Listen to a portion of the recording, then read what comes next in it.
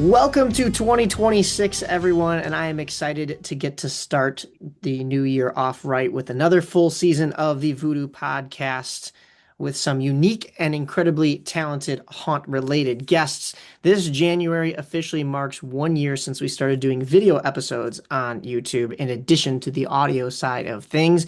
And I want to kick off the new year here in season 4 with a very talented actor who I think is even more passionate about the haunt world than I am. And I would challenge you to find anyone out there that is more dedicated to the craft year round than this guy himself.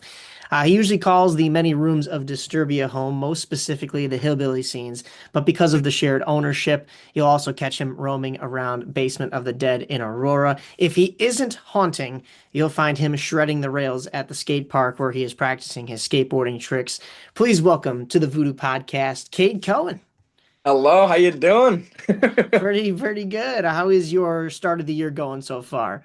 Great. Got a lot more skating done. Getting more got a lot more free time nowadays since I'm in the off season, so been just enjoying the ride, man. I get you. You're always going live on Instagram making masks. What are you kind of currently working on these days? I jumped into gloves. I started making gloves and chains. Shout out Chains. He's been helping me out with it. I don't know. I'm starting to work with more burlap masks, but I started out making like cast from like latex molds and stuff, but it's just fun. I love it. It's just endless creativity. But Those molds, are you having to buy them and then, you got to buy the materials for them and then do you turn around and sell some of these masks, or are you using them yourself? yeah, I'm trying to sell some on the marketplace. I usually make the molds over at my buddy's studio over in Elgin. Shout out River Love. He owns Necro Vizard Studios, and they do great work over there. So you could like cast 30 masks you made out of the mold you made. So it's and then you could just resell and just paint them up really nice. It's just fun. Right in my backyard over here in Elgin. Did he ever have any thing to do, or did you have anything to do with Evil Intentions when it was back here? No, but my but that River Love did work there, and same with my other buddies, Logan Wall and Andrew Klein. Logan Wall's the one who got me into Disturbia and Basement, and oh my gosh, they're just super talented. I mean, those actors are insane, and they're just super down to earth as well. Great people. When was this? Of course, that was kind of the start of your haunting, but what kind of, other than them bringing you in, drove you into this kind of world? I know you're a big haunt fan as it is. Was there any kind of inclination to do this stuff beforehand? Oh yeah, it's just always been my dream. I'm a horror nerd, Mike. I've been watching horror movies since I was like 4, little as I could remember, and it just stuck with me. I love it. I love all the makeup, the effects, and I don't know, it's just super cool to me, to be a part of this industry. It's just honestly a blessing come true, dream come true. So, uh, No doubt. That was when was it that you kind of started with Disturbia at the start of your career? How long has it it been now? was.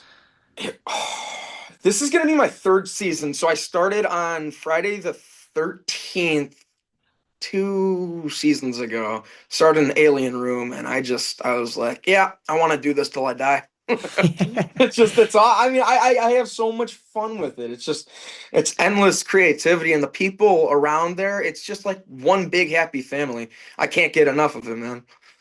Especially when you guys get the opportunity to do so many year-round events. You mentioned Friday the 13th. Every time a Friday the 13th pops up on the calendar, it is a big deal for the haunts that do things year-round. And this year, 2026, we are slated for quite the season because February 13th, which is, of course, the day before Valentine's Day, so most shows will be prepping for their Valentine's Day show if they do off-season events.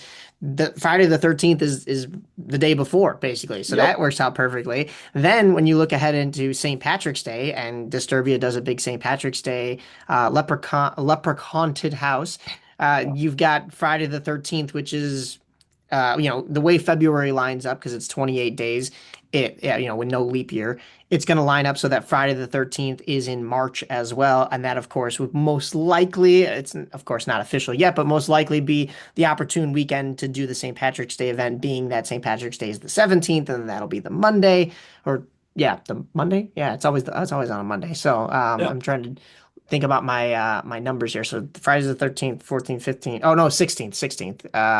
And then 17th, I guess, is Patrick's Day. So I don't know. The No, way I you're looked at the good. calendar though, the Friday is the 13th. And then Yep. I believe there's another Friday the 13th. I don't know if it's in November. So we're just gonna miss, of course, a couple years ago we were spoiled with a Friday the 13th in October. But I mean, the way the calendar falls, there's always something that's gonna pop up. I think this past year there was one middle of the year, like so for, halfway to Halloween or for summerween events and stuff like that. I Oh wore my I knew you were coming on, so yeah. my Jason shirt where he's got, the Friday on the calendar, but it's the 12th, so he's a little disappointed. It just misses. I have a But pin of that same exact graphic. Sorry, I had to say. do you really? Oh, that's awesome. I That's love it. awesome.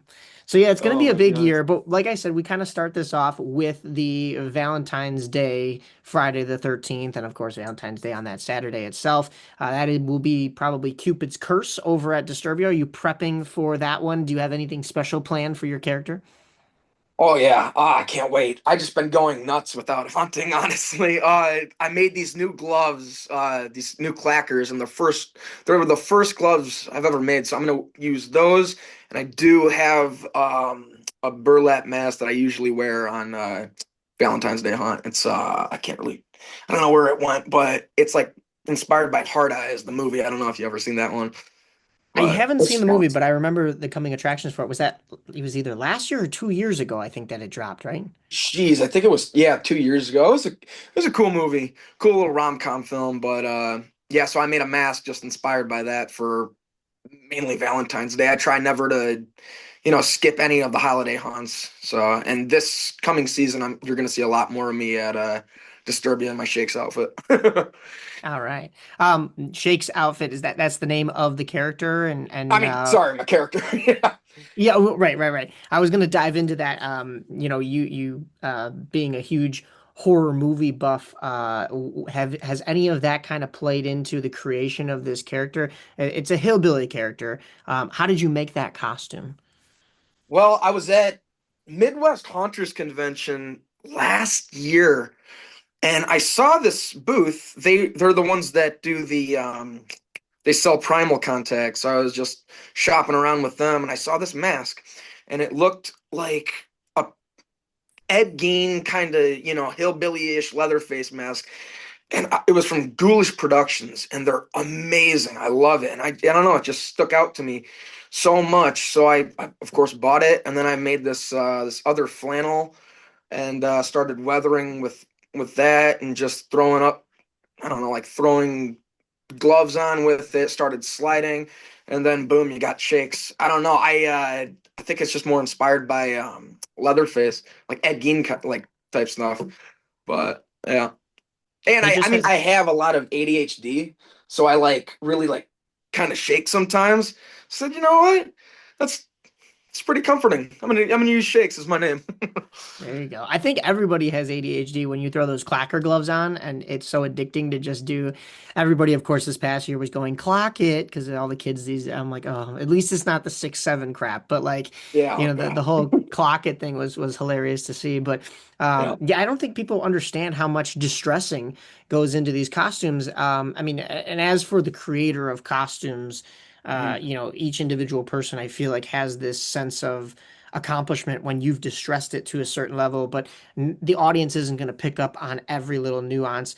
Even if Mhm. you're out in the front and you have, an extended amount of time with the customer, but especially if you're in a room. But what I think just, I don't, not that it gets overlooked, but like it has to be a part of that character, right? Otherwise, they're walking in and Oh they're yeah. seeing like a pristine plaid shirt. So maybe it's not Mhm. registering consciously in them, but subconsciously, they're seeing all the distressing that you do and all the little things that get added to a Mhm. costume like that. You talked about, distressing the flannel and stuff like that, but then also having that Ed Gein style mask. They just had that Mhm. documentary out, or that little series about Ed Oh Gein. yeah.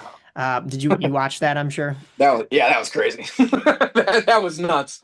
But yeah, that's what I'm saying. Like where creativity comes in, it's just a huge role in it. Like I call it just endless. Everything you make, it's just I don't know. It's just that's what it's all about. You feel so good wearing something that like you created, and I mean it helps out with your haunting too. It's you just feel that, oh, I did this. I'm gonna do another one. I'm gonna make more gloves. I'm gonna make more masks, and it's just like I can't get enough of it. No doubt. Uh, You you're very talented at that, and it shows. And I know I was telling you after this past Christmas event, I was like, I'd like to see this man get some time with his created character either out on the line. So hopefully, oh, if anybody's listening, we make that happen because I think you do well, and you're not getting a whole lot of opportunity to slide in certain rooms. I mean, some areas, yeah, but it's got to be big enough. But you run those rooms really well too, and that is a testament, and we've talked about it on this podcast with others before, that like it's not just the line actors that make a haunted house.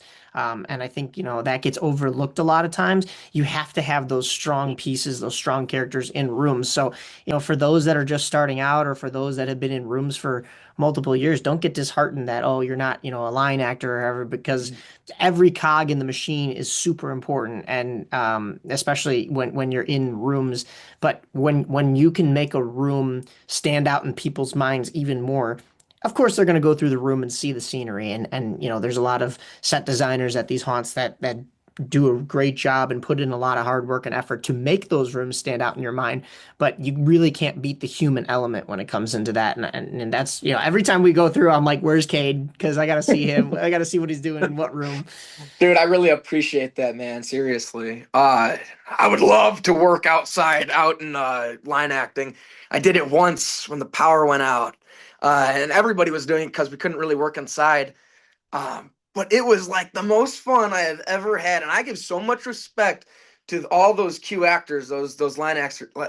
Sorry, I can't speak right now. Those line actors, because they're freaking working in God below 0 degrees some nights. I mean, it's insane. Honestly, it's incredible the work that goes into that, and not a lot of people understand that. It's really cool.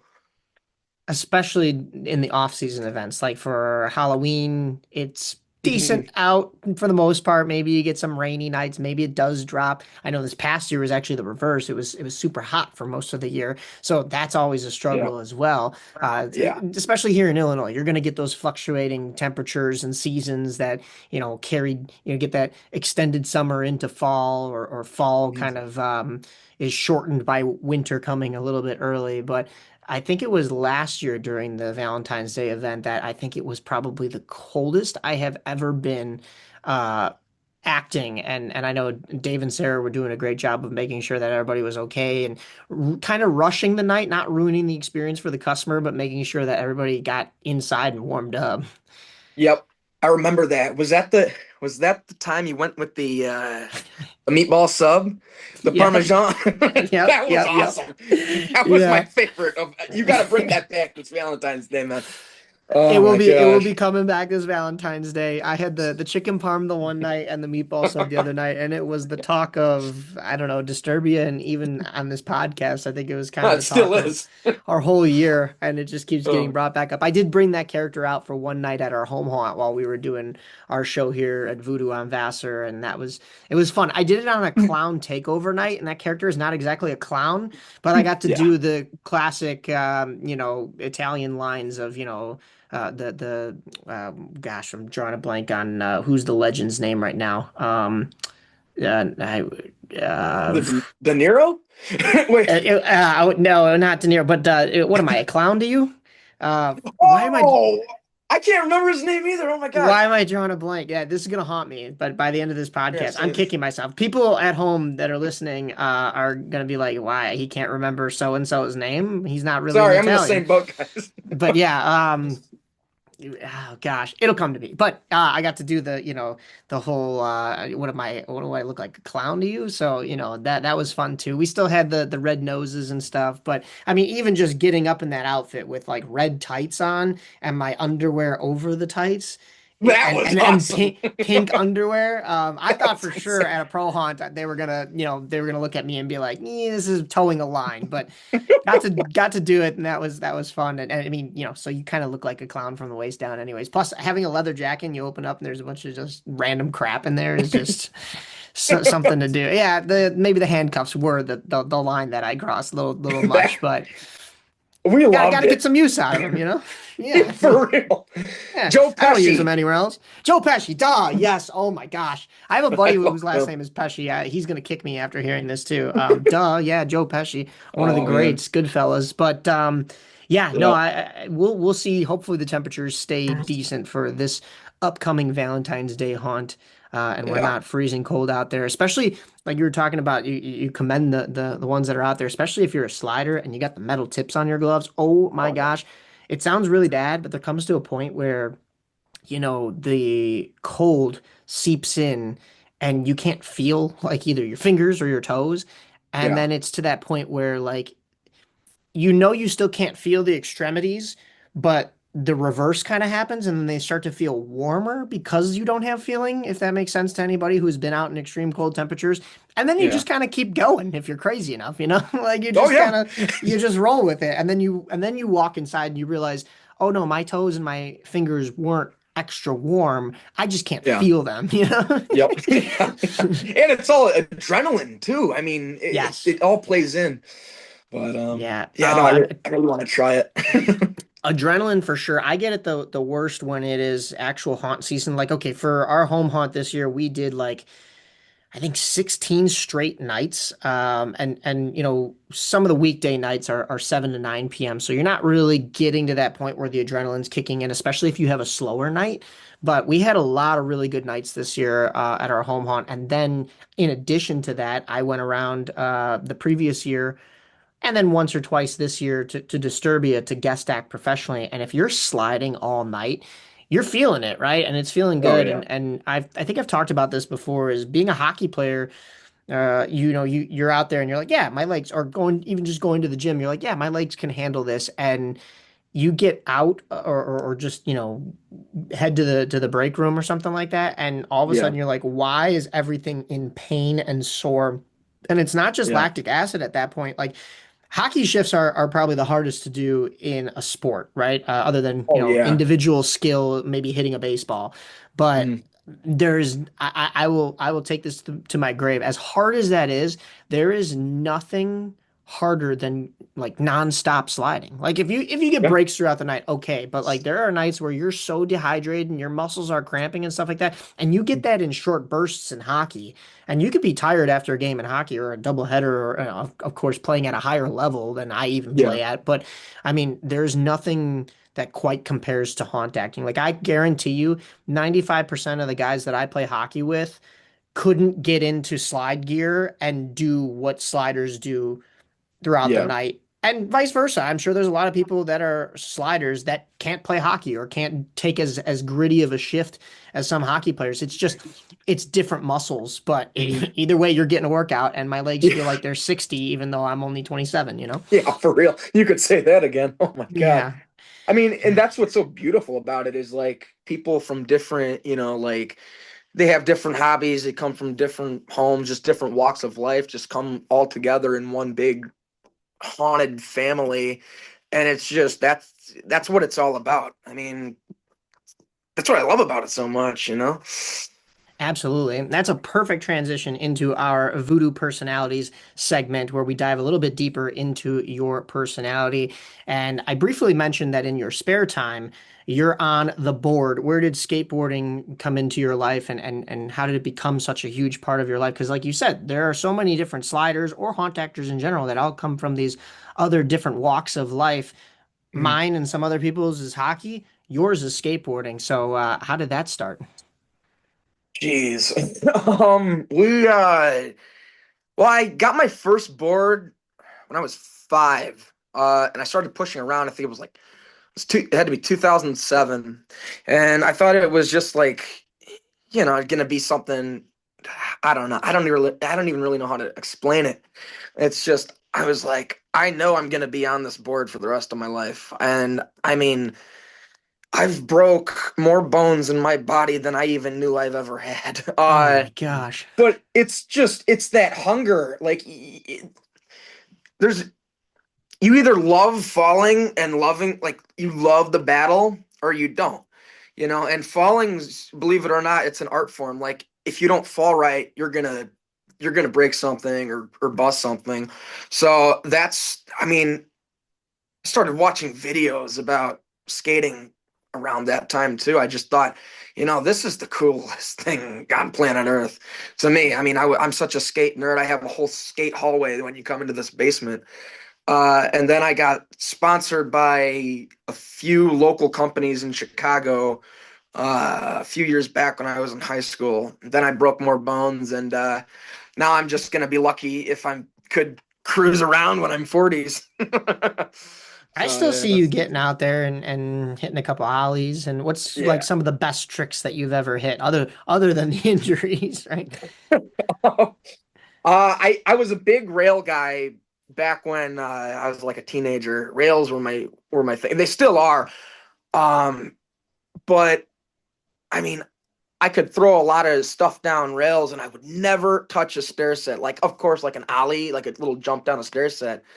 But I don't know, it always freaked me out. So I think the best trick I've done in skateboarding would have to be a kickflip front board down an 8 stair handrail, and it was like a 3 day battle of falling, knocking the wind out of myself, and then going back up and doing it. And it really adapts with life too. It's like skating taught me so much with not just skating, but in life too. Like you try something over and over and over and over until you get it, and it's the best feeling when you get it. So that's why I really, really, really love skateboarding, and I keep doing it. And it's not about like who's better than who, because there's really no better in the whole sport. And because like you could be skating vert, you could be skating street, you're just coming together and skating with your homies. It's just you and the board and the wind and the great outdoors, honestly. That's So true. Yeah, that's a good way to put it. And that resiliency, I think, and that determination that you mentioned, not to go against anybody, because I know there's a lot of people in this haunt industry that aren't like wouldn't consider themselves being athletes, but like I mm. think athletes bring that element into haunt acting like that. But Oh, for then you sure. see people who would consider themselves as theater kids that are acting, and Yeah. you're burning calories too, so I'd consider you a type of athlete as well. So there's a physical side to it, and that grit and that determination is ultimately what keeps people going, like yourself. Otherwise, I think people would quit after a couple nights if they can't handle the Yeah. heat. They'll get out of the kitchen, Yeah, right? exactly. And Yeah. that's the same with snowboarding. It's very fitting that we have you on in the January episode because I mentioned a whole year prior, January of 2024, when we switched over to video episodes, we had Carly Craig of Hell's Gate and Zombie Army on, and I think she is like um, the combination of you and me because you've got the skateboarding elements, so you're grinding on rails and doing jumps and stuff like that.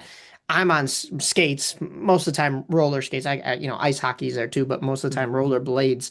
But she's on roller skates and she's doing jumps and tricks. And just like you, she's Yeah. broken so many different bones and stuff like that. She was a treat to have on. And we'll have to get deeper into some of her roller derby stories next time we have her on because Oh, that yeah. girl, she'll beat somebody up. That's for sure.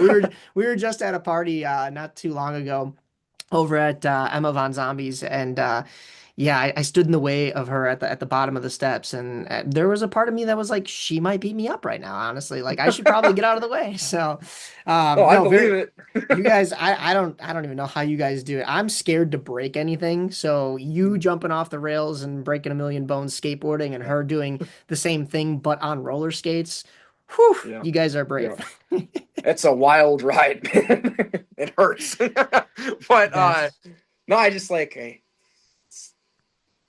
can't stop. It's like a hunger. I need to do it. If I'm not doing anything, or if I'm like free some days, it's just like, what's better than just going to the skate park, getting outside, and rolling around with your homies? It's what it's all about, honestly. And speaking of homies, before we even met each other in the haunt world, we have a small world connection. One of the best friends of my Oh, entire life. I've known him since before kindergarten. I think it was preschool, or it might have been even before. I can't remember a time in my life that this man was not in my life. But Mike yes. Cross skateboards with you, and he was telling me he's a hockey guy like the rest of us. So he Yes. honestly, maybe he's the love child between us because he was talking about how, yeah, well, I have a buddy that's in the haunt world, and then he sends me your Instagram, and I'm like, he works at Disturbia. I'm like, I would have worked with him before. And then we did one of those, I looked at you, you looked at me, the little Spider-Man meme. We're like, you, yeah, I know you, yeah. Oh my God. Mike Cross is, I have nothing but good things to say about that man. He's just the most down to earth, funniest dude you'll ever come across. No pun intended. But and he's just such a talented skateboarder. And I mean, he's so chill, you know. I miss him. I miss skating with him. He actually moved up to Is he really Lake close to where I Barrington? live. Yeah, yeah. We're trying to Yeah. skate Asylum this week, I thought. But I think Friday. But yeah, I haven't seen him in a while. He's a big family man now. But no, that dude is just amazing. Just a joy to be around all the time. He's awesome. I know he's been snowboarding lately and he wants to get me out there. Do you snowboard at all or you only skateboard? I do. I was trying to get out more this season. I want to go up to Cascade, but I haven't. I haven't been snowboarding in like, geez, like 4 years. Because it's weird. Every winter in the past, I would always get injured, and I'd be like, "Oh, I can't wait to skate!" Boom, a broken clavicle. Then next season, boom, a broken wrist. I'm like, "Oh God, I got to stop saying I can't wait to snowboard."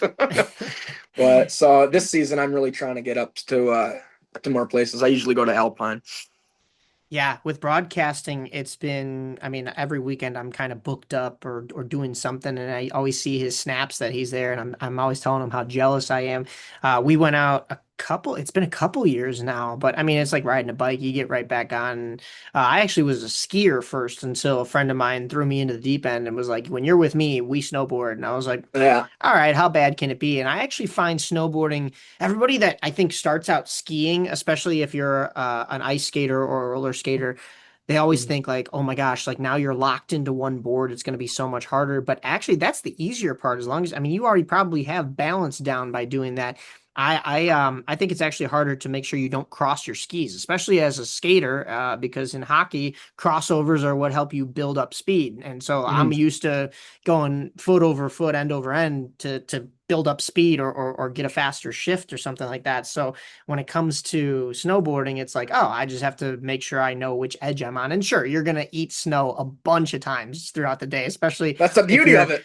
yeah, yeah. I do kind of what you guys do when there's a terrain park. Like I'll ride a couple rails and make sure I try not to break my neck or any other Oh bones yeah. like you do. But I mean, it's right there. It's fun. I probably go like 3 miles an hour going up them, as you know, looking like a beginner or something like that. But No, as same here, man.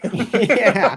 So I know Mike has been getting on me to possibly come out and snowboard with him. The Chicago Haunt Builders Shindig is always in January. I think the deadline is coming up for haunt builders to sign up for it and pay for the dinner. But they have it at Moretti's now, right over in Bartlett, which is right across the street from Villa Olivia, which is like 15 minutes from where I'm at. So like I always had this plan in my mind that like before I go to the shindig, I'm gonna go snowboard for the day. The Yeah. problem is like then you're all sweaty and you're walking into this dinner and it's like, okay, like I don't really want Yeah. to do that. But I know Mike's been going, and as you mentioned, family man. The kids are not there yet, but he No, did I just mean get not married. the Oh not, yeah, not yeah, the kids.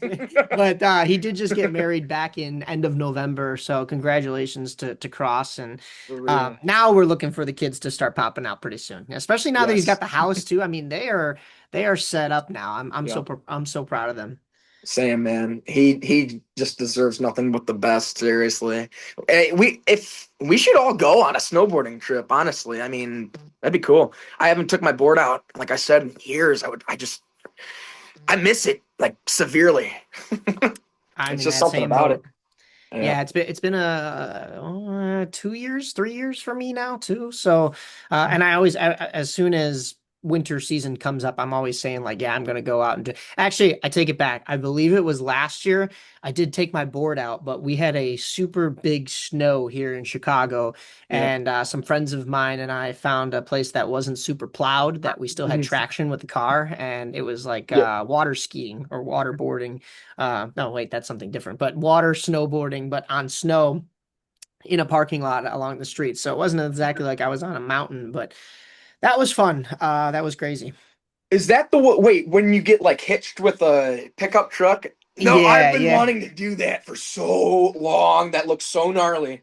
It I was was like, fun, but as soon as you like the place that we were, it wasn't shoveled out, but it kind of was. Like there was much mhm. more snow that hit the ground than there, it looks like plows had come through there once before. Yeah, And that's the good thing because now your car, your tires will still have traction. Especially yeah, we were using my car and it's not exactly like an all-terrain Jeep or anything. I imagine it'd be probably better if you did have one of those, but we didn't have anybody that did. And so you're just on the back of, with like a rope, and if you hit a patch of like concrete, yeah. like that board is stopping and Oh you are yeah, for going sure. flying. So you had to make sure you were in like the snowy areas, even though the car, especially the tires that make the tracks, then are gonna eat up some of that snow. So it was tough to really swerve back and forth or do anything too crazy because otherwise, I don't know where I'm going to erode the snow and then just have concrete and that board is going to stop. Yeah, Plus, you don't want to ruin your board either because you take all the time waxing it and making sure it's good, waxing it and making sure that it's good for the mountains. And then next thing you know, you're gonna have a bunch of scrapes on the bottom. I think I made yeah. it out of there with the board being all right, but yeah, it Next, was nuts. next time you go, you gotta hit me up. I am so down to do. I've been wanting to do that for so long. It looks so fun. If we get a big snow and we're about to do that, I will let you know. I don't know if I'll Awesome. do it again. Maybe I'll drive this time, but Yeah. because I know what it's like being on the back end on the board, so I Mhm. know how fast to go. Because there were times Yeah. where I'm like, all right, guys, let's just slow down a little bit. Like That's I'm not crazy. Daredevil. I'm not Evil Knievel, you know. So. That's insane. Yeah, Oh, we're a little nuts. It's all good. It must run in the waters because I think you, me, Mike Cross, and our friend Jude, who went yeah. out snowboarding with us. That was Mike Cross was trying to get him to snowboard. He had never Mhm. done it before, and he's trying to teach him in skater terms because he skateboards with you guys. Yep. And Jude was just looking at me like he got it by the end of the day, but he was just looking at Mhm. me like, dude, he's like, this is so different. I'm not locked Yeah. in when I'm on a skateboard. He's like, this is, but yeah, he was moving by the end of the day, which is cool. Yeah.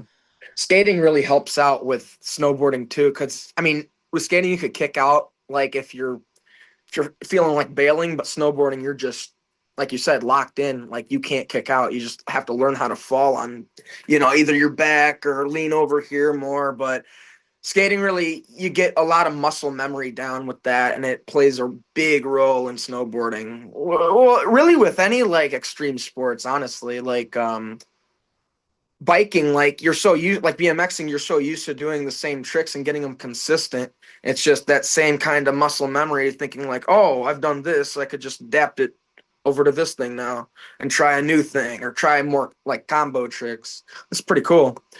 100%. Yeah. It's all about building that foundation and then carrying it over elsewhere. So, Oh yeah, totally. and going along the personality side, you have another side to your personality, of course. And you talk about building up some kind of a foundation. You Mhm. have a whole collection of horror memorabilia. What are some of Jeez. the things that you've collected over the years, and how have you found some of this stuff? What exactly do you look for specifically? You don't want to know. No, I'm just kidding.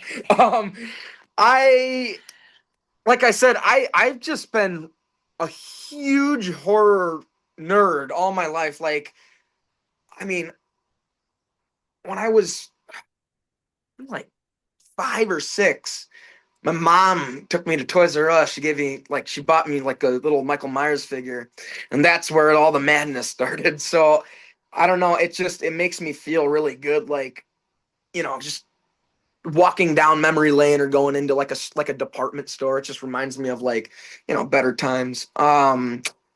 But yeah, I collect a lot of masks. I could show you right now. I'm in the basement. A lot of masks, a lot of model kits.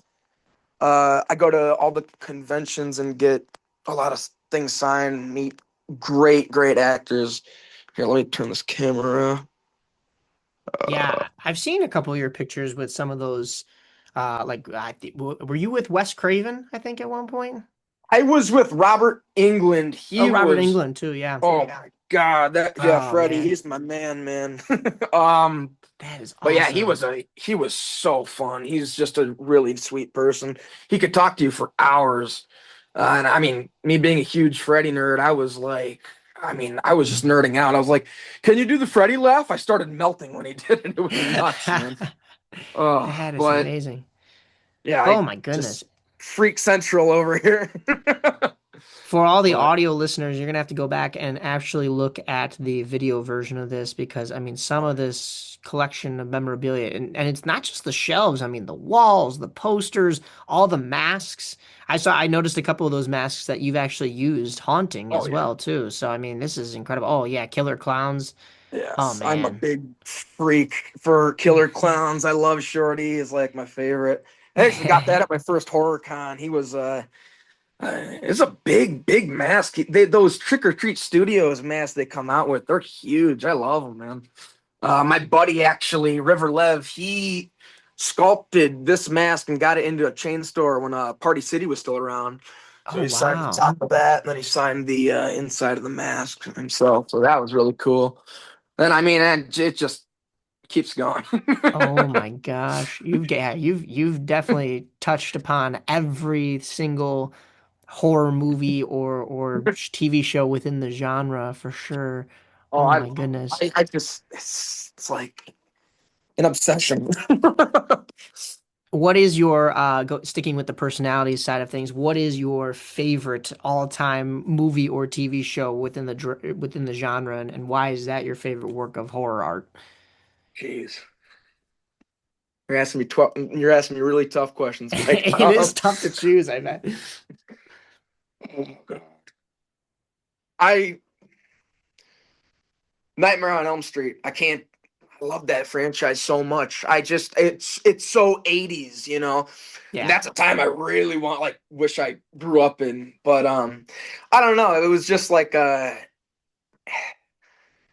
how could you not love Freddy Krueger? I mean, you know, so watching all these horror movies, love them all so much, but Nightmare, I got to go with Nightmare because not only was he like, you know, a horror villain, he was doing it with like, you know, like a little goofy smile on his face or like he had crazy lines when the kill scenes were, you know, but and Dokken and Dream Warriors Part 3, they came out with a song for that movie. So, I mean, you got the best of both worlds, heavy metal and 80s slashers. I mean, you can't beat it, in my opinion. No doubt. I mean, there are so many connections back to those iconic movies, Oh, namely yeah. the first Nightmare on Elm Street, but the whole series in and of itself. We just saw some of that callback with Stranger Things, where everybody thought that the documentary was going to be as meta as the Friday the 13th style documentary, where Freddy ends up going after the whole cast. And of course, there's the connection with.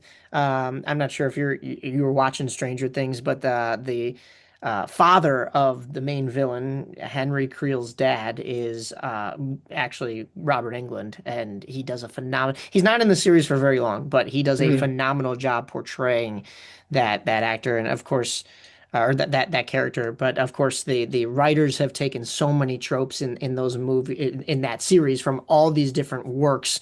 That Yep. were both horror and just straight up 80s, or I Yeah. mean, you name it. There's a reference to everything in there. So Friday the 13th and Nightmare on Elm Street are kind of those staples, and of course Halloween as well. But I Yeah. think Freddy, some of his lines, like you said, uh, Yeah. like I'm your boyfriend now, Nancy, or the tongue through the phone, Yeah. or Welcome to no running in the prime halls. time. I love Yeah. it, man. I Oh can't my get enough. gosh. Yeah, that's amazing.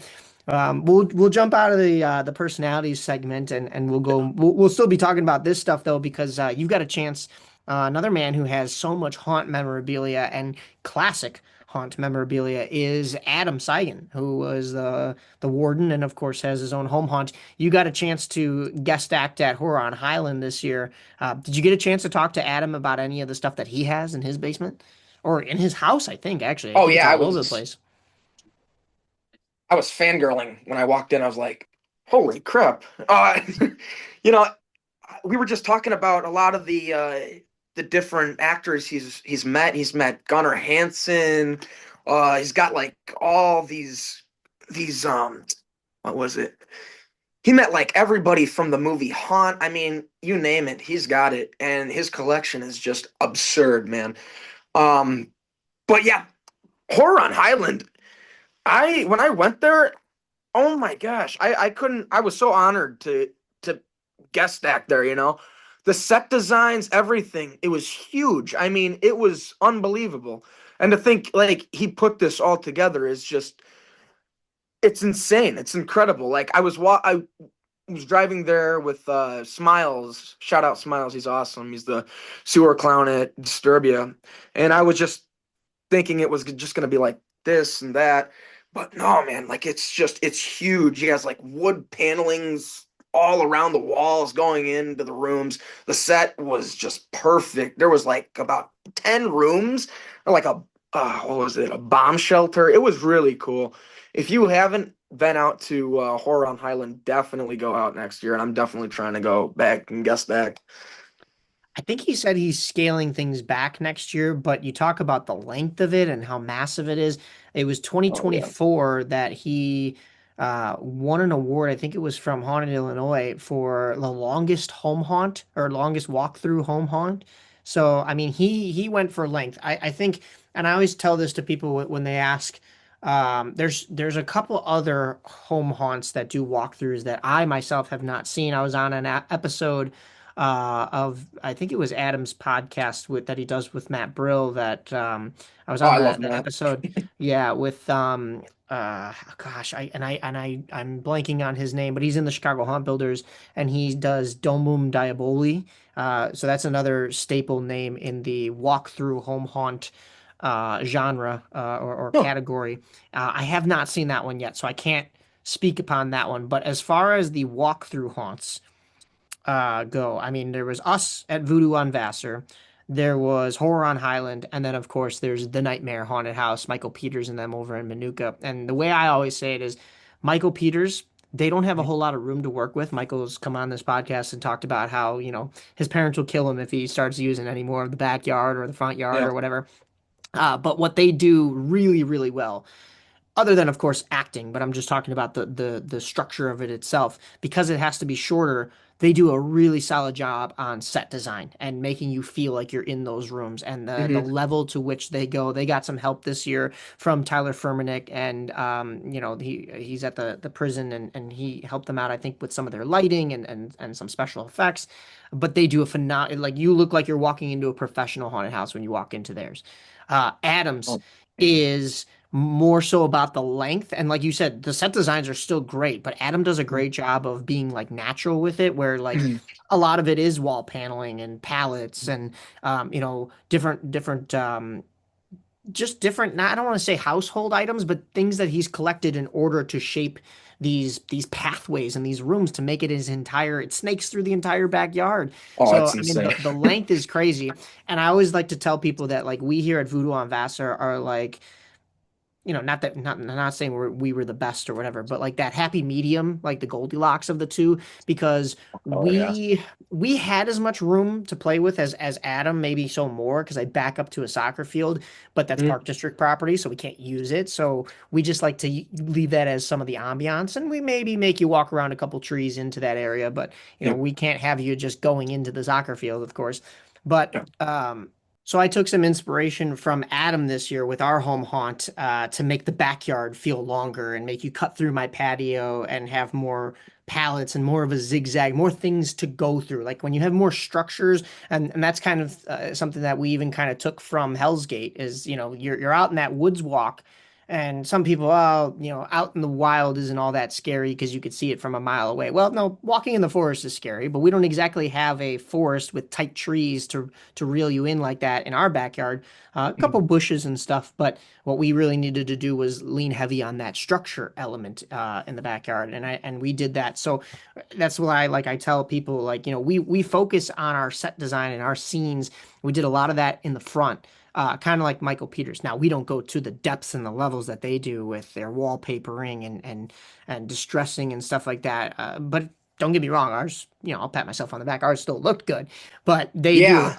a better job scenery, and Adam does a better job lengthwise. Like for ours, Mhm. it was like, people were getting through in about 7 to 8 minutes. And I was like, how do I make this 15 minutes, right? And Yeah. especially, if they're paying a $5 donation to go through, I want it to be, the 3 minutes per dollar, basically. So Oh yeah. and that was the goal, and we hit that, and we did a great job with it, and making, not only making it longer, but caring more about that set design and the scenery that we'd always done a good job with. But yeah, as far as the main haunt walkthroughs in the Chicago Haunt Builders go, other than, like I said, I haven't seen Domum Diaboli. Mhm. There's a couple others out there that have like a little bit of a walkthrough, but if I want to talk about the ones that lean either on length or Mhm. on set design. I feel like those are the two routes for home haunters to go because there's not the budget like a giant production such as professional haunt like Disturbia or Hell's Gate or Basement of the Dead, Mhm. that kind of stuff. Oh So, yeah. but I'm not the only one with a home haunt. You yourself have a home haunt as well. Tell me a little bit about when that got started and how it went even this past year. Oh, it's a little home hunt we do. It's called Tunnel of Terror. This past year was the biggest one we've ever had. It had to be like more than 200 people that walked through. So I was really happy and then very nervous at the same time. I'm just like making sure all these props stay up well, they don't fall on anybody because we were doing it in the grass. So we set up all these like little, well, big tents to make people loop around like in the tents like a maze kind of, and we set up like barriers and all that. But it was really good this season. This was the best season we've had. Next, or should I say this coming season, we're gonna be doing it in the garage because two of our tents broke, and I think our garage is so spacious, so we're gonna make people walk it like a maze again, and put out some barriers so they could like have the idea that they're in there for a long time. Heck yeah. I know that you had done it. It's always like it's a 1 day event and it's like the Saturday before Halloween. Yeah, I kick myself every single time now for not going to Voodoo. I was gonna go Ah, to that's okay. Voodoo last year and surprise you, but there was something with my family. I think it was like a party I had to go to. So on the way down, I was just thinking I could have been at Voodoo right now, getting freaking blood bathed or whatever. It's Oh just I've yeah, yeah. always wanted to go. Our Oh, yeah, our Thursday nights were bloodbath nights. So you would have saw Mike Cross a couple of those nights. He came out fuck. and he's not a very scary guy, or in the scary genre. So he's like, I'll just work the ticket booth. I'm like, cool, that's fine. He's like, what do I need to do? I showed him how to do it, and he's like, can I eat and drink while I'm here? I'm like, absolutely, dude. Yeah, go for it. Just Now make I'm sh- really make sh- jealous. just make sure that you keep the money where it's supposed to be. So and make Oh sure my everybody's God. safe. That's another thing too. Is I think safety, of course, is important in all aspects of the haunt community, but I think there's an element of it being heightened when it comes to home haunts because we're not a professional haunt that's selling you a tickets that might have the warnings and liabilities on the back, and you've got Yep. people stepping onto your home property, so you better make sure Mhm. that your insurance. We had one lady this year that I guess she had a bad back or a bad leg or something like that, and she criticized us and said it was unsafe. And I looked at my entire team. There are certain parts of Voodoo where, like when you walk out of the garage and up and around to the backyard, it's a little bit of a steeper uphill, right? Yeah. And there's no actors necessarily near you during that, but we're always watching you and we're making sure that we're not too far just in case something happens. Mhm. There's not really any tripping hazards if you can walk normally. There's signs Mhm. out front that say enter at your own risk, especially like Yeah. if you have like I guess this lady had a bad back and a bad hip or like you should probably not be going through even professional haunts and stuff like that. Like Exactly. Yeah. I've told the story on the podcast before that we just had some of the old Joliet Haunted Prison folks on. There was a lady that got to me in my spot when I was at guest acting there one night. And she Mhm. looked at me and I told her in character, I'm like, get up those stairs. And she looked at me Mhm. like dead serious and was like, I can't do stairs. And I'm just like, they tell you this at the start. You got to listen to the rules. And so, Exactly. don't break character, but also like Mhm. be a human being and help this. Like I helped her up the stairs, but Mhm.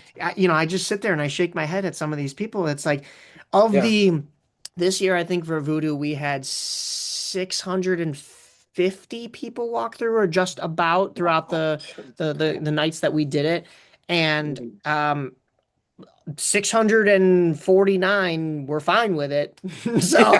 I'm Yeah. just gonna leave that there. A win is a win, man. I mean, if it's one lady, everybody else, there were people that were going back through, even on our Yeah. final night so Saturday, November 1st, we stayed open because it's the Saturday. We've done that before, but the problem is, Mhm. actually, the time we did do it before when we stayed open on the 1st, it was a Sunday. Halloween was on the Saturday. And then you have to compete with Sunday football and people Mhm. are Halloweened out. Oh So yeah. our goal was to make it, if we were going to stay open on that Saturday, make something different. And Grace, one Mhm. of our actors, came up with a great idea. She's like, why don't we do a Christmas haunt? And I was like, that's perfect, because for years people have been telling me, why don't you stay open and do a creepy Christmas? And it's like, well, my Yeah. garage has to become a garage again at some point. And Yeah. so this was a way where like we could still have everything up and do a Christmas show. Christmas is not my holiday, but some of the other actors, Rat and some of the other guys that we have in the squad, were Mhm. thrilled to be doing something Christmas related. And the World Series was still on, so it was we all got together. Some of Double us were whammy. leaving, yeah. Some of us were leaving to go to Hell's Gate one final time. So as soon Mhm. as it was close up at 10, drive down to Hell's Gate by 11 to get in and see our friends one more time, even though half the crew was out in California doing who knows what, some kind of big production. So I hope Oh they come yeah. out and say something about that. I want to hear how it went. I've talked to a couple of them about how it went, but in fact, the rest of the boys stayed at my house and just, even though I wasn't home, I went to Hell's Gate. They were watching the last of Blue Jays and Dodgers, which ended in the way I think a lot of people didn't want, but it's okay. So we had one last great Christmas night, and what I was about to say was even during that Christmas night, we had people that went through and then Yeah. wanted to go again and again and again. And Oh of course, yeah. it's like, yeah, sure, get right back in line. We're happy to scare you again and Yeah. stuff like that. But I'll be honest, like it was a scramble to try to get everything Christmasified, and Mhm. I want to shout out. I don't know if I did this in the last episode. I want to shout out Dave and Sarah,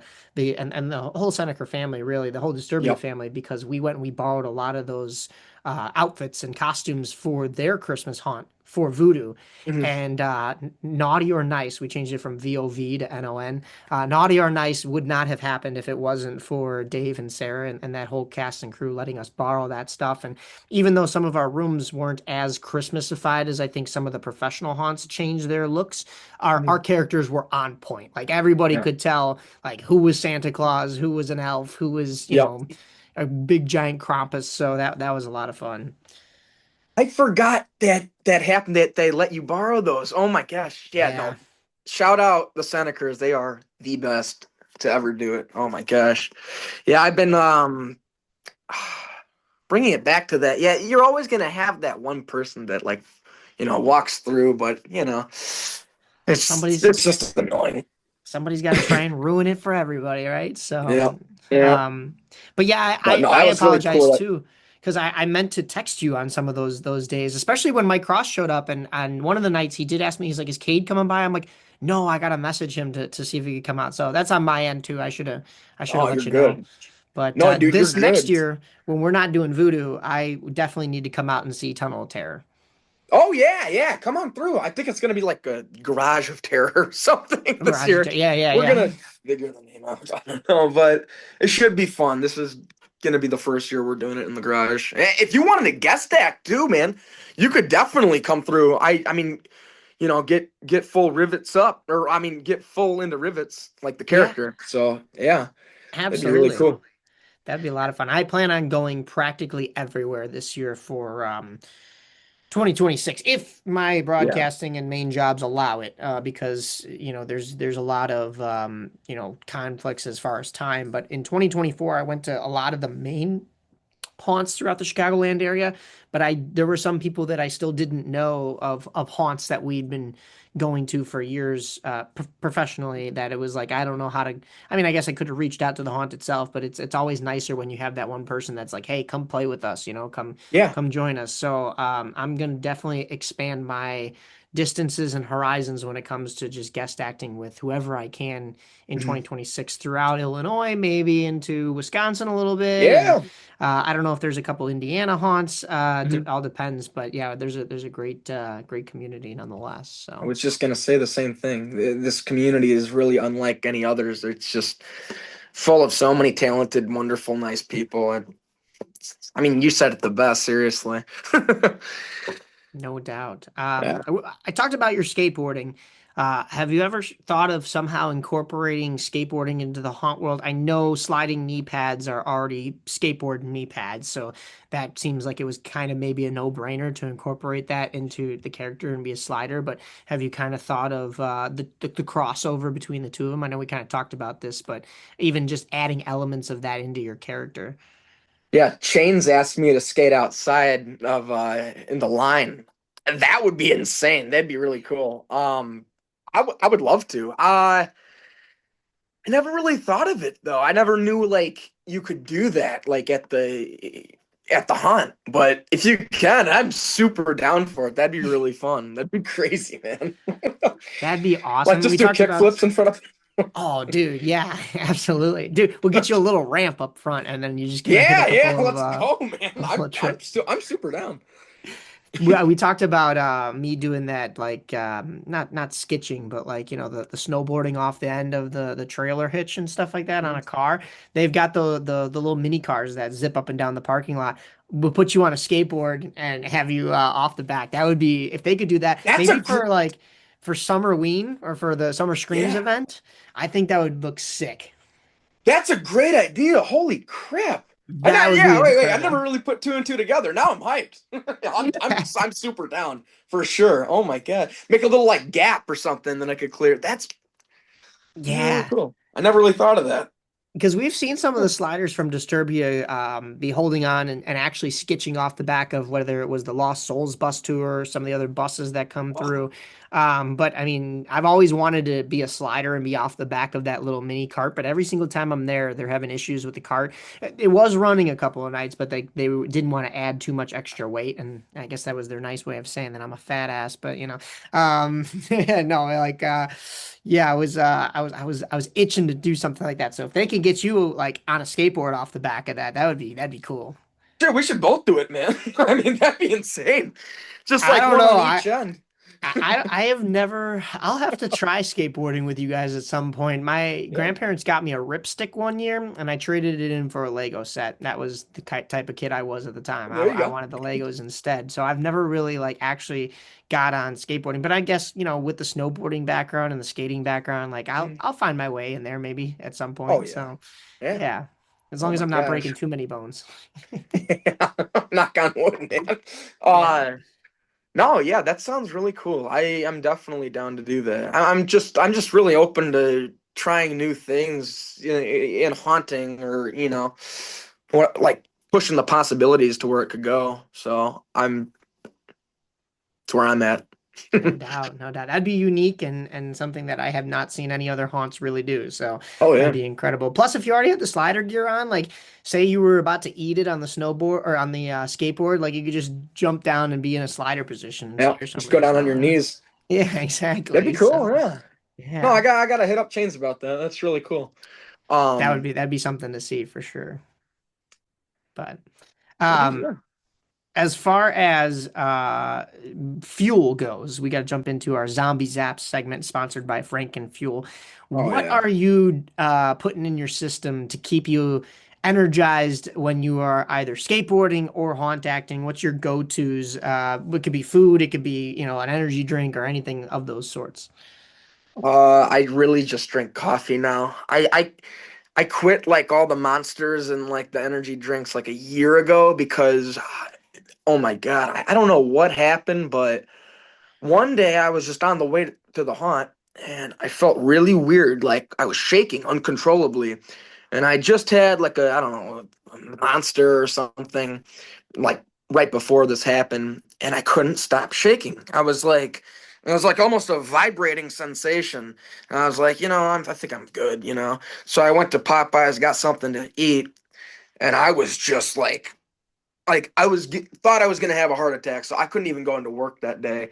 But ever since I stopped drinking like Monster, like energy drinks and all that, I never felt like that anymore. So I just drink coffee, and if I do, it's only gonna be Frankenfuel. That stuff is just amazing. Honestly, it's so good. It doesn't give you that effect. It's just that's the way it should be, you know. I've But talked about it on the podcast before that I'm not like an energy drink guy. Like I'll do yeah. pre-workout every day when I'm at the gym and stuff, but that's not the same. But when I had Frankenfuel, I was like, "Ooh, okay, this might actually get me hooked." Especially when they get the sugar-free stuff, Oh Like I'm yeah, sure yeah. that'll maybe give you less shakes. But Yep. yeah, yeah. I see where the name comes from. But that was overly shaking, so right, like that's not good. No, I mean, and it just tastes good. That's the biggest thing. Like you don't have that what is it, aftertaste when you drink one of those Frankenfuels. They're good. You know, they don't really have like any effect, and uh, just it just gets you hyped. It's really No cool. doubt. I like those, and it's so cool that like we got a haunter making them. That's really sick. Mike is a great guy, especially Yeah. to work with. And for those of you listening and or watching, you'll see the link in here is www.frankenfuel.com/voodoo on Vassar. You type that in, it'll bring up a code that gives you.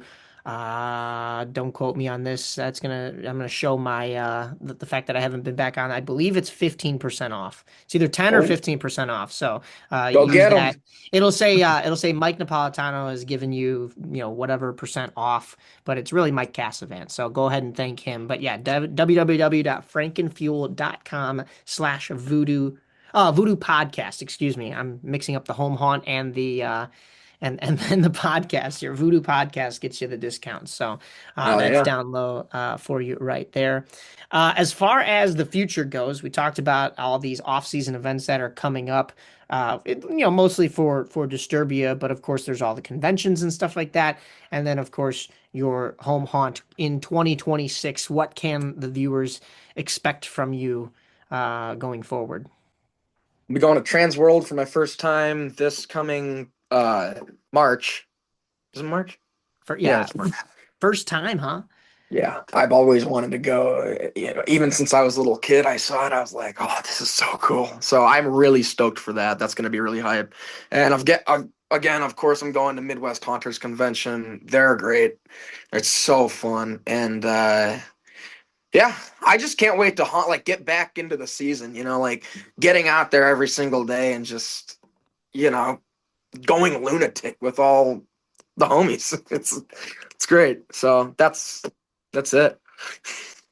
MHC is a must for me. Every year I will be at MHC again in some Yeah. capacity. I know we just signed a deal with a little behind the scenes in my broadcasting here, GLASA, which is the Great Lakes Adaptive Sports Association.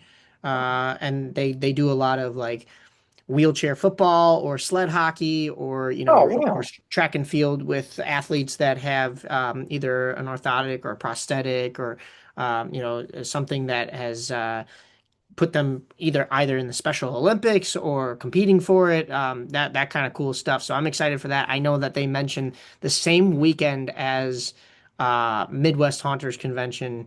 MHC is going to be one of their like big football weekends for Oh, what? wheelchair football, and I'm just like, I'm gonna have to stretch my time there. But I'm excited to hopefully do both. As far Yeah. as Trans World goes, that is going to be March 26th through the 29th. And Nice. so far, I'm looking at my schedule as we speak. So far, I don't think I have anything super pressing that weekend. Of course, something always tends to come up, but Mhm. that might just mean that I will get a chance to do that. Last year it was the very end of February, beginning of March. And that Mhm. worked out because I was switching jobs at the time. Mhm. So it was a perfect weekend to just zip down there. And that was my first time. So you mentioned that this will be your first time at Transworld. I will just mention be ready to be like overloaded with like haunt, Oh yeah. overstimulated. I mean, it just, everybody tells you how crazy it is when you walk in there Hmm. compared to like an MHC, but it's Hmm. not until you actually get in there. Now, I got down there on a Friday. I didn't get a chance to walk the showroom floor that Friday because I went straight to one of the seminars that I had signed up for. And then there was, well, the show floor closed, and then there was the showing of the Fright stuff, which came out. It's the Zombie Armies yokai films that came out with like a haunt 10-year made long haunt documentary. Oh yeah. And that was really cool to see. But I didn't even get to see the show floor until that Saturday. And I'll tell you, I walked in there and was like, what in the world am I looking at? And Yeah. not just the Halloween side of things, the Christmas side too is pretty incredible. So Oh God. you are going to love it. I hope I'll be able to get down there with you. But we will see as these next 2 months kind of unfold what that entails. And I mean, I have to sign up and get my tickets and all that. So Yep. that'll be, All that jazz. I yeah. cannot wait. I am like counting down the days. Are you staying with Disturbia, or are you getting your own hotel, or do you know what your plan I'm is? gonna stay at the Radisson. That's where Sarah that's what hotel can't even speak right now. What hotel Sarah recommended to me. So I said, yeah. And it's only like what 2-minute walk from the America Center, I think it is.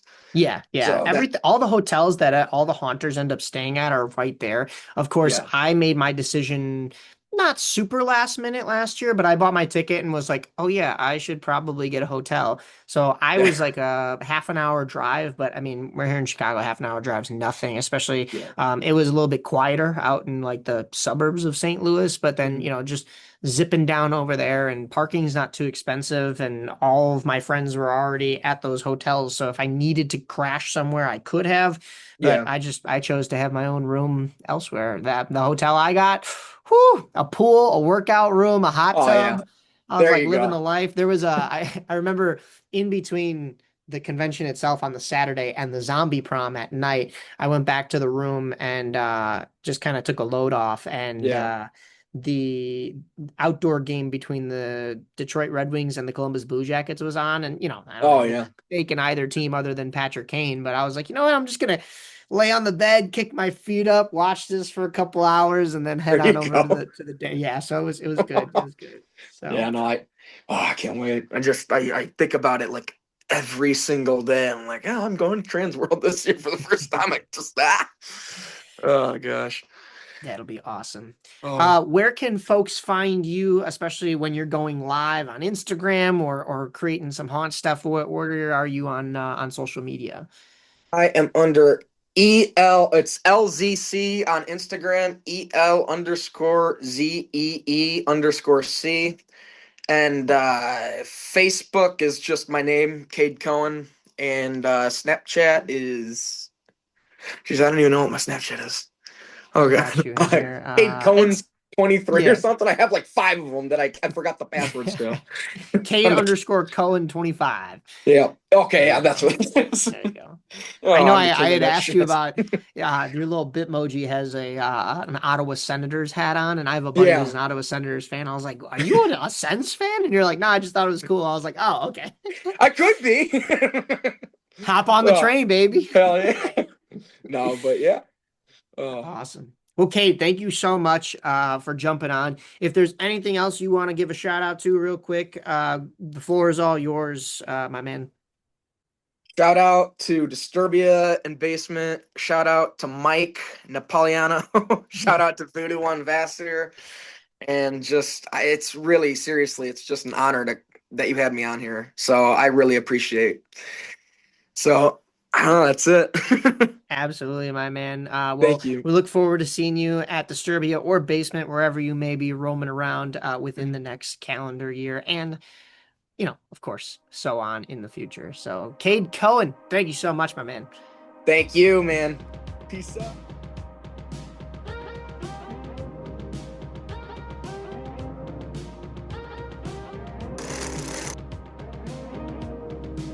Thank you again to Cade Cohen for coming on this January edition of the Voodoo Podcast to talk all things Disturbia. Coming up is Cupid's Curse at Disturbia, so get on out for that one. Because it's Friday the 13th, right before, Basement of the Dead will also be open for that Friday and Saturday for a Valentine's Day event. And also go check our friends out at 13th Floor Chicago if you're in the area for their Love Bites vampire event. I believe they end up doing the whole weekend. Don't quote me on that, but go check them out the 13th, 14th, and 15th. Friday the 13th, guys, got to get out there.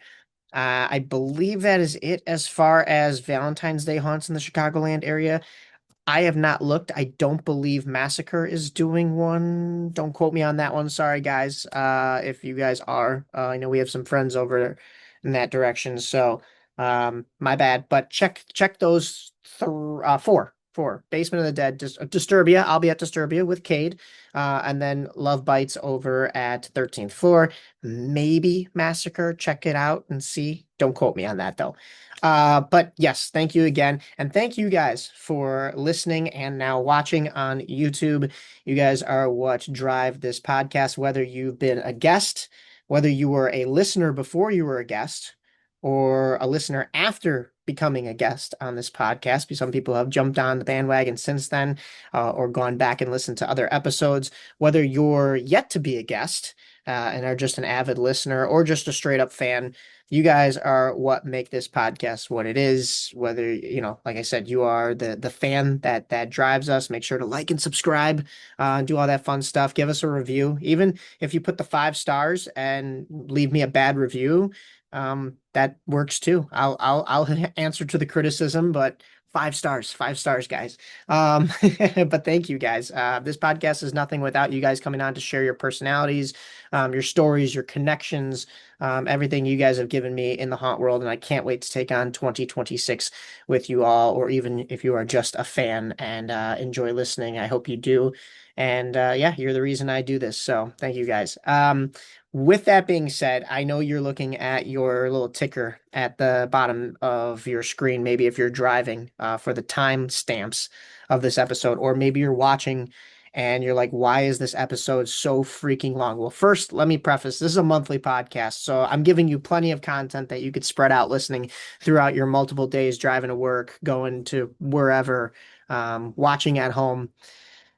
But this next segment, I couldn't cut anything because in this next segment, I have a fellow alumni of Illinois Media School on to talk. He is a very avid TV and movie connoisseur, and he has some great insight on Stranger Things and Welcome to Derry, mostly Stranger Things. So this is where I will tell you, this is your warning.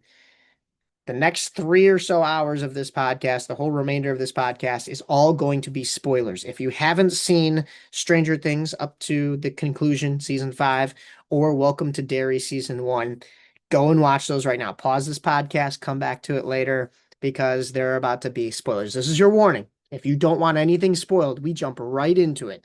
So pause right now and come back later. Don't worry, I'll be here when you get back. But thank you again for listening. But I don't want, if something is still TBD, to be done for you, as far as watching one of these shows, I don't want it to be spoiled for you. And don't come at me. I'm not the bad guy here. Don't come at my buddy that I'm about to have on here, John. He's not the bad guy either, because we warned you. This is your warning. However you felt, if you did see the ending of both, we're about to break it down and we leave no stone unturned for the most part. So this is your warning. All right, we're going to jump into it. You've been warned. Once again, thank you guys for listening, and I hope you really, really enjoy this next part, because we left no stone unturned. We did a lot of research, and we dissected the absolute crap out of this. So enjoy here, guys. Welcome back to the Voodoo Podcast, and I want to change things up just a little bit. Typically, we are talking to haunt actors and home haunters, but I tend to always overlook the movie and TV side of the haunt industry. If you've been listening to this podcast, you know that I tend to skimp on that stuff. Either life gets too busy, or I see something so far after the fact that it's like not even worth me bringing it to you. Trust me, though, I did not miss the 2 biggest shows of 2025 in this category.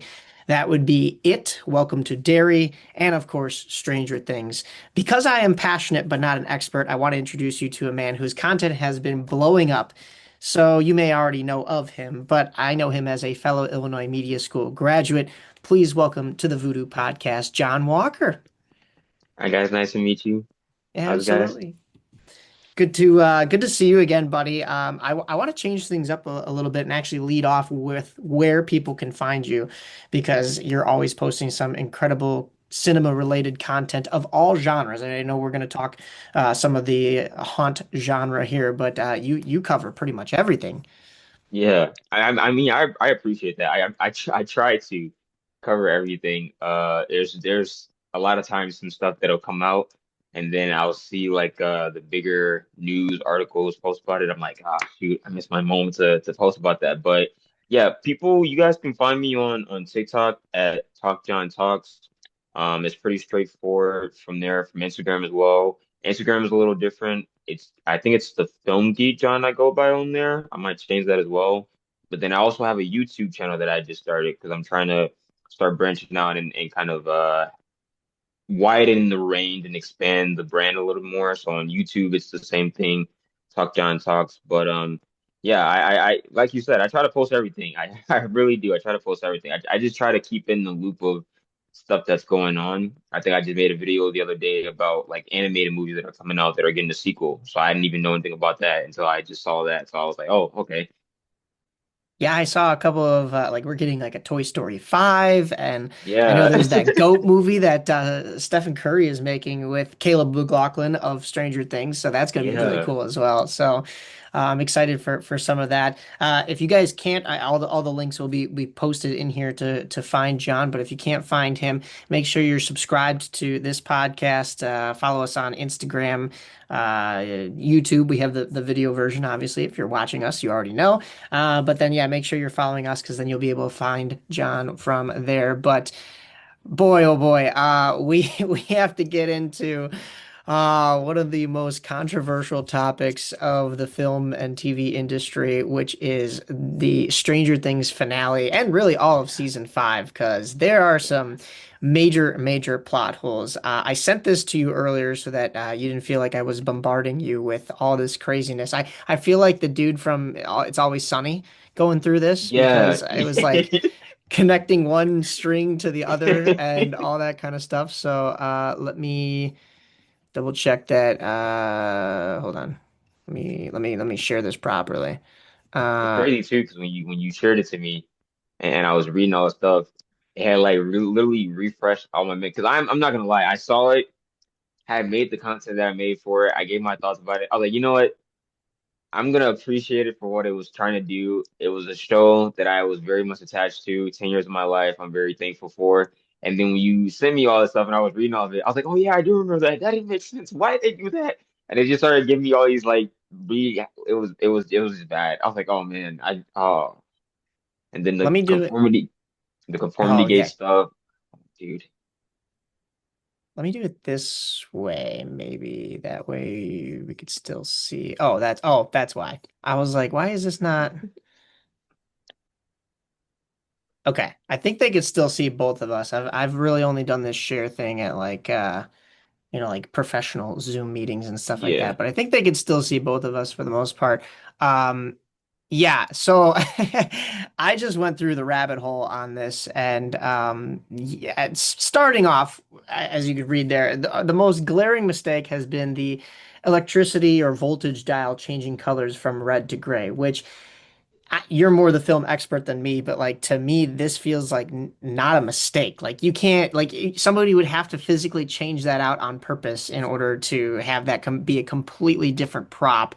And we were already shown that there are discrepancies with colors when Holly Mm-hmm. finds the merry-go-round and it's the wrong color, and that was the way out. So are they saying that the electricity dial at the squawk is the way out? And if it is, like, who is that for? I mean, that just, and it never got addressed. Yeah, it didn't. It didn't. I was definitely because those are stuff that I noticed, but you see it in film all the time, and I mean, because we went to school together during IMS. There's stuff all the time that we'll put in there, and then sometimes we'll get wrong, and then mean to put it this way, but then it comes out the other way. And then so when I saw it, I was just like, oh, okay, well maybe that's just like an editing mistake they did. But then, like you said, I saw the Holly thing, and I was like with the wheel, and I was just like, oh, okay, that seems like more of an intention that you guys are doing with the little details, and it seems like that's supposed to add up to something. And then like everybody else started catching on to like what was coming out scene when he was saying the stuff about the malted milkshakes and like getting lost in the woods, and I was just like, this is not.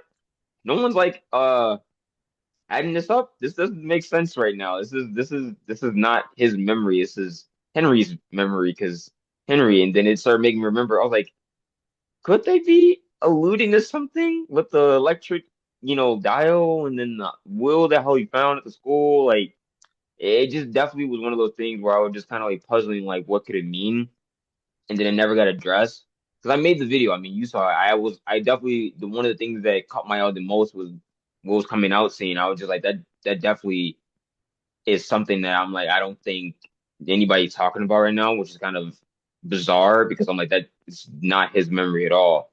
And then people in the comment section was like, oh yeah, that doesn't make sense. Like that's definitely not his memory because what was traumatized by that experience getting lost in the wood. And then it just started making me remember. I'm like, something has to be adding up, but they wouldn't put this stuff in there if it didn't lead to something else. And then that stuff never got addressed. So I was just like, oh, okay, so maybe they just I don't want to say dumb, but I mean maybe just the attention to detail wasn't all the way there. Yeah, I just it that attention to detail is kind of like what the biggest argument has been, and like that's one thing, but like to completely switch something out like that in a show where they've already tried to train our eye to see the Mm. little nuances, it just felt off. And Yeah. there's still really no answer to it. Who knows if we're gonna get an answer to it? You talked about the milkshakes. We're gonna get into that. One of the other discrepancies was the doorknob was on the wrong side of the door in the basement at the very end Mm. when they're playing Dungeons and Dragons for the last time. Now, this to me seems like all right, the last time they've used that set to do a full-on Dungeons and Dragons game was what, probably back in season one, or maybe it was season four, actually, when they had a Dungeons and Dragons game with Eddie, although I'm not sure whose basement that one was in. That might have been somewhere else. But regardless, people Yeah. pointed out that the doorknob was on the wrong side of the door. All right, maybe the Wheelers got a different door, had some renovations to the house. That one is like, how much can you really read into that one? But sticking with the Wheelers, Mrs. Wheeler, she had scars on her at the Mm. graduation, which of course is from the attack from the Demogorgon. And then they're Hmm. gone when she opens the door at the very end to tell them that the lasagna is getting cold. It's like, all right, now this is one where it's like, okay, was this just like they didn't think she'd be that close on screen and the lighting, and maybe they didn't want to, get all that, scar makeup on her again, but like the consistencies are just driving me Yeah. nuts. Yeah, and I would definitely say the same thing with that, and especially even about what I've seen a lot of people talking about that I myself didn't really think too much of because I'm like, okay, well, I've graduated. Like, that's just how people are sitting when the valedictorian gives the speech.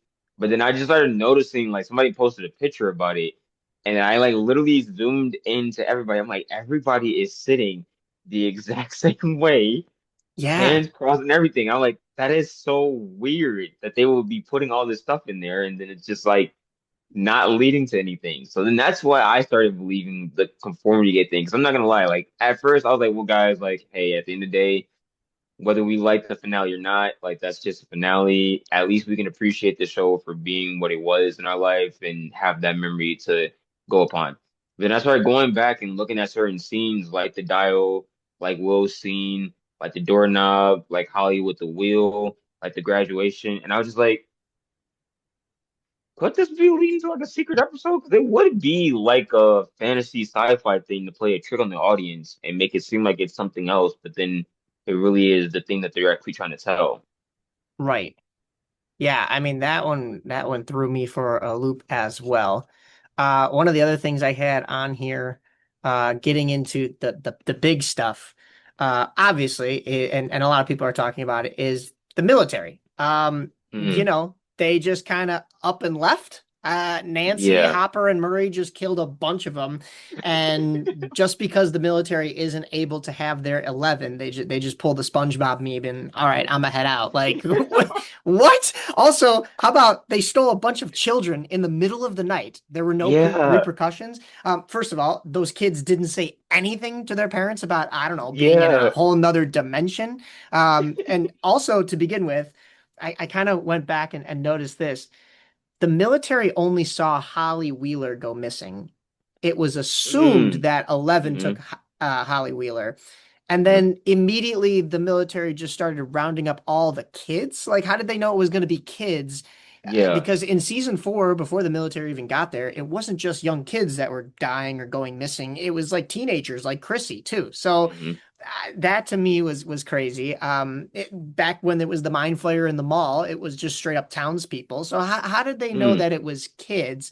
Also, we saw there were kids that weren't seeing Mr. What's-It in the camp. So there were way more than 12 kids there. Where did the rest of them go? Because we had that whole Yeah. battle at the military base with Will eventually taking hold of the Demogorgons and stuff, and everybody at the base was either dead or they went to the Upside Down right after. Like, what did we do with the rest of the kids that didn't get taken? And then the kids that did get taken, you're telling me that they're not telling their parents that they were in a whole nother dimension? Yeah. Like, And that's the thing that always kind of fascinates me because now that you said that, it kind of made me remember. I'm like, that battle at the military base fascinates me the most because it was a cool scene, but I would have thought, okay, they should know by this point now.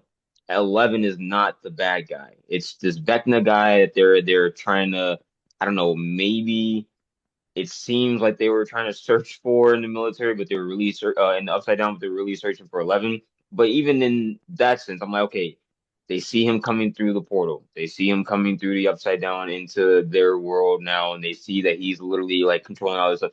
I'm like, I would have thought, okay, it would click in my mind if I was in that situation. Okay, that's the bad guy. That's not 11's not the bad guy. She's only trying to protect people from him. So we actually need to be trying to hunt him and help them defeat him. But it was just like, okay, no, Vecna comes, he goes back into the Upside Down. The military's like, we gotta find 11. I was like, wow, she just proved that she's not the bad guy. What's going on? Yeah, I mean, with that, it's a good point. I hadn't even thought of that. I guess if you're the military and you're kind of naive or just stupid to like what's going on around you, you see most of the like Kay and Hmm. I forget the name of that other like corporal that was like major in the show with the half burned face, but like they I were forget his in the name. Upside Down when the attack happened in the real world from Vecna. Yeah. Which we're gonna get into Vecna too because it's like in season 4 he's ramping up to just overtake the world, Hmm. and he just did that to a military base. So why do we have to spend a whole entire season? I get he wants to move Dimension X to Hawkins and stuff like that. So that takes time, but like he literally cracked open the earth and you're telling me that like he can't just waltz right in and take control of Yeah. everybody and like so why does he have to go and retreat and go back like that, yeah. We're gonna do a deeper dive of Vecna and Mr. What's It himself. But yeah, I guess like if the military, okay, it's the 80s, so maybe there aren't totally a bunch of cameras set up, but like you're telling me not a single soldier survived that attack. So then that kind of is leading me back to my question of what happened to the rest of those kids that didn't get taken that are still in that Hmm. little bunker.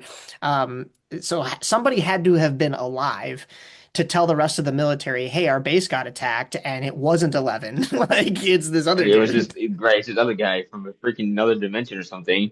Yeah. Plus, I mean, they could have connected the dots with the fact that 11 was fighting them in the Upside Down, rescuing Callie when Vecna comes to the real world and does this. So like unless they still thought that like 11 was in cahoots with the like bro at that point Yeah. like and I understand that they wanted 11 more so to use her as a weapon and replicate their experiment and stuff like that. But like don't you think like you'd pause and be like, all right, if we want our experiment to actually work with us, like we should probably stop this big bad guy first Yeah, because and he's then trying to work kill with her. 11. Yeah, yeah. Yeah. So, He's trying to kill her. So it'd be like in order for her and the experiment to work, we need her alive. So let's kill this guy, and then we could probably get to her and use her for our experiment. Yeah, I people's one of people's main complaint was this with this season was the military, and in fact, I think Linda Campbellton's character, yeah, Yeah. Campbell's character, like how she was used, and a lot of people like the military just didn't make sense in this season because they just kind of seemed like they were just like the annoyance of Eleven and Vecna and the Upside Down and what they were trying to do to defeat Vecna. It's just like, oh, like who was also trying to be here and stop 11? It's the military. And it's just like, yeah, bro, I had problems with that as well. And like you said with the kids as well, that was also something that I kind of just noticed. I'm like, okay, Holly, I can understand because Holly was the one that was seeing Mr. What's It. She was like, this is my essentially like imaginary friend, blah, blah, blah. And I'm just like, okay, I can understand him taking her. Like she's especially with the way that they built her up, she seemed like she was the key to all of that, what Vecna was trying to do. But then I was like, okay, the 12 kids. So why does he need 12 of the kids if Holly's the one that he is trying to? And I was just like, okay. And then they come out and everybody's, you know, I guess good and 11 sacrifice herself. And it's just like you said, it's like however many months later passed. And I'm like, so nobody mentioned to their parents that, hey, yeah, we were in like another dimension being literally captured by a fifth dimensional being that was trying to use us to move his dimension to Hawkins. I'm like, the kids never mentioned that. They're just like, oh yeah, we just went on a field trip. Like, it's essentially what it was. We just went on a field trip. Unless they're saying that there's some kind of welcome to Derry magic Yeah, where like it's kids just like, forget. Like, how do you forget being in a whole nother dimension, being saved by Steve and all that? Like, especially like, okay, I know they didn't forget because like Derek becomes like friends with Steve and Mike. And like, okay, you know, like those are your saviors. Plus you watched some guy's head get lopped off. Like that's not a yeah, scarring traumatic event that you think you like what? that's what I was thinking. I was Oh. like, you just literally seeing like all of these, especially the scene with Will. I'm like, you literally just saw this guy use powers to defeat these like it was just crazy, dude. It was crazy. I like Right. for me personally, I would have found that traumatic. Like that would have been a traumatic experiment. I'm like, I couldn't get that out of my brain, even after however many months it passed after they had whatever happened with the Upside Down. I'm like, that would have literally stuck with me. I wouldn't have been able to get that out of my head. So the fact that the Duffer Brothers wrote that as something that happens, they come back and none of the kids address it. Even when they're playing D&D, they just start playing D&D and I'm just like, we literally were just half of our time, literally maybe like the course of like 3 days were spent in this other dimension and no one's gonna mention anything about it. Okay. Yeah, I mean, going back to the whole military thing, it makes sense to me that the military would get called in because I know in previous seasons we've already dealt with Brenner and the lab and kind of the military Hmm. and stuff like that, and it felt like that storyline was behind us, especially when Vecna is revealed in season four as the big villain, and you know they're going to the Upside Down to attack him on his home turf, which we're gonna get into attacking him on his home turf too, which is just so many inconsistencies, but.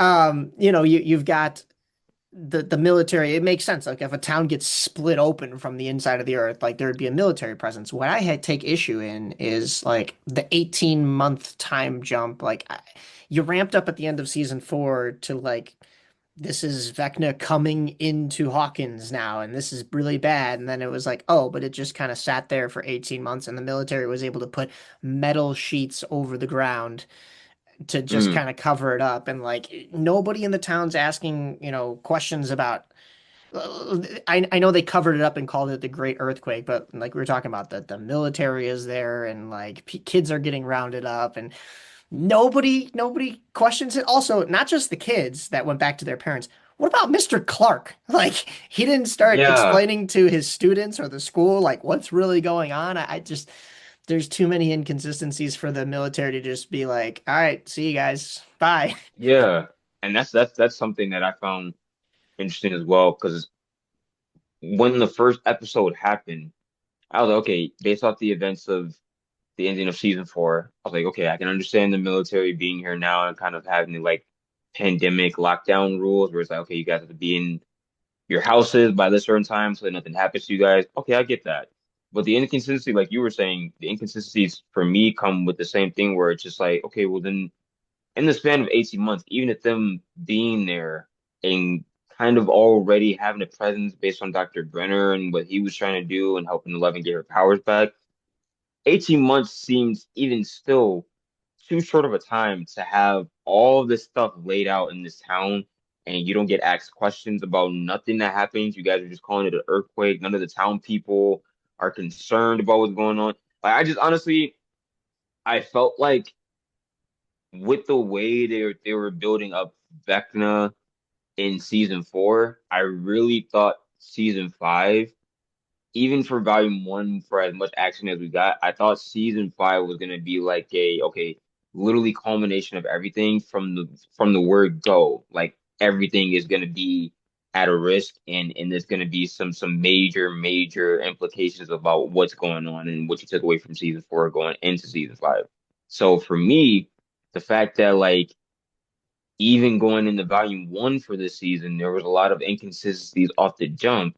I'm just like, oh man, this is gonna be rough. I wonder how you guys are gonna tie this together because right now you're making it seem like Vecna is kind of like Pennywise. He only appears every like some odd years or whatever, and it seemed and the way that they did it too, where it was like the crawl, like every single time it was like a crawl. I'm like, okay, well then 18 months. So how many crawls were you guys doing in order to try to find Vecna? And the fact that you guys weren't able to find Vecna, and then it took you this long to realize, oh, he's in another dimension when you had literally 18 months to try to figure this. It was just I'm like going back and like looking at different stuff that I had already called out, and I was like, okay, you know what? I'm just gonna say, hey, maybe they forgot about some stuff. I can understand that. They've been writing the show for a long time. Literally, the show has been in existence, like I said, for 10 years. I understand it. Maybe sometimes they forget some stuff. But then I'm just like, nah, because this stuff is important. Like this is like the little things that people are finding out. I don't think I would understand if you were like, okay, you're nitpicking at small stuff that really doesn't matter. But like the military, 18 months, you're just now noticing that it's another dimension. I'm like, this would be something that I feel like you guys would already have figured out by the time 18 months has come and gone. Like, Yeah, and I mean, I get so the military is using that gate that gets opened up, which I don't think they really ever explained. And maybe they don't have to because I mean Vecna literally split the town in four, so like that makes sense. But like there were other gates that opened up in season 4. If you remember, there was the one in yeah, the lake. There was the yeah, one in the trailer when Chrissy died, which is what they snuck through in order to fight the demo bats. And I mean, so like there were all these like individual gates. Like, okay, does it can make sense that there's a giant gate there that the military can use, but like you said, Hopper's been going on all these crawls, and it takes you 18 months to realize, oh my gosh, there's a base in the upside down. Like, I feel like on one of those crawls, when he sneaks in there, like he would have looked out and been like, oh, like where's this truck? Like the truck is driving past a giant base, and you yeah. only, I understand like only sending Hopper because they were very like protective of the kids and stuff like that, but like Hopper's not stupid, but also if you would have sent Dustin, It's Dustin figured it out in a day of being down there. So yeah. like, That's what yeah, I'm I saying. mean, I'm like 18 months just seems like it's too much time for something that literally took one scene for them to realize, oh, okay, this guy is literally trying to move his dimension and merge it with Hawkins. I'm like, yeah. this seems like this would have been information that should have already got explained. Plus, if you're ripping a hole in the earth, don't you think Yeah, you'd have the rest of your plan kind of ready to go? Like you would have already abducted the kids. yeah, You would have already started to move Dimension X. Like, and if you didn't, what were you doing for those 18 months? Like, I understand you were shot and lit on fire and thrown out the window in the upside down, but like also that was his base in season yeah, four. So why was that his base if the whole goal was to eventually move Dimension X? Wouldn't his base always have been Dimension X? And like what was he doing in yeah, the upside down? And if you're telling me it was only to make contact with people in the real world because maybe he can't from when he's in Dimension X.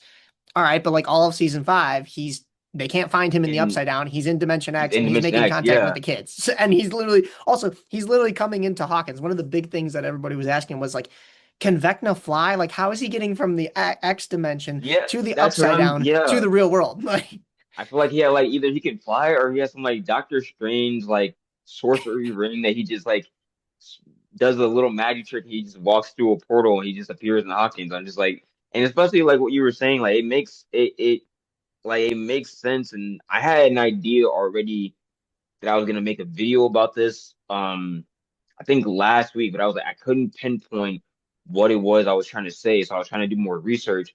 But hearing you just said that just made me remember. I was like, yeah, because in season 4, his house, the Krill house, was his base. Nancy, Robin, and Steve, like they fought him in there.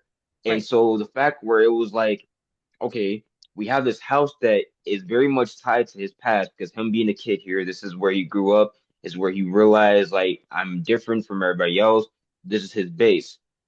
But then to see like this other world that Eleven shoots him through when she's a kid, and they have that whole scene in the lab, and then you introduce another part where he comes up with the idea of the mind flare, and then he sees the Demogorgons like roaming around, and so I feel like that in and of itself, that one scene kind of messed up a little bit about what season 4 and how important that season was as far as like Vecna's backstory.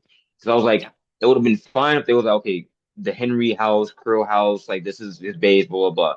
But then having that scene with 11, I feel like that scene kind of messed up a lot about season 5 because it's like, okay, you're introducing now another thing where potentially it's colliding with two different ideas that you had already put together in this season. So now you're saying there's another dimension where the Demogorgons remain, even though we don't see them in the final battle. But then also this is where the Mind Flare is that it went to after it got defeated by the gang in season 3. But then also Henry is being like cooped up and like kind of like Emperor Palpatine why like on Yeah. a string and like connected to all this stuff, all these vines, and he's getting his powers and he's kind of like recuperating. But then Dustin's like, oh no no no! And we defeated him in season 4.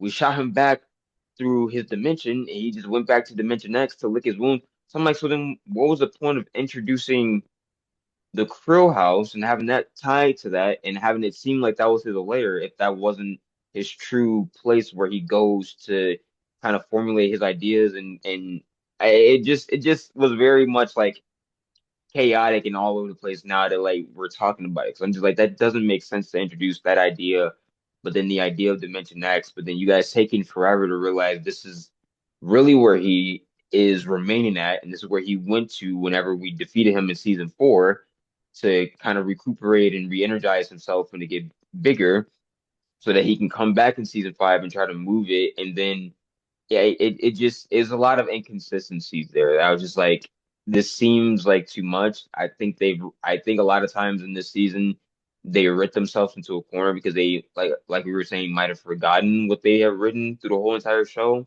and they needed some way, whether it makes sense or not, to finish the story. I think a lot of times though, what they did with season 4, the continuity, that's the word, the continuity from Yes. season Yeah. 4 to season 5 is the thing that I'm like, Definitely I don't know, lacking. man.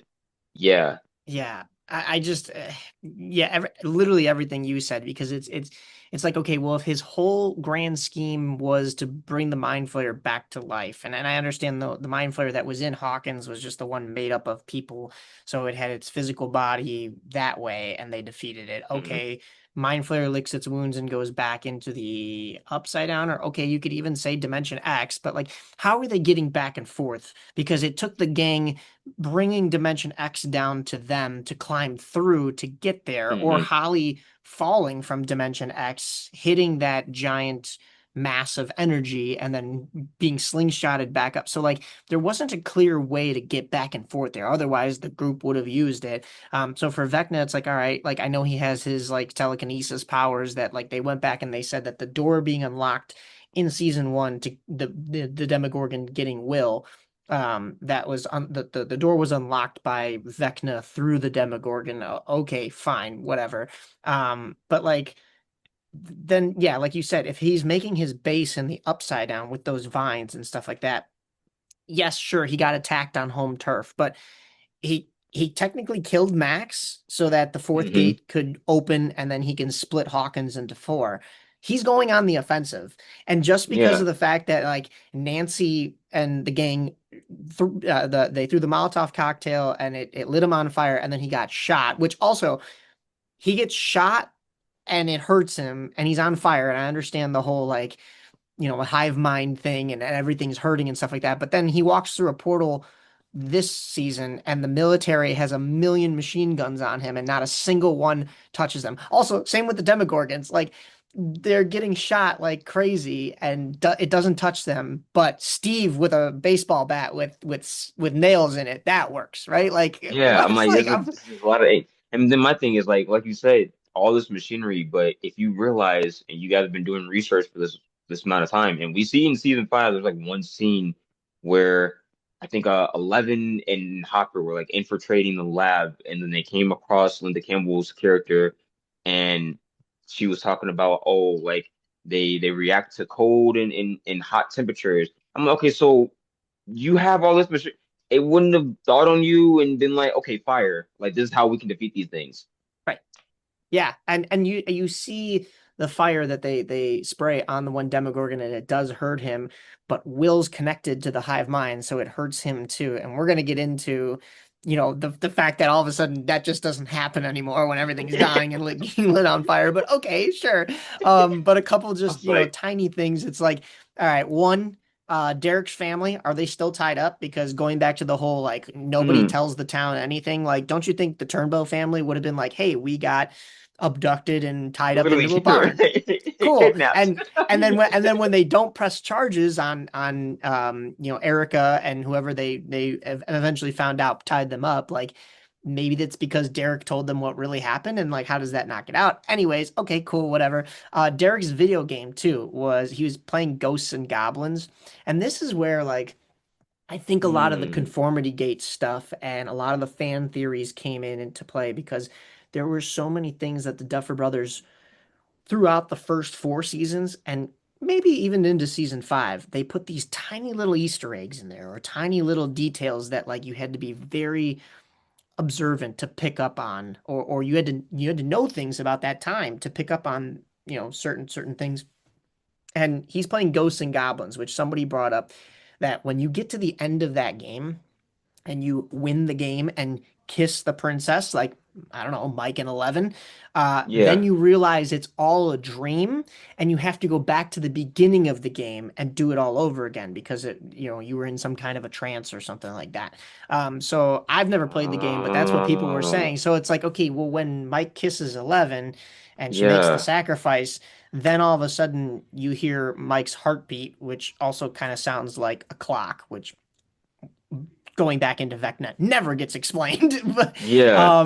then the clock sound ends up just being the bricks and mortar that they're putting in to fix the building that they commemorated and said, the Great Earthquake. It's like, oh, okay, so yeah, the town is still covering it up and calling it the Great Earthquake, and I genuinely think like there's people that don't know because then they get to graduation, and this is where things get really muddy because Yeah. Netflix's bio and Stranger Things' Instagram. So it wasn't just Netflix making the mistake, which Netflix, we found out from the Duffer Brothers, does actually own the intellectual property, the IP. So Netflix should know what's going on with their show, but I understand, like, okay, the Duffers are the writers. So Stranger Things, Instagram, and Netflix both had a little tab that you could click on that said Hawkins 87 with a little Hmm. graduation cap. But the actual graduation, they're class of 89. Most of the events happen in 87 because then they do the time jumps and stuff like that. But yeah, that seemed very weird to me that it would be 87. Okay, maybe that's just a mistake on behalf of Netflix and Stranger Things, but like kind of a big mistake if they should know their own show.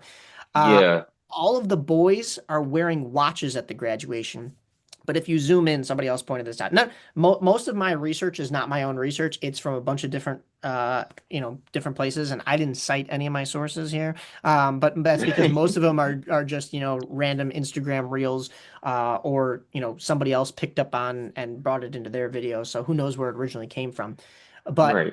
none of the clocks or the watches have time in them. They're all blank.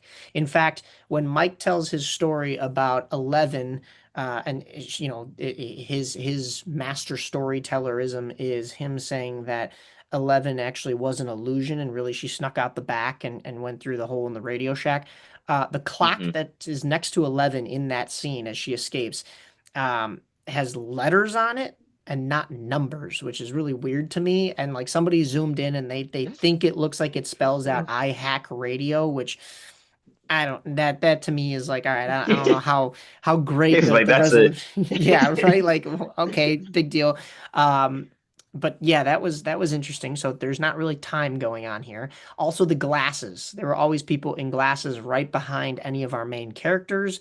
There were 12 people wearing either glasses or sunglasses. Mike ends up wearing them later, which makes him look like his dad. Mike and Nancy throughout the series, like it almost seemed like they didn't want to become their parents. So that was kind of weird because then also they're rocking the same hairdo as both of their yeah. parents. And then still back in the graduation, all the people are sitting there, hands folded like Vecna. They're all in orange, even though, even if you look at the pamphlets, and then somebody pointed out either, I think it was either the books or some kind of written version of Stranger Things that says, like when Nancy and Jonathan and Steve, like when all of their age groups graduated, it was the green robes because the school's colors Mm. are green. We've always seen it as green. I think orange is like a secondary color, so okay, but like why they switched to orange gowns? Some people are saying it's Vecna's favorite color. There was a lot of orange around Vecna, or like a weird red. Even in like I was Dimension seeing that, X. yeah, I was seeing Yeah, that too, that people were like, oh, it was something, it was something about in Will's coming out scene or the scene after that where it was like, oh, he's wearing a different color, like Mike's hat is a different color, and it could maybe symbolize oh, that they're playing like a trick on the audience and that what we're seeing is not real or something like that. Because what you said about the graduation, I went back actually because people were like, that was like blowing up. So I was like, okay, well, what the heck? Because I didn't even notice that. But then I noticed about the graduation thing. I didn't know about the watches. So I'm gonna have to go back and watch that because I didn't even know that about the watches. And I didn't know about people with the glasses either, which is very odd because in season five, specifically in volume two, when he's in his Mr. What's It character, he's always wearing glasses. right. Yeah, And he's always in the color like either orange or like a brownish orange. So I'm like, right. the fact that people were like finding this stuff, I didn't even catch on to this, but I'm like, the fact that people were finding this stuff, I'm like, okay, it's making me realize now. I'm like, okay, Duffers, like this, a lot of this stuff, like you guys clearly put it in here for a reason. Like this is not like we were talking about editing mistakes that I'm like, these are too many coincidences for them to be editing mistakes. Like these are stuff like either you want the audience to find and kind of talk about online to try to drum up more attention about the show and keep the show like going. Okay, yeah, I can get that, even though like people are finding this stuff because there's a lot of inconsistency with you guys writing, but also just from like a screenwriter perspective and from like a director perspective, like if I was writing this show and I was doing that, if I'm putting details and little details like the dial, like Holly with the wheel at the school, like the graduation, like the watches, like the glasses, like the color of orange switching when they were primarily wearing green with their graduation, that would be stuff that I'd be like, okay, as a showrunner, as a director, as a screenwriter, that's stuff I'm putting in there intentionally for you to find because I want this to lead to something else. Not, okay, we're just gonna put it in there and we're not going to talk about it, and then that's just going to be the end of the show. It's just kind of like so these can't like it's always in the realm of what I'm seeing online because I've talked to people about this online. It kind of like I don't want to make it I don't want to say like makes the audience seem like they're dumb, like they're insulting the audience, but it almost in a way makes it seem like they're insulting the intelligence of the audience because it's like okay, we know you're putting this up in here for a reason. Why not talk about it and why not pay it off in some sort of way, whether it's something minor or something major? Why not have it in there if it's not going to be paid off in the end? Right. Yeah, I mean, you if you're going to have a show with that many small details that matter to the plot, like and the actual story, like you better be on your shit. Like you better have all Yeah, your other small details accounted for. And for the most part, like I was saying, I think seasons 1 through 4 they did. I mean, there were little things that fans would point out that ended up leading to plot holes in the next, or not plot holes, plot points in the next season. yeah, With when people thought Hopper was actually really alive, and there was the letter and stuff like that, and then it turns out Hopper really was alive, and there were not Easter eggs, but there was evidence there that like people could see something like that, or when everybody was like, oh yeah, the Mind Flayer is dead, but you still see Will on the back of his neck. Like there were yeah, small details that like if you found yourself noticing that, then yeah, you were kind of set up for that next season. So yeah, there's a lot of craziness going on. I'm like, But like you said, if they did that just for us to kind of drum up conversation, they kind of won because here we are talking about it. But at the same yeah, time, like they lost too in a way because it's like, we wanted it to be not a solid ending, but like, at least give us consistency, basically, is like yeah. what I would say. So, yeah, that was chaotic as well. One of the other things that we'll get into some of those other points that we were mentioning, but when it comes to the graduation, the rest of the graduation, I mentioned that they're all in orange.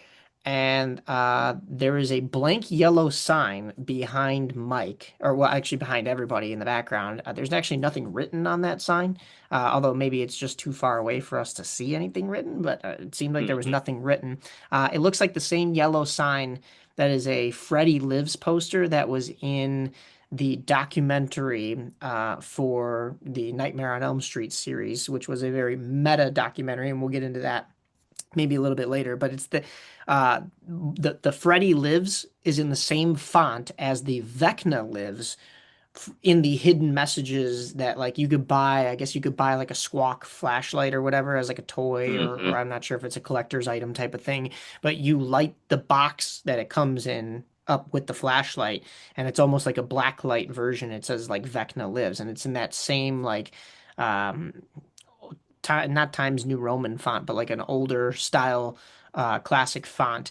Then there was also the sign in WWE that said "Mike, wake up," and like that Yeah, WWE segment that they did the very next night, that very next Monday was basically like their version of Stranger Things, because they did like a whole upside down theme, I think, or whatever. yeah. So like that's being put into WWE production. So like It's they better like, have some facts from the show, right? yeah, because like I don't think there would be sure, yeah, a collaboration. And I saw that too. I also saw that the Eddie Lives thing. I saw the Vecna Lives thing as well because they had posted like the picture of like the cast online and like their graduation outfits, and it was basically like I think either Finn Wolfhard or like Gayton posted that picture, and that's when somebody noticed. It was like, guys, like if you notice, Gayton's gown is open and it's open just enough for you to see. It was either like L lives or something like that, kind of similar like Eddie Yeah. lives, and it was like, so could this mean like there's a spinoff coming in about them trying to find L, and is she really alive? Is that why Mike said there's like two different versions you can believe? She's either dead or she's alive. But it's like no, because Sadie Sink went on Jimmy Fallon. She was saying based on how she interpreted the ending, she was like, I was dead. And I'm just like, okay, and then I was watching Monday Night Raw with WWE, and I was watching that, and I did notice the sign too, and I was just like, "This is this is bizarre," because Yeah. normally it's like I just feel like we're going right back to the point. Normally, when movies or shows put this like meta fourth wall, like we're tricking the audience, usually it's meant to pay off in like a big way, or not even like a big way all the time, just like a minor way. It's just like, hey, like stay tuned for something else that's coming, blah blah blah. I don't know, but I'm like, there's like we've been saying this whole entire time, there was just too many stuff in here for it not to pay off in some sort of way. I wouldn't even care if it's like a a letter really explaining what happened, or like some people were saying like they thought the ending was gonna be like oh, this is just like in their mind, this is just like a D&D campaign. At the end of the day, this was all just like a D&D campaign. I'm Yeah. like, something like pay it off in some way, because there's just too much stuff where it's just like meta stuff, fourth wall breaking, like we're tricking the audience for it not to pay off in some sort of way. Yeah. Oh, for sure. And yeah, that one to me was kind of a theory that, I thought a lot of people were going to go with, which is, that this has all been a game, which, there's been other shows that have done stuff like that. But I felt like this was leading more towards like a we're plugged into the Matrix type of thing and we got to get out. And that would be the whole Yeah, Mike wake up type thing. And that would have made more sense. But yeah. okay, they don't go that route. It is what it is. But, yeah, this is just it's crazy to me that like there are so many inconsistencies here, and yes, like I said, here we are talking about it, and we still don't have answers though, is the big thing. We Yeah. we talked about Mike's heartbeat sounding like a clock as it turns into bricks, but also having to do with Mike. Will was omitted from that roller skating picture that was drawn in the end, but it was drawn from an Hmm. actual scene from season three, I believe it was, or I season think it was, two. yeah. I think Yeah. it was either, yeah, I think season two.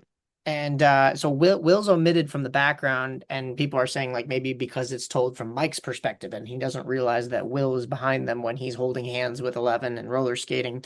Okay, if it's told from Mike's perspective, then is he this master storyteller? And we see him walk up the stairs at the very end of the season, and it is a call to the Truman Show where the man's life in the Truman Show, I believe it was Jim Carrey, everything's a lie. It's all just, cooped up in his head. Like he is a storyteller basically. The cast of Stranger Things did a Time magazine photo shoot that was making reference to the Truman Show. So Oh, that's a little yeah, I did see strange. that. Yeah. So I mean that was their and also Stranger Things they posted a picture of like an homage board with a bunch of other famous works written on there.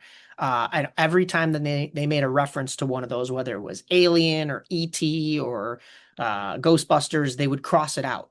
And in the middle, it says Stranger Things 4. And you zoom in, and everything that was crossed out, the Truman Show was crossed out. Now, could that have been because of the time photo shoot? Or like, are they Mm, making a reference in the actual show to the Truman Show? I mean, that to me is like, okay, interesting. I didn't But even notice that actually.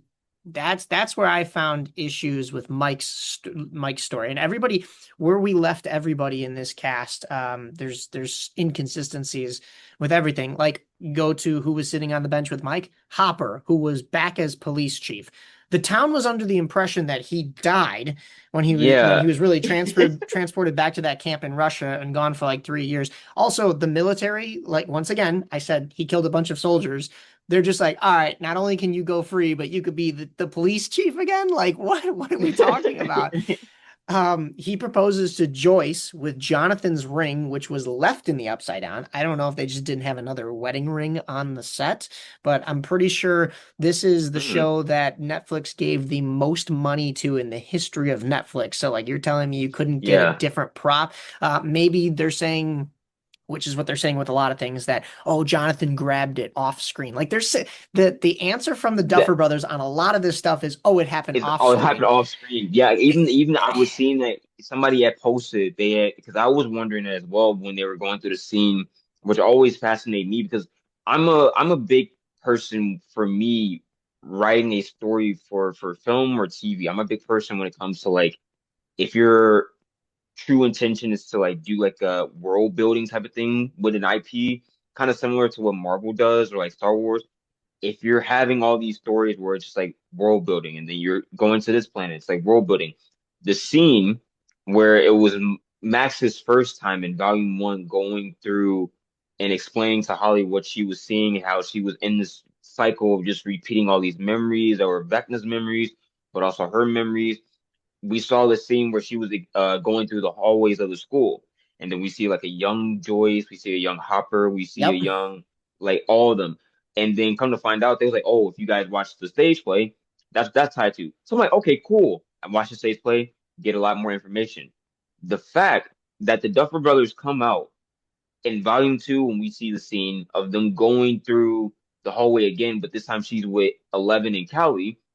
The fact that the Duffer Brothers came out, and I said, I believe, I, I, I I could be wrong in saying this, but I'm going to paraphrase as best as I can. I think they said Hopper and Joyce Yep. knew of Vecna in high school, but they kind of um knew about it, and that type of stuff happened off screen or something like that. That Yep. they said basically like they knew about Yes. him off screen. I was like, so then what's the purpose of telling people, hey, watch the stage play? Don't forget to watch the stage play because some of that stuff ties in with that.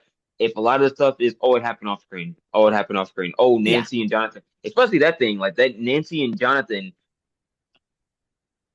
I think for me, I think for me, I'm getting a little like I don't want to say, but it's making me frustrated again because I think for me, watching that scene and when I watched it for the first time, I was like, oh, this scene's amazing. Like he's proposing to her, they're gonna get married or not married, but maybe like they're engaged, right? And they're just in a way saying like I'm unproposing because we have some stuff to work on as boyfriend and girlfriend. I was like, Yeah. okay, this is cool. It's like a quirky way of doing it. The Duffer Brothers then do an interview off screen. It was like, oh no, they're broken up. That was a breakup scene. That's not how you made it seem for the audience to interpret. Like that, okay, huh? Like I I will unproposed to you?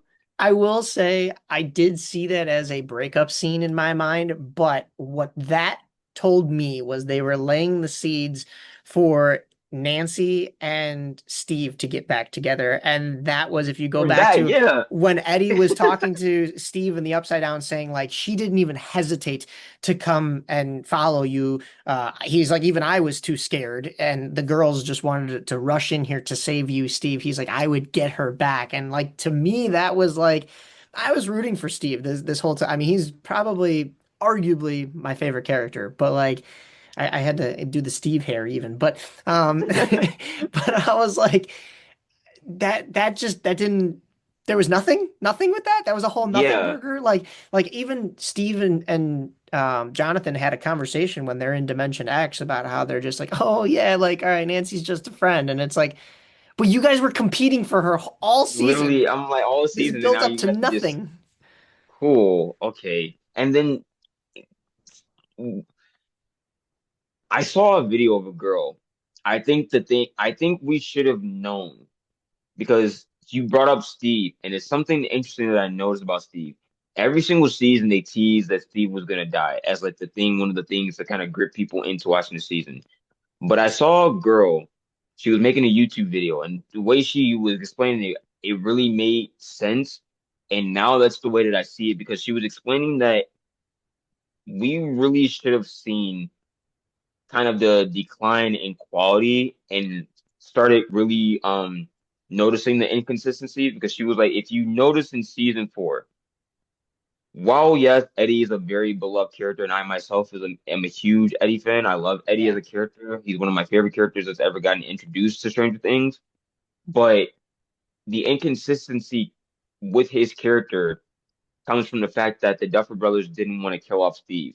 So you create a character to be in place of somebody that the fans, even for as big of fans are as of Steve, they were like, okay, somebody has to die. Like even the cast was saying that by season four. I think yeah, I saw an interview with Millie and Noah. She was like like Duffers, like Matt, like you guys, you got to kill off somebody. Like somebody has to die this season. This was in season four. I'm like, and then for them to create a character to be a stand-in because they didn't want to kill off Steve. So I was like, okay, what are we gonna do?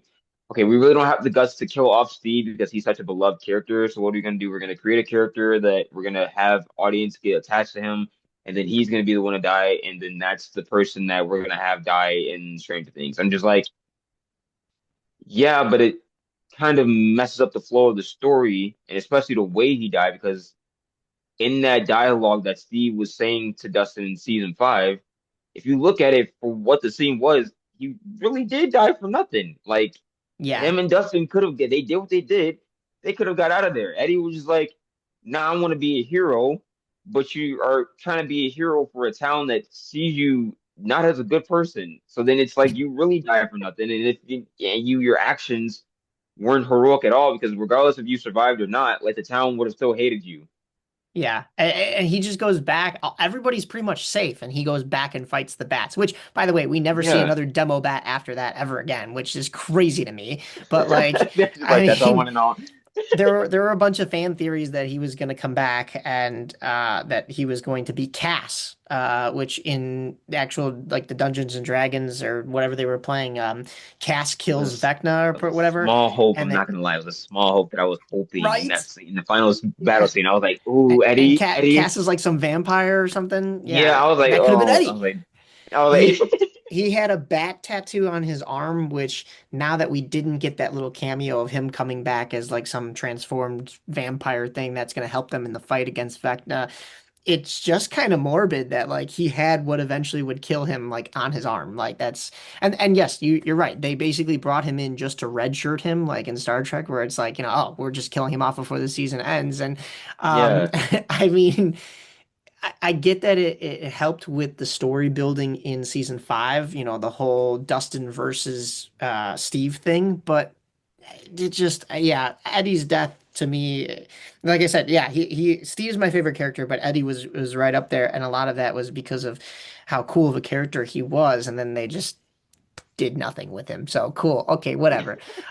Going back to the play thing, my gripe is if I have to watch, and I know might sound hypocritical about this because I do this with Marvel when they come out with, these streaming services on Disney Plus and stuff like that, and they want you to watch the individual shows that are going to tie into the movies. So maybe I'm a little hypocritical, but like if I have to watch another medium to understand your story, which by the way, it's a little different because like Stranger Things has had this cohesive story for 4 seasons. hmm And then somewhere along between season four and season five, there's this play that I don't think a whole lot of people heard about unless you were really dialed in, but people are hearing more about it now. If I had to go and find that and watch that just to understand the changes in season five, no, you've already lost me a little bit. Like It's Marvel just did it like, a little differently where it was like, yes, I understand it's the same as Stranger Things where there was a bunch of movies already established, but they already told a whole Infinity Saga story. And hmm then they started to branch out and it was just it yeah, was just a different branching out rather than the play. And that's no knock on the play. I'm sure that play is great and it has its elements to it, but like you said, Hopper and Joyce never once have this big aha moment. Like we had an aha moment in season four when Elle finally realizes that it's not the mind flayer, it's this person that she banished that she never really mentions. And that's where we are introduced to Vecna. And oh my gosh, it's Henry, it's one. We have to tell this backstory. And it was kind of like that Luke Skywalker finds out his father's Darth Vader moment of like, oh, so Elle kind of created the bad guy. We would have yeah, had that same emotion if Joyce and Hopper finally go, "Oh my gosh, it's this kid Henry that we went to high school with." And then also that's a good exactly. way to like start roping in the Wheelers because they've been in the dark for most of Stranger Things. We've kept the parents in the dark because they would never believe us, right? As kids. And then all of a sudden now they know because their house gets attacked by a Demogorgon and they're really confused as to what's going on. They could pull them aside and go, "Hey, mom, you remember that guy you went to high school with?" Which I have another issue with that is in the flashbacks that we see in season four, Henry Creel is this little kid that kills his sister and his mom and blinds his father, who is the great Robert Englund. But he's this little kid. So when did he get to high school? I don't understand that. Was he just like a super Yeah. undersized freshman? Did Papa let him out of the cage every once in a while just to go to normal school? Like that And didn't make that's what they any were sense. saying. The play comes evolved, and I'm just like, okay. And it's like you were saying, literally, like the only reason I knew about the play is because people were talking about it online one day. They was like, "Oh no, that's what it was." The Duffers were like, before season five, they were like, "There's some stuff that happens in this play that ties into Vecna's story in particular in season five." So I'm like, okay, let me go watch that. Right. If it helps with the backstory of Henry and Vecna and maybe the Upside Down, explaining a little bit more about that, I'll go watch it.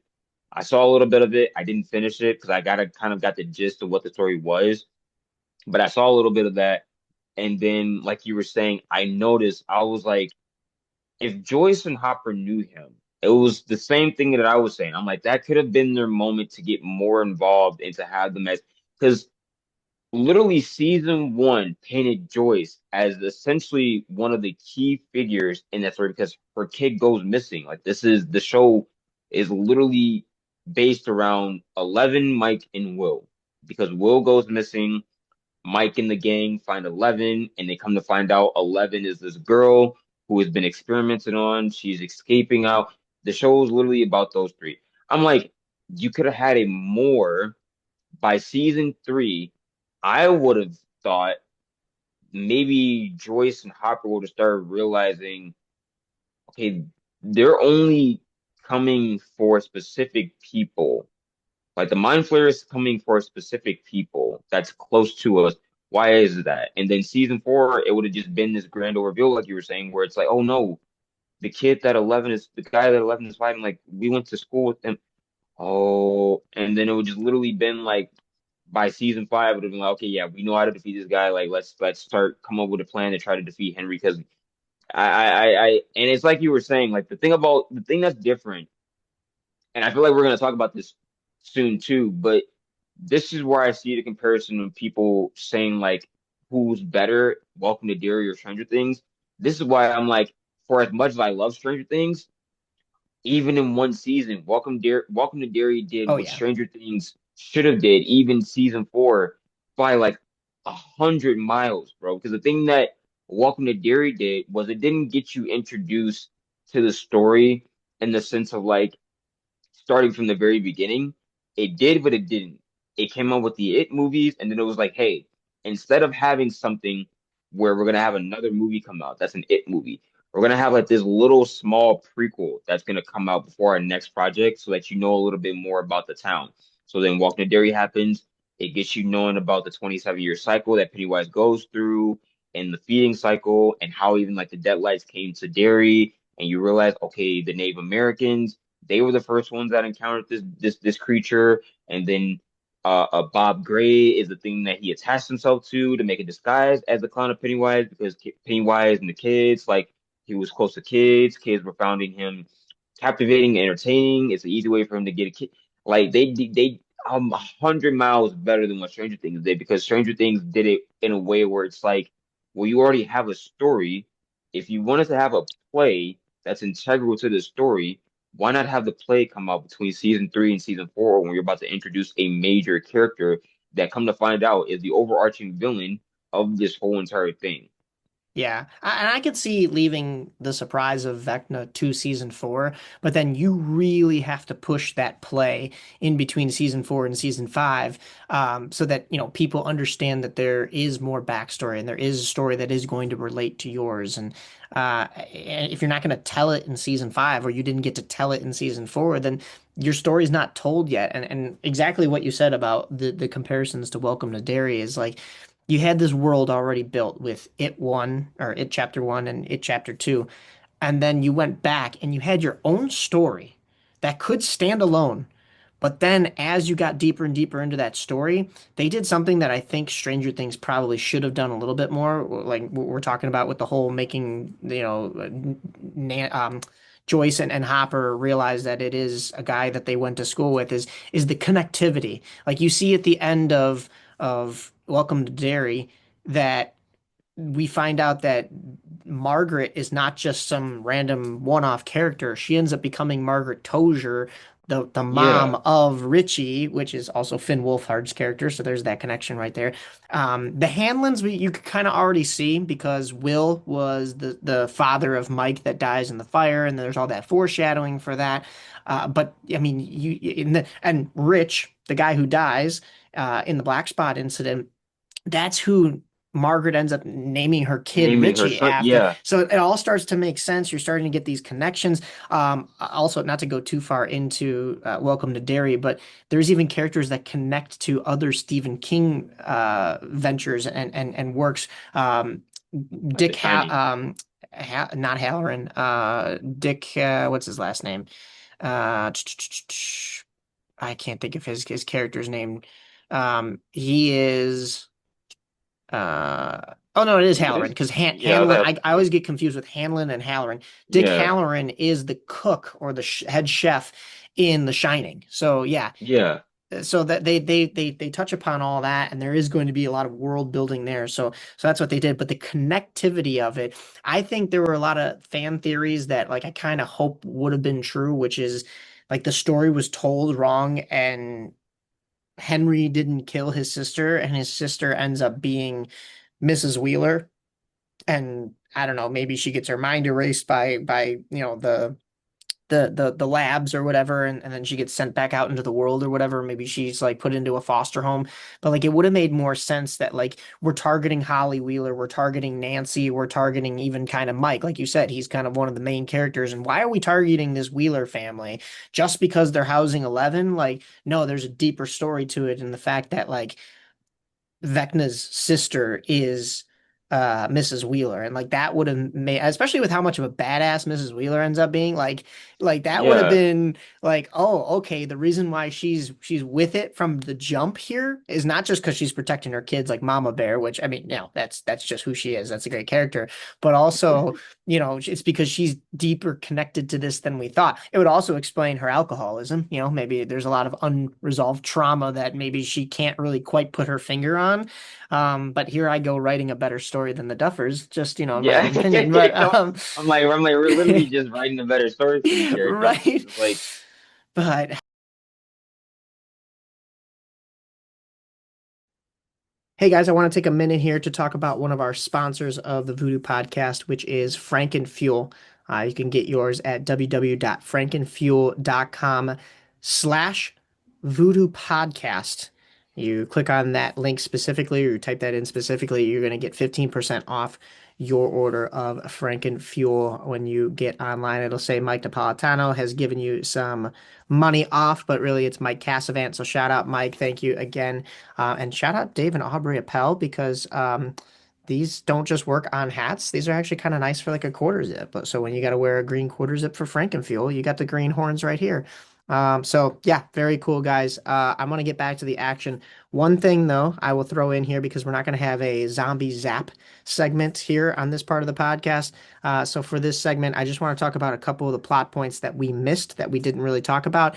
One of them being Mike gets thrown across the bathroom in the like soldier camp when they're trying to stop that leak, and he hurts his arm, and then next thing you know, he's fine. So that was a little weird.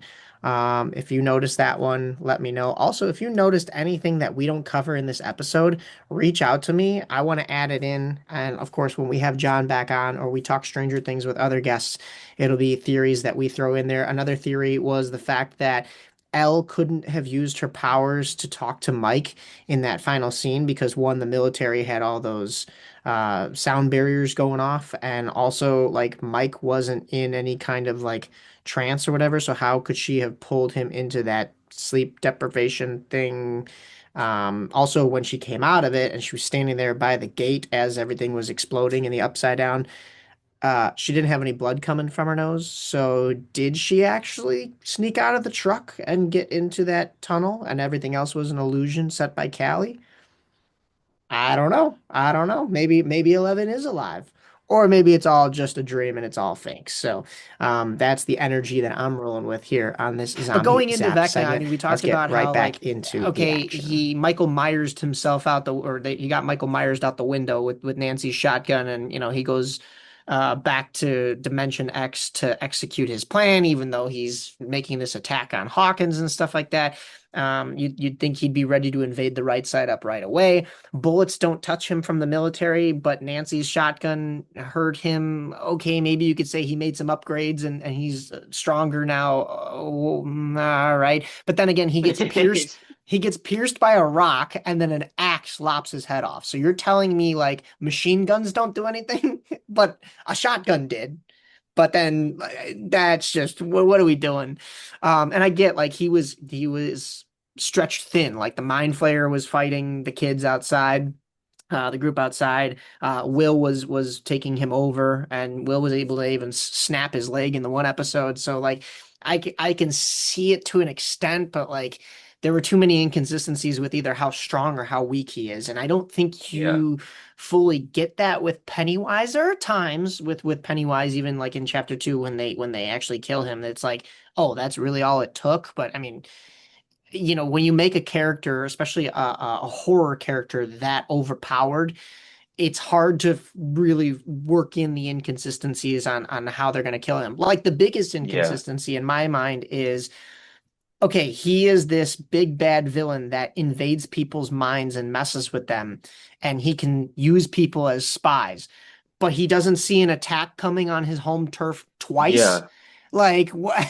Okay, maybe you could say he's preoccupied with getting the kids back because Elle and them went into his mind and got the kids out of that house. But like even in season four, like he doesn't see any of that. Like he's just sleeping. And then when Elle is kicked out of his mind because he does that whole apparition thing with Hopper, and Hopper thinks he shoots the tank and kills Elle, like then she's out. She's not in his mind anymore. So he should know something's coming, and yet they're still able to kind of sneak up on the Mind Flayer and him in Dimension X. That was just okay. Even Also, the Mind Flayer lives in a desert, but like you were saying earlier, yeah. he likes it cold. So like maybe that's I'm why like, it's deserts shriveled are up and dead. But hot. like, why would he be there in the first place? I'm just like, and my thing about it is with that final battle as well. It it's like, yeah, okay. And I think one of them, I could be wrong, but I think in like a passing moment, one of them did mention they were like, hey, like Vecna could probably see us coming because he can go inside people's mind. But I don't Right. think they took it serious. I was like, okay, then that could have been a moment where it was like, but then the final scene happens and that final battle happens, and I'm like, okay, you guys were building him to be like this big, powerful person, but then like the 6 minute battle happens and then he dies by an axe from Joyce, Yeah. who seemingly in that little scene seems like she remembered but also forgot who he was in like in a sense of like, oh, I went to school with him. It just seemed like she only remembered him from the sense like, oh, he F with my family. Like, I'm just like, Yeah. That came more from yeah, you mess with my kids and now I'm going mama bear on you like Mrs. Wheeler yeah, went when it was her kids. But yeah, that it didn't connect any dots. Even like you said, even if you kind of read into it, like it didn't feel that way. But another inconsistency that we talked about earlier was where are all the Demogorgons, Demodogs, and Demobats? mm, Especially because you go back to season four, and Nancy stated that, quote, Vecna showed her the future and an army of monsters, end quote. Now, you could say Vecna's playing a mind trick because that was the whole discussion of this season of like, does Vecna play mind tricks or does he show you what's coming? And on multiple occasions, Lucas said it when they're sitting in the hospital, and Vecna himself said it when he's talking to Hopper in that tank in the Upside Down. One thing he is not is a liar. So like, where is this big army? And you mentioned it earlier. Like, if you go back and you look at the documentary, there's a writer, Paul Dichter, that literally says it would be wrong and feel weird if there weren't any Demogorgons in Dimension X or any other creatures if there isn't some massive army. So it's like, where were they? And some people speculated that they were what made up the Mind Flayer's body, just kind of like how in the Mall season, all the people that died in Hawkins are the ones building up that Mind Flayer that attacks the mall. But the Duffer Brothers confirmed that that's not the case. But the Demogorgons are there. The Hive Mind just didn't take over and bring them to the battle. Like that's so weak, though. I'm like, Like I always found that interesting because like that scene in particular, and I was seeing that discussion online. And I have yet to watch the documentary. I think I'm gonna watch it after this. But I was seeing different things that people were pointing out in the documentary from like how they were reacting to the table read and like I made a video. I was like, I can't wait for maybe 5 or 10 years after this is kind of over with the original cast and they're fully into like the spinoff stuff and the original cast won't have really anything to do about that. because I feel like that's when we're gonna get like everybody's true opinions about what they thought. Because there's like a particular scene I saw that as well. There was the writer who was like, it wouldn't make any sense for the Demogorgons not to be here, which I completely agree with them. And that was something that I Yeah. was saying. I'm like, when they were crawling through and got to the abyss, I'm like, that would to me, knowing that Henry could go inside people's minds, knowing that the gang was probably gonna come. I would have thought, okay, Henry's gonna send an army of Demogorgons to them to try to stop them from coming to try to kill him. But no, they just crawl through and then they're just wandering around and like, oh, okay, look at over there. Oh, okay, look at over there. Oh, that's probably the Mind Flayer. I'm just like, and the Demogorgons are where exactly? And they're just like this Right. open desert place. I'm just like, Yeah, none of that made any sense. Including, I mean, I talked about the inconsistencies of the villains. I talked about how the soldiers can't shoot a Demogorgon with their guns. You kind of have to light it on fire. But Lucas can kick one of the Demodogs while holding Max and a cassette player at the same time in the elevator. Like, love Lucas and all, but like, he is not stronger I was than like, those army guards that got attacked by no, the Demodogs with guns earlier. Like, that's what are we no. doing? Don't get me wrong. Like, I cheered at that scene, but I was just kind of looking. I'm like, in retrospect, the Demogorgons are way stronger, so I don't think a kick would have been able to fling them back that far. Right. Okay, all right. And if that was the case, that a kick worked, then they wouldn't have gotten past those soldiers in the first place in the hospital. Like you had to have had like maybe like three demodogs. I think they had three demodogs, and like maybe the soldiers take out one. That would have been more realistic because Yeah, it's like, all right, they still got a sneak attack. They weren't expecting the demodogs, but like they were able to take one of them out by shooting it. And then you get to the elevator scene, and it would make a little bit more sense that Lucas can just kick one while the elevator door is closing. But that was, yeah, I digress. That one kind of looking back, it's like, what? Speaking of what, the What's It board game was in everyone's house at the very end of the series in the epilogue. I don't know if there is a board game called What's It, but like there was literally a board game in I don't know if we see the Turnbow's house. I don't think we do because we never find out what happens with no. Derek's family. But it's in the background at Joyce's house when they're trying to take the picture, and I believe it's on one of the shelves in Mike's house while they're trying to finish up playing that Dungeons and Dragons game. So that was weird. Then there was the whole Jimmy Fallon show where Jamie goes on Mm, and he is in his like Vecna. It's like a almost like an 80s workout video. And he says, yeah, "Tomorrow it begins," which was directly a fourth wall break scene that happened in the show where Vecna is sitting there as Mr. What's It and he's telling the kids tomorrow it begins. So like, maybe that's just where yeah. that quote was, but literally it was the night before everybody was expecting Conformity Gate to come through. So that didn't end up happening, obviously. Um, Will, I also just don't like about that. I really don't like the cast. I think they handled that way better than the Duffers. I don't think the Duffer brothers handled that particularly too well with the whole yeah. conformity gate thing because they were kind of just like playing coy a little bit, but also like if they were going in interviews and like, oh, we'll have to see what happens. Like, there is nothing, but then they were saying like, oh, that I just felt like I think Joe Keery, I literally just seen a video today. Joe Keery was asked about that. And I like how he did it because he wasn't insulting the audience. He was like literally just giving a straightforward question. They were like, hey, like, is there something coming? Joe Keery was like, no, like there's nothing else coming. Like that's it. That's it. Whatever Yeah. the ending was the ending. And I'm just like, okay, I can appreciate his straightforwardness other than the Duffer Brothers being like kind of playing court. I'm just like, okay. But I did see that too, and I was kind of wondering maybe that could have paid off in something. I saw Jamie on Jimmy Fallon. I saw that, and I was just like, oh, maybe they're like teasing this really hard, and we are actually like getting something. And then I saw the next day. I was like, okay, no, well, there's nothing. Okay. That would have been one of the craziest things that a TV show has ever really done is like give you a fake ending, tell you there's no more left, and then, only by fan rumors do you find out that they actually had something else up their sleeve. And I think that will kind of maybe open a door for a future show. It may even be Stranger Things. Like they may scramble after this and be like, but I mean, it doesn't sound like it from all the interviews that I've seen the Duffer Brothers do. And that's another thing too, is like you said, they should stop doing interviews because Yeah. they've been saying so much crazy off the wall. This happened off screen, and oh, we don't know. That's left up to the audience. It's like, well, you didn't give us.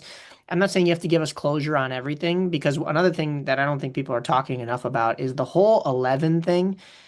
It was done creatively, and there are good parts to this. I mean, even if you just watch the final season and the finale in the moment like I did, there were good things and there were things to cheer about. And as a fan, you can enjoy it, right? But then when you start to think about these things and you break down the nitty-gritty, and I know it seems like we're at times splitting hairs, but like really with the type of show that this is, they really needed to tie up certain loose ends. Like they kind of owe it to the audience to tie up those loose ends. With 11, I don't think that's Hmm. the case.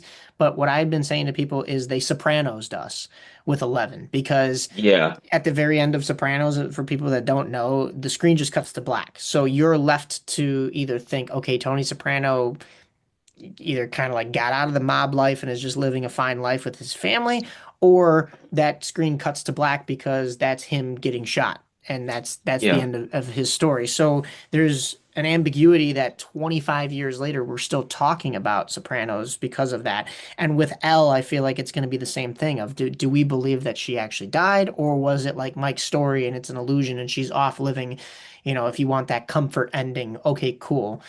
You can go and say, I believe, and that's fine. But to do that with the whole rest of the show, when you really look at it, like all these small details that we're pointing out, so now that the audience is saying, okay, is it just L that we're not sure the actual ending, or is it this entire show? Because are they living in this dream world? Are they living in this world that Vecna created? Did Vecna really win? Um, I mean, just that it doesn't make any sense. Go and this goes back to you were talking about the documentary. I hate to sit here and act like we're ripping on the writers and the creators and the Duffer Brothers and stuff like that. I'm going to give credit where credit's due, even if it's bad credit. But I understand too, and the documentary helped us see that they didn't even have the script for the finale written by the time they were filming some of those scenes. And I guess there was pressure from Netflix, but Netflix releasing this documentary almost seems like Netflix was pointing the finger right back at them. And I can't Hmm. imagine that that relationship is too great right now because this is Yeah. the show that Netflix has given the most money to in history. And here they are basically flopping on the finale. Like Yeah. if you dive into it like we have, like the true fans that aren't just looking at it on the surface are kind of upset to the point where they've created a whole conformity game. If you have to have fan theories that say that there's got to be more coming, a ninth episode, you probably didn't give them what they wanted in episode 8. Like And so that's what I was that's what I was saying too. I'm like, because I was saying the same thing, that it kind of felt like it was like a finger pointing game where it was just like, well, you guys were down on our necks and you guys are pressuring us to finish this, so no shit, we're not gonna have a script by the start of the filming. But then Netflix is like, well, you guys did it to yourself and you should have. I saw that as I kind of interpreted it that that was like a thing where it was like the finger pointing back and forth. But also, it's like you said, I think people, from what I've been seeing, there are some people that are genuinely coming for their neck, like they're just like, yo, you guys, this is trash writing, blah, blah, blah. But I've always kind of seen it in a way where it's like taking the positive even in the negative. It's just like, okay, well, knowing that, I can understand why they might have either forgot certain things because it was like they were under pressure to finish. I can even see maybe why that led them to having a deal now with Paramount, because it's like we don't want to work underneath that kind of like stress and scrutiny.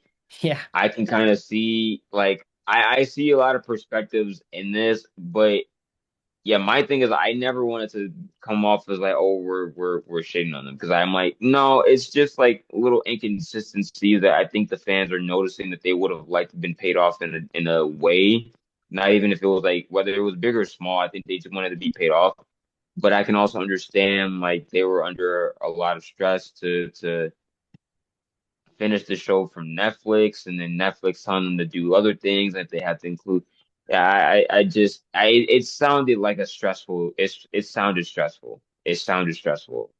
Yeah, for sure. And yeah, that's why I give them some grace, but at the same time, like even the most out there movies and TV shows and you know you're a bigger cinema buff than I am, like whether you're talking in what is that Christopher Nolan one, Inception? No. Yeah, Yeah, Inception, or even like, the Marvel movies, like yeah, yeah. sure, there may be a tiny inconsistency here or there, but even if you're not world building, like the story has to make sense. And I feel like there were things that just didn't make sense. And one of those things was Will. We talked about, when he's connected to the hive mind, but like he feels nothing during that final battle, especially when he invades Vecna's mind while he's fighting Eleven.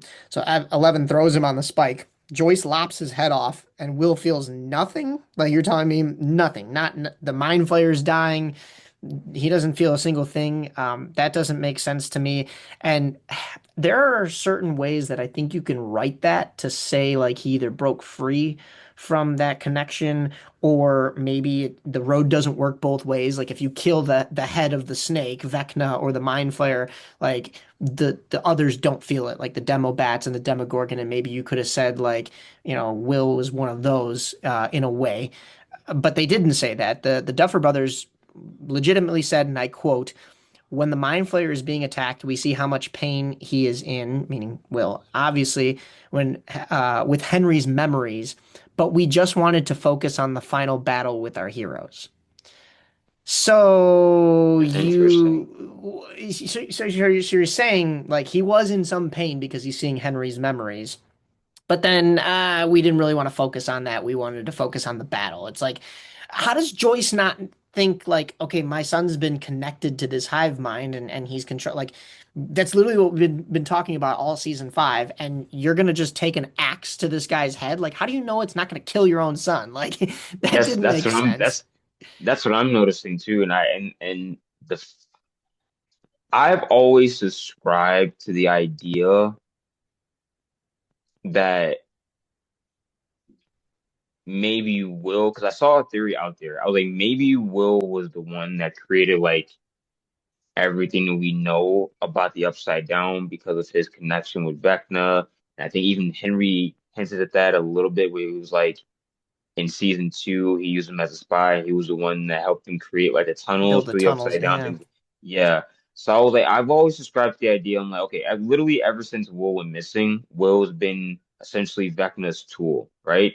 Yeah. So seeing that final scene, seeing the last battle, knowing everything that we know about Henry's connection with Will, and even his connection now with Max a little bit, I've always thought that too. I'm like, it didn't send off red flags. Like maybe killing Vecna that way would cause Will pain. So maybe trying to help Will break free. Like I feel like there could have been a lot more done with that final scene because it could have been from a standpoint where it was like they could have had it where eventually somehow some way during the battle, every time that 11 starts hitting him, Will feels that pain too. So maybe Will or like Joyce tells the gang like you guys are gonna find a different way to help Will break free from that so that we can kill Vecna. And then that's maybe where Max is not being just at the radio station in a wheelchair, just not being used for anything. That's maybe where Max could have came in, or Callie didn't have to die.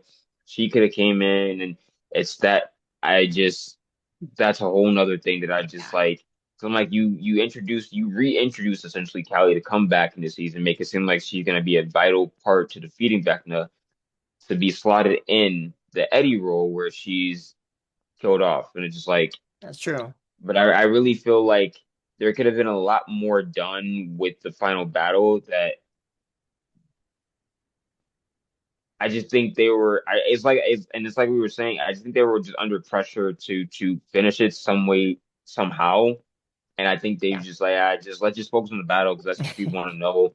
That's what people want to see. They just want to see the action. Like, let's just do that. The story will come maybe, or maybe we won't even have to real focus on that because maybe people will be so captivated by the battle that they forget about it.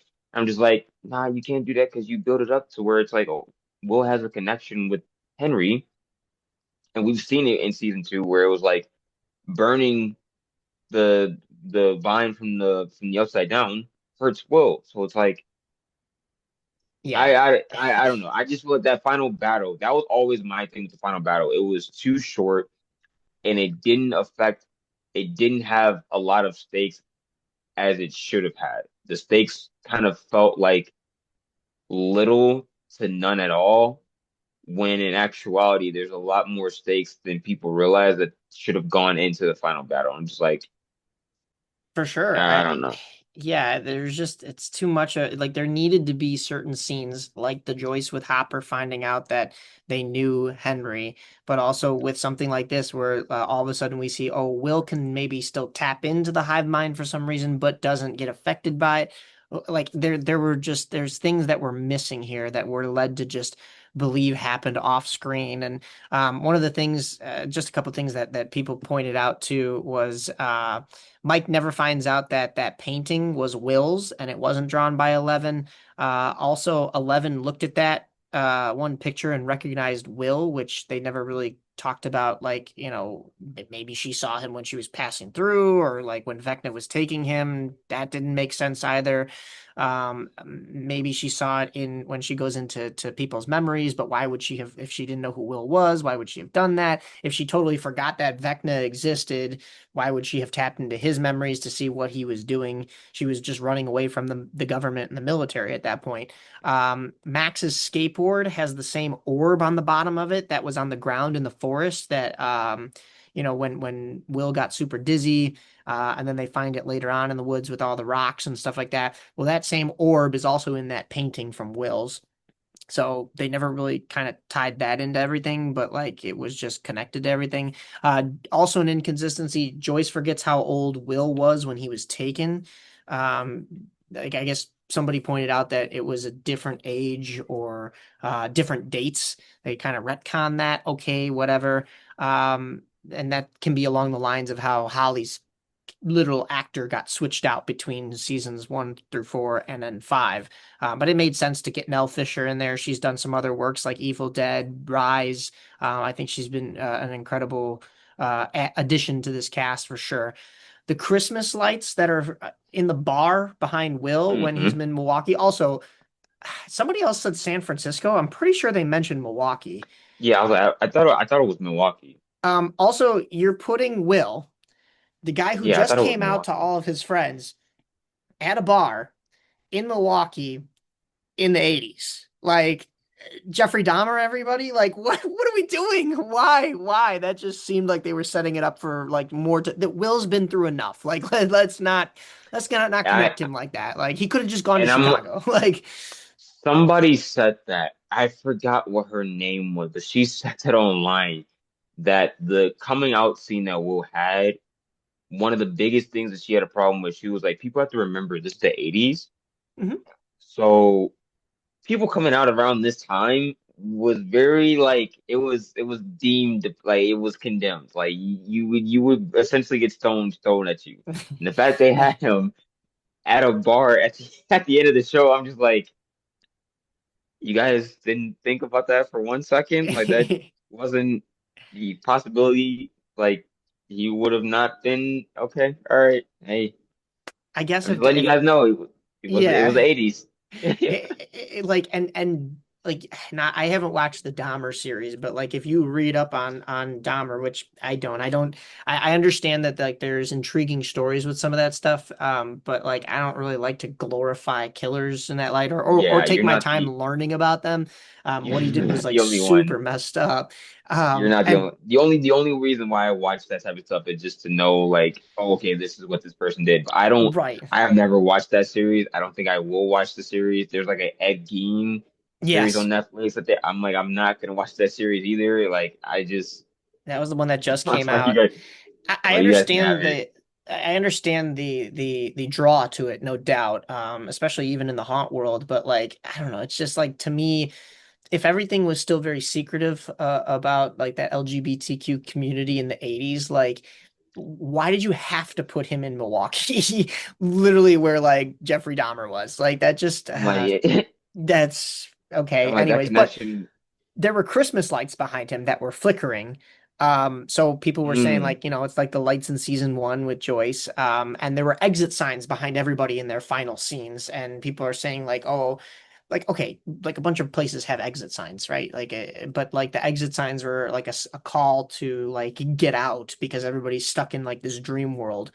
So I don't know, but that was a little weird. Also, somebody pointed out that Will's smoking in the bar and he hated when his mom Joyce smoked. Like he hated I didn't see a cigarette. I went back and watched it, or maybe it's in like a little interesting. ashtray near him. Like, I mean, it's a bar, so like, but Yeah. I didn't pick up on that too much. But the exit signs, the Christmas lights flickering, let's not put Will through any more tragedy up in I don't Milwaukee, please. I don't think we've also pointed this out. I think in one of the final scenes, I'm trying to remember, but you said something about uh um exiting, get out.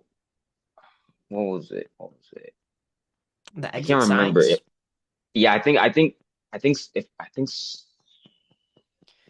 Well, people were it'll also probably come talking back to about, me.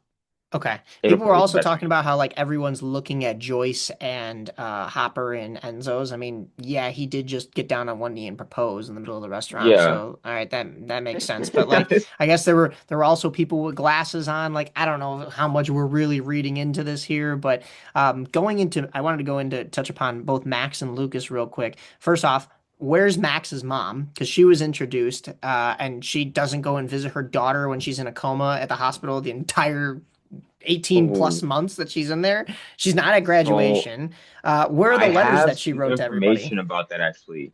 Oh, Yeah, I have some information about that because I did some research because I was wondering the same thing too because I'm like, what Vecna did in season four, playing a trick on her, making her think she was hugging her mom and it was really him.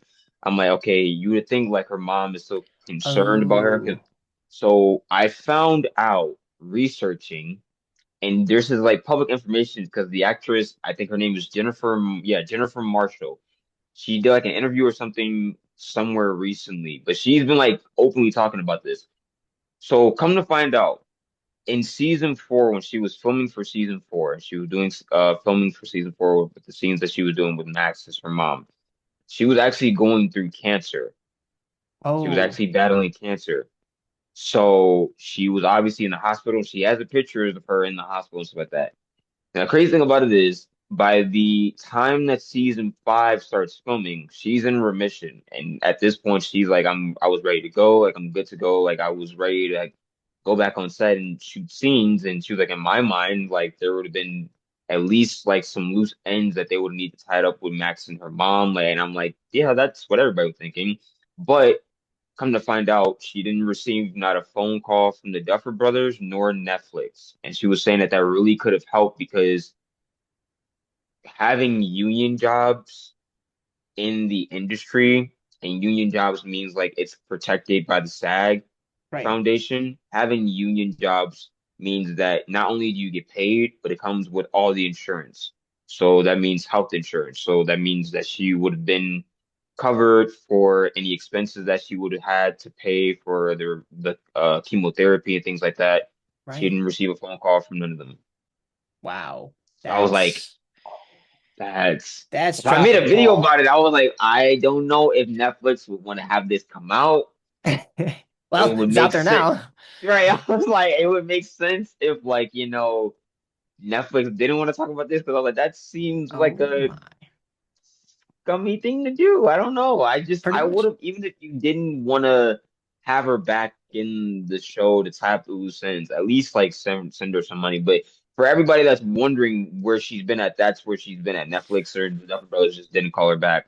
And I know she wasn't the biggest of characters in the show, but like she was introduced, and even if you wanted to swap her out with another actress, maybe there was bad blood there, despite, her unfortunate circumstances. Like there's no justification to the fans and to the actress herself that like we don't get to ever see her ever again. Like she doesn't visit Max when Max is in the hospital, especially like if you have an actor who's going through something. I'm not comparing cancer to the fake injuries that the character had, but like Yeah, Max's character is in a coma in a hospital for like 18 months. Like, don't you think like you would want to connect that to like somebody can really play that part then if they've gone through it in real life of being kind of that grieving mom who comes and visits her own daughter. Like, I guess you could say maybe when Max goes to hug her mom and it's Vecna really back in season 4. I had forgot that happened. Maybe Vecna went and killed her off screen, but this is another thing where it's like yeah, not everything can happen off screen and then we just understand it. Like the letters that yeah. that Max wrote to everyone in season 4 never get touched upon again. And then also she graduates on time. Oh, maybe off screen she caught up on all her homework and like, what? Like, It's just like, what are we and talking now about? that you said it about the parent, about Max's parent, it makes me wonder. I'm like, okay, so, and then I now I feel like we're starting to really unravel the inconsistency because it's like, okay, yeah, Max's mom doesn't visit her in the hospital. Why is it that Karen Wheeler and Ted Wheeler are the only thing that are only parents that know about what's going on with the kids? Erica and Luca's mom doesn't know, or they know maybe a little bit because they had some connection with Eddie in season 4 and the cops were questioning them. Okay, yeah, fine. But even Dustin's mom doesn't question him. The Harrington's parents, he doesn't question, they don't question him. Like nobody else's parents in Stranger Things question their kids about what they're doing, and they just come back from doing whatever they're doing, graduate, and it's never touched upon where they've been at this whole entire time. Right. Yeah. Are they like all orphans like Eddie kind of claimed to Yeah, I'm be just when he like, only lived yeah. Like what? because to my knowledge, like it seemed like the parents they were all in like at least like a tight pack because their kids are all friends. So in my like in my mind, if I hear that Karen Wheeler and Ted Wheeler are in the hospital, Lucas's mom and dad is like, okay, what the heck happened with that? Like, why are they in the hospital? Dustin's mom, why are they in the hospital? How did she get her? Like, I would have started having all these questions instead of just being like, oh, okay, Ted and Karen are in the hospital. Okay, When cool. It's you're like, I know there's not social media because it's the 80s and maybe people aren't calling each other as much and stuff like that. But when there's kids being rounded up at night, your kids are missing. The Wheeler's house has police tape around it because there was a break-in, and now like you said, the Wheelers are supposedly in the hospital fighting for their lives. Like nobody questions any of this. Like there's some I'm like, extremity or extreme like believability aspects to this for sure. Um, and yeah, and I don't even remember meeting the Sinclairs really at all in this series, Mr. and Mrs. Sinclair. I don't know if, I don't even remember a I think we scene with saw them them in in like it. season 1, like one time, or like Briefly. I think like briefly season 1. I think Lucas was like asking his dad about something to do with girls, if I remember right. But that's like the only Oh time yeah. outside of season 4 that we see them, and I'm like, Well, and that SNL skit, right? Like, yeah, I was like, where's his parents at? I was like, The lights. Oh, I don't even know where I'm even supposed to start.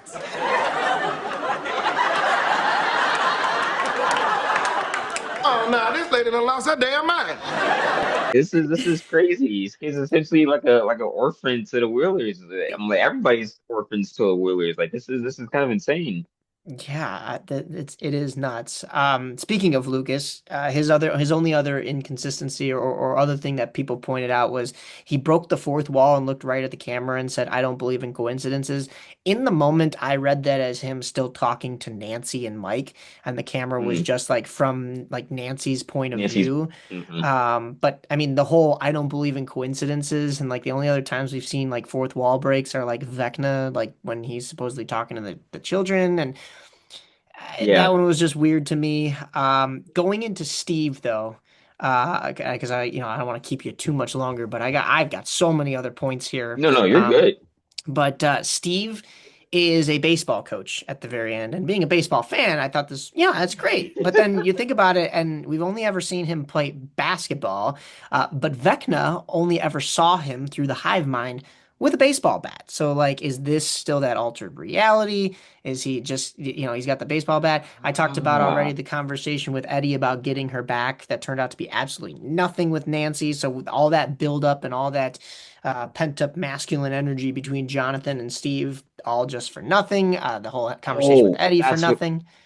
that's what it was. You just made me remember because they're both two characters that had a connection. That's what it was. We were talking about Will, and it just made me remember. They confirmed off screen that not only Robin and Vicky broke up, but Dustin and Susie, because we were looking, because Oh, everybody, yes. yes, that's what it was. I was trying to remember all that you were talking about because Will was potentially trying to find somebody, and it just made me remember. Okay, yeah, because they were saying based on like just how Dustin was acting in season 5. He was reminiscing a lot of like Eddie. I still saw somewhat of like Eddie and Steve mix as far as like his snarkiness about certain things and just kind of like his like quick back and forth that he would be having with people. But Yeah. the Duffers, everybody was wondering. They was like, where the heck is Susie? Like Susie would have been knowing about this because they were boyfriend and girlfriend. Like, why did she not know? And then Duffer Brothers just come out and was like, "Oh yeah, they broke up off screen. It's been implied that they broke up off screen because she would have found out that like Dustin's been acting weird. He hasn't been acting like himself, and so he's been kind of going through depression ever since Steve or Eddie died. And it's just like, so this is yet again another like plot detail because they introduced Susie, who's a math whiz, and she's like very intelligent. She's also like Dustin. They could have used her like, and All you then need they for that can't is one line. All you need is one literally. line that, like, because there was a whole conversation that I think it was, I forget who Steve was having it with, but Steve was like, have you noticed him acting different recently? I don't know if he was talking to Jonathan or who he was talking to. And, like, they could have just inserted, well, yeah, ever since he broke up with Susie, or Susie said he was acting weird, and then they broke up, and blah, blah, like that could have added to the whole, or you just literally have Dustin come out and say, like, after he resolves with Steve, where he's like, I can't lose you too. Like, he could admit, like, yeah, I've been really upset about Just Eddie to the point where yeah. I even lost my own girlfriend. Also, how do you break up with the girl that, like, you saved the world with, basically just a season That's ago? what I'm I like. said, That's like, I'm like that. what? What's going on? Because I'm like they introduced Mr. Not introduced, but I mean they make Mr. Clark who didn't even know about this stuff. But then I'm like That could have been he's their Susie. sign. Yeah, I'm like that literally could have been. Yeah, yeah, 100%. And I understand, like, as I say, like, how you break up with the girl that Gosh, you saved the world with, the whole Jonathan and Nancy thing, and maybe, but it would have made more sense if Nancy goes with Steve. But like all that trauma bonding, and you're telling me none of them, like, none of them figure it out. Only Max and Lucas, huh? Like only Joyce and and Hopper, then huh? the thing that for me makes it like even more so I'm like okay you guys are just like I don't know where your brains were at because they were like oh and then Vicky and it's basically like been implied that they wouldn't That they have broke worked up. out. I'm Yeah, like that pissed me off too, because it was like, okay, well, Vicky, they had this whole thing about Vicky doesn't believe Robin, and then she finally sees it for herself and understands that she's not crazy and joins this team for 5 seconds, and then she's just gone. And I people was just pointed like out, like, what's going on? Vecna never knew her, so like if they're living into this dream world, then maybe she doesn't exist in this dream world, and but like that would have been the clue where like Robin starts to realize that, and maybe they didn't write it like this because they didn't want to go in that direction because there wasn't a ninth episode, but that would be where Robin all of a sudden realizes, like, oh, the person I love isn't here. Like, maybe we should get ourselves out of this dream world. But obviously it's supposedly not a dream world. But what makes it Right. feel like a dream world is one other thing that Steve says. He goes, yeah, this rad place over in Forest Hill that I can't quite afford yet. Now, if you look at a map of Stranger Things Hawkins, there's a couple different varying maps, and there's some discrepancy as to what is where. But there is no doubt that Forest Hill is the trailer park that Max and Eddie both lived in. And Steve didn't say this as a joke, as in like, oh yeah, there's this rad place, as in like, I'm gonna be living out of a trailer. Steve Yeah. said this, um, and let me pull up the picture of this real quick because if you can see, if this is zoomed in enough, um, so this first picture. Oh, I saw this when you sent it to me, and I was wondering. This one just says trailer park. But based on like what everybody's saying is what like Forest Hill is. If you go over here, Forest Hill Trailer Park. Like I understand that there's like a county coroner What the and heck? a supply store in here as well. But like Max's camper or Max's is her trailer is right here, and Eddie's trailer is right here, and this whole space is supposed to be a trailer park. So what do you And it's mean literally there's a next to a cemetery, so I don't understand why he wouldn't be able to afford that. right? Yeah. So yeah, Hawkins Cemetery is right there. You see Chrissy is listed right here on this map too. But like even if you go back to over here, the trailer park is right near where Al flipped the van. This was the only one that I don't think it has the cemetery right there. Yeah, cemetery's over here. So, that might be a little backwards, but still, like this also doesn't list Forest Hill. But like, yeah, it's the trailer park is and like it's verbalized when we're talking to Max and we're talking to Eddie that the trailer park is Forest Hill. So why is he saying a That rad place is, in Forest Hill? It's not too far removed to where like it could have become a nice neighborhood, like especially with everything what are we saying? The government, because of their involvement of the military, gave the town a bunch of money and they renovated and they gentrified the area. Like, what are we talking about here? Like, yeah, I'm like, that's something that I didn't even, I must have honestly really just skipped over that part because I was thinking like they were talking about where they were going with their life and things like that. And like Nancy had just said what she said, and Jonathan was like basically like, oh, if you want to come to New York, like, yeah. So I'm thinking, okay, oh, Steve is not in Hawkins, but maybe he's like in a town, maybe on the border of Hawkins, where he can kind of come into Hawkins, and it's not that far of a way of a drive for him to come and still do baseball and coach the base. So I'm like, okay, maybe yeah. But then looking at the map, I'm like, if that's the place where Max is at, and it's a trailer park, and it's specifically next to a cemetery, I don't understand why he wouldn't be able to afford that because right. even in the 80s, trailer parks weren't okay. On a All teacher's right. salary. He's teaching sex ed and Yeah, also I'm coaching like, baseball, which I love. Even though I'm a White Sox fan, I do love that the baseball team he's coaching is the Cubs, and he has, of course, his song about being back in Chicago, and then also Derek yeah, Turnbow is a Chicago, and we saw him at the Bears game just this past weekend, and I'm yeah. sure maybe he'll be at this week's too. But like, I mean, what I can't wait for that. what the heck? So that is crazy to me. I want to go back to the floor of the radio station because as Will is talking and coming out, and listen, I know that they implied that Will it was not straight back in season 4, and then I think there were like little hinted clues even as far as back as season 1, supposedly. I haven't gone back and rewatched, but I guess like Mike even says to him the one time he's like, "Oh, blah blah blah, just because you don't like girls." And at the time, it almost seems like just one of the things that like kids would say to each other on the playground, but then it ends up being like, Will is actually gay. But Yeah, I just felt like it derailed the whole like that like the coming out scene is powerful, especially like you said for that time in the 80s. But I felt like it inserting it right then and there kind of derailed the story and slowed the story down in a way where it was like I don't know why that needed to get fit in there, but the bigger thing that people even pointed out was that everybody sitting there listening to Will had their hands in the Vecna position. You mentioned that maybe even Mike's hat was a different color, but also the floor of the radio station is a chessboard pattern. And if you remember, Eleven and Henry mm-hmm. played chess at the lab. So people were drawing comparisons to that as well.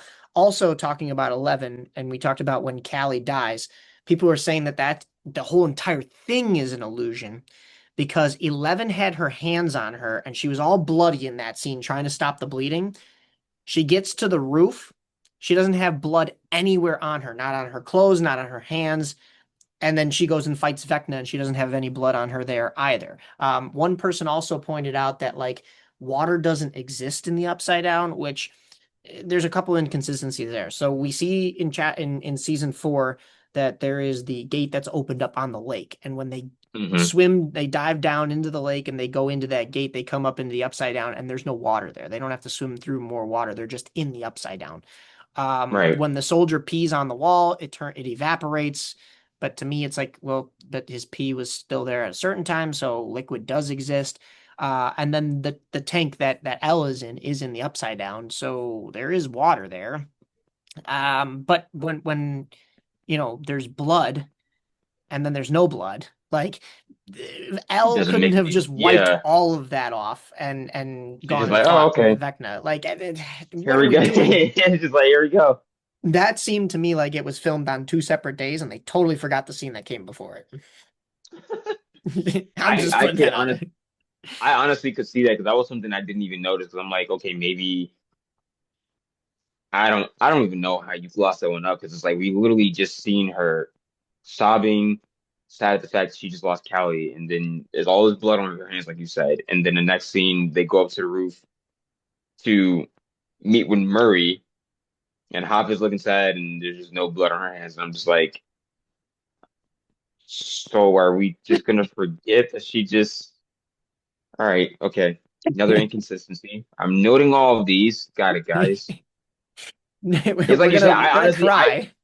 Yeah, it's like I agree with you. I honestly, I'm just gonna believe that they shot those scenes on 2 different days and they just forgot about the scene that came before. The fact that Callie had just died and 11 was literally covered in blood. And yeah, I'm just gonna assume that they just forgot about that. Oh, finding a sink in the Upside Down and washing your hands off is one thing, but like washing blood off your clothes, like how was she able to do that? That makes no sense. But Yeah, and the thing yeah, about it is too, like you were talking about blood. I'm like the thing with Hopper, it, it makes it. I don't know. It makes it seem. It just goes back to me to the thing of like the point of like they didn't want to kill anybody off or like take a chance to kill anybody off. Because here's the thing, I can understand what they were coming from, where it's like we don't want to kill off the major character because the audience could feel a certain way. But I've been talking to people that are like huge fans. Obviously I'm a huge fan. I shouldn't say like that. I've been talking to other people that are fans of the show, and they were saying like for them being a fan of the show and having one of the major characters die off would have been huge because it adds more stakes to the fact that like, okay, nobody is safe, right. even the And people that we love.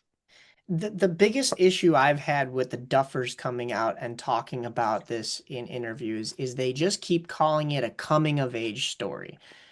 No, you've crossed a barrier because a coming of age story is like The Breakfast Club. This is Yeah, more than a coming of age story. Like, yes, of course, these kids are growing up and stuff like that, but you have entered the horror genre. And what happens in the horror genre is people die off. And they keep saying that, it would have affected the calmness of like the coming of age. Well, you still killed people off and it affected and it wrote into your story when you killed somebody like Eddie off or you killed somebody like Barb off. Because, people like Nancy were affected by that or people like Dustin were affected by that. And so, like, you can't tell me that killing off your main cast, because I mean, in a way, Eddie was basically part of your main cast. Like, you can't tell me yeah. Bob was part of your kind of main cast for a second there. You can't tell me Alexi when they killed off Alexi. So they've killed off characters, but like you said, it hasn't been main characters to like, in the heart of this, and they felt it would have affected the group. And it's like, but you have to affect the group because you're not just a coming of age story anymore. You've stepped into the horror genre, and yeah, there is no threat of these characters biting the bullet basically, and they're supposedly Yeah. fighting somebody that some people are arguing is stronger than Pennywise, and he's not. Like, I mean, he didn't kill anybody. Like, yeah, so I mean, you're not wrong with that, and yeah, that was one of the biggest things I had with their discrepant or their description of the show afterwards. They just keep calling it a coming of age story, and yeah, they didn't want to kill everybody off. And you even heard from their actors, Millie Bobby Brown is like, you had a real problem with killing people off, and they got to that final table read, and they joked that, oh, maybe we should have killed some of you guys off, and it's like, yeah, because I feel like it would have driven the plot further. As much as I love Steve, I was totally prepared for him to die in the finale, and it be like this major plot I was point. prepared for Steve to die in season 4. Yeah. I was like, Steve's gonna die. I'm like, this Steve's gonna die, and then they introduced Eddie, and I was like, oh, I really love Eddie, and then I cried when they killed off Eddie, but then I was like thinking back now, I'm just like, Eddie was just a plot device to not have one of the major characters die, and then even in this sense, when you were talking about Walking to Derry, the thing that I liked about Walking to Derry is the fact that like they literally killed off a character that everybody consensus wise online was like, this is our favorite character from the show, and that's Richie. They Yeah. killed off Rich, and I was like, yo, yes, like this is what I'm talking about. Like you guys are like, you're taking a chance, people love him, and even still it's just like, yeah, but he's gotta die because this is gonna move the story along and it's gonna have real stakes about what they're trying to go up against. The Duffers, I don't think I could be wrong in saying this. I think the show was already done by the time Walking to Derry came out, but I think like Yeah. if Walking to Derry came out before season 5 and they were going to film season 5 after Walking to Derry, to me personally, I would have looked at Walking to Derry to see how I would have handled this season because I'm like there was a lot of stuff that Walking to Derry literally showed us as like fans of both shows how season 5 should have been doing it, and it just didn't happen. I'm like Rich was literally the main favorite character that everybody loved from Walking to Derry, and they killed him off. But it was Yeah. okay because they added to the story, and then also it was that moment at the end where it was really triumphant because it's like he comes back as a ghost to help the gang put the thing back in the Deadwood. So I'm just like, Right. that could have been a Yeah. moment where Eddie came back as Cass with the vampire, and I'm just like, Yep. Yeah. I mean, and I'll be honest with you, I was shocked at Stranger Things that of the gore that they did show. Like when Vecna comes and uses his extended arm yeah, to like rip through the one soldier's face, or when L points the gun on the one guy and forces him to shoot himself. And I was like, wow, like that's something we haven't seen from this show. But then I thought about it and I'm like, well, wait, no, like we literally watched Bob get eaten by demodogs. We literally yeah, watched Chrissy and I forget the kid, Fred was his name. Fred. Hmm. And then I forget the basketball player that died right above the lake, but like we saw those I three, I and don't remember even his name. Max kind of die in gruesome fashion. Or in the flashbacks, we saw Henry Creel killing his family in gruesome fashion, snapping their limbs, blowing their eyes out and stuff like that. So Stranger Things did this weird thing where it was like, oh, this is a coming of age story and we don't kill people off. So that when they did kill people off, I was almost surprised in a bad way though, because I shouldn't have been surprised because they had killed people off. It just in gruesome fashion, they just hadn't done it like you said with their main characters. So it caught me off guard, like I said, in a bad way when they did do that because it was like, oh, this show doesn't do that. Oh wait, yeah, they do. But now I'm realizing like they should have done a lot, maybe a lot more of this to really make that E threat seem real. Yeah, even Alexi's character during season 3 at the carnival, when the guy Yeah, comes up and just shoots him through the stuffed teddy bear. I'm just like, right. you guys kill people off, but it's just a simple fact that you don't kill off the characters. And I don't want to say that they're not important characters because like if they get introduced, No, but obviously they play an integral part to the story, but it's like you're not killing anybody off that fans would really have like a oh my gosh, like this person just died, like they did with Rich for Walking to Derry. right, right. And that moves the story. Look at Welcome to Derry. It wasn't just Richie. It was all the kids before him too that you thought were I going to forgot be about that that. main Yeah. group, like when they were in the movie theater Yeah. and it was the Eurus kid. It's got Hmm. some relation to eventually the Euruses that we meet in chapter one, who we don't end up seeing too much of in chapter two because spoiler alert, he kills himself in the bathtub because he's too scared to go back and fight the monster, Pennywise in Derry when they're all older. But we thought those were going to be, especially because we do learn that his last name is Urus. We learn that we Hmm. think that Teddy and I forget the other kid's name are going to be like integral parts of this group going forward. And they die like right away in that movie theater. And it's like, oh, wait, so who is our group? Now we're just stuck with Right. these two That. girls that we don't know what their connection is to anybody.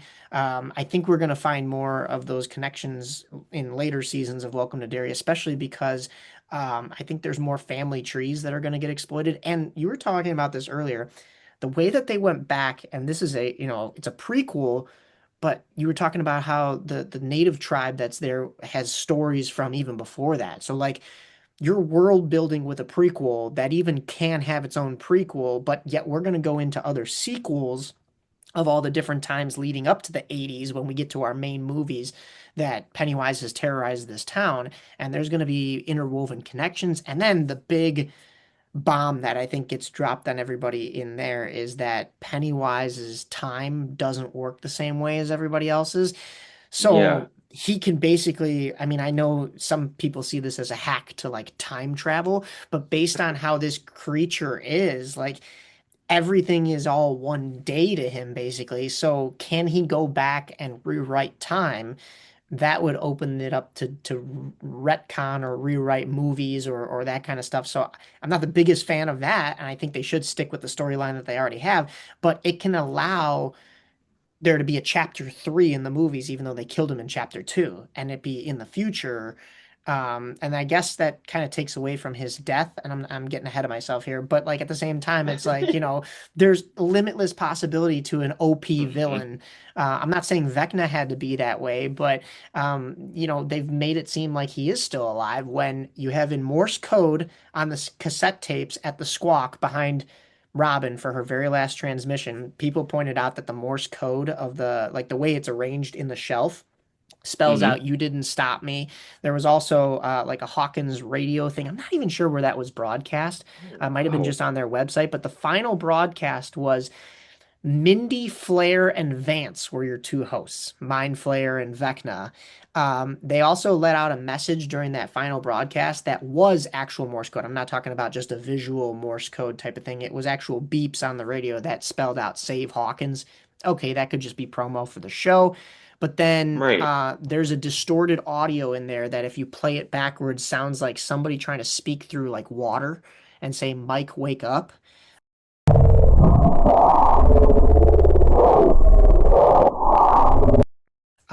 Which was a little bit of a stretch when I did listen to it. But then also when you decode the message on that website, there was also other people have done this. I'm just taking this from what other people have said. When you do decode the message, and I actually watched someone decode it, like as a screen capture on I think it was on Instagram. I saw it. You decode the message on the website, and it says Volume 3 missing. Now, is that just saying like the finale hadn't dropped yet? Because maybe that was recorded before that. I don't know, but there's a lot of inconsistencies with all the promos leading up to either the season 5 or the finale, and with the Squawk Radio online. So that was weird for me. Also, Dr. Brenner's Very name interesting. was changed in there from Richard to Martin, somewhere along throughout the seasons. Uh, and I don't think anybody even really noticed that. I didn't notice that. Somebody else did. But he recently posted, I don't know if you saw this, he posted a video of him running down a hallway, I did. going into a room, Going. and the Yeah. room's And oh. door number says 11 on it. I Hmm. don't know if he's just capitalizing on, the fact that, everybody's talking about, either conformity gate or all that kind of stuff. But like it almost seems like something more is coming from his character. And Matthew Brodeen, the actor, when they asked him about his death, he said, quote, "If you don't see a body, you can't be sure." So like we did kind of see Papa die, but like you didn't see him like completely croak. So I don't know. Is he saying his character is technically still alive? I don't know. Dr. Sam Owen, people brought him up. He's still chained to a pipe somewhere in Nevada. Uh, okay. And then the last thing with the laboratory stuff is did they blow up all the pregnant women? And the Duffers confirmed that yes, when they blew up the rift, Yeah. they just That I killed them did see all. too. Yeah. I was like, so. ye- Okay. All right. it makes sense because they don't want L's powers to be replicated or the military to have their experiments and try to continue with this stuff. But like, they didn't even try to save them. They just blew it all Yeah, up. I'm like, you just blew it all up. You just like assumed, okay, well, they're gonna be birthing kids that the military are gonna try to. I'm like, yeah, but you can at least try to save them. So then it throws in the question, is Elle really dead? And was Mike's story really like the truth, or is it? Yeah.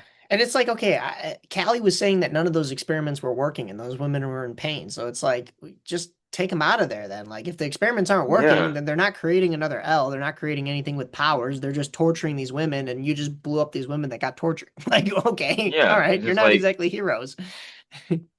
and something that Uh, somebody said online, which I can see, there was like Elle's story is somewhat of an allegory to like abuse and like trauma.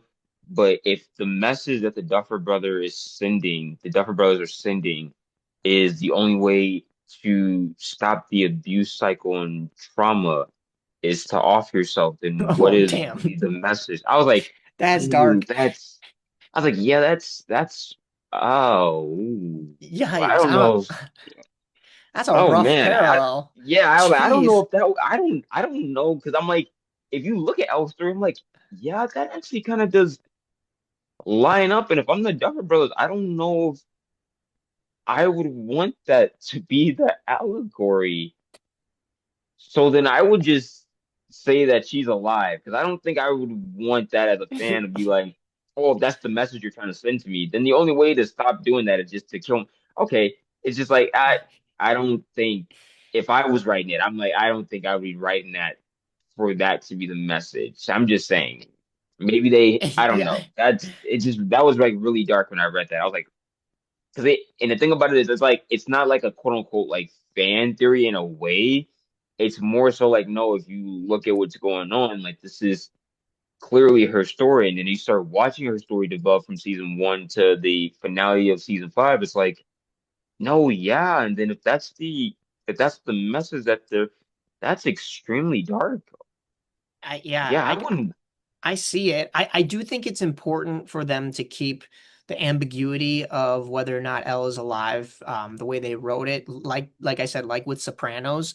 But Yeah, I mean, if somebody was coming out with that theory, especially like what they were milking the whole conformity gate thing. That's why they didn't come out and say that it was a clear like, all right, we any publicity is good publicity. We want people to keep talking about this type of thing. But when they finally did come out and confirm that it wasn't real, and then they start going on all these podcasts and interviews and shows, all like half cocked and with like no answers to pretty much everything, it seems like they kind of had their tail between their legs and they had to scramble to come up with answers. So if that kind of a theory or even just like an allegory comparison is coming out, like that's yet another thing that you got to get ahead of and be like, hey, like, yeah. I'm like, no, that's this not is what not we're true. saying. This is not the story we're Oh trying to my tell. gosh. That's Mike, bro. I'm telling you, when I read that online, because a lot of times I find myself just because of the content that I create and the interesting facts about what it takes to make this stuff. I always find myself online, whether that's like Reddit, Twitter, anywhere. So I'm like reading all the stuff, and people are like, yeah, like you can clearly see like this is Elle's story in the show, and like obviously she's been abused, she's been experimented on, so that's the abuse part, and she has trauma from that, and that's the so then I'm like reading it, and then girl, I saw her video. I forget what her name is, but I saw her video, and she was like, "Yeah, and if that's the allegory that the Duffer Brothers are trying to say, like I don't know if that's the message." So I'm like, "Yeah." So if I'm the Duffer Brothers, it's like you said, I would try to get out in front of that, be like, "Hey guys, we just want to clear this up. This is not what we're trying to say at all. This is Yeah.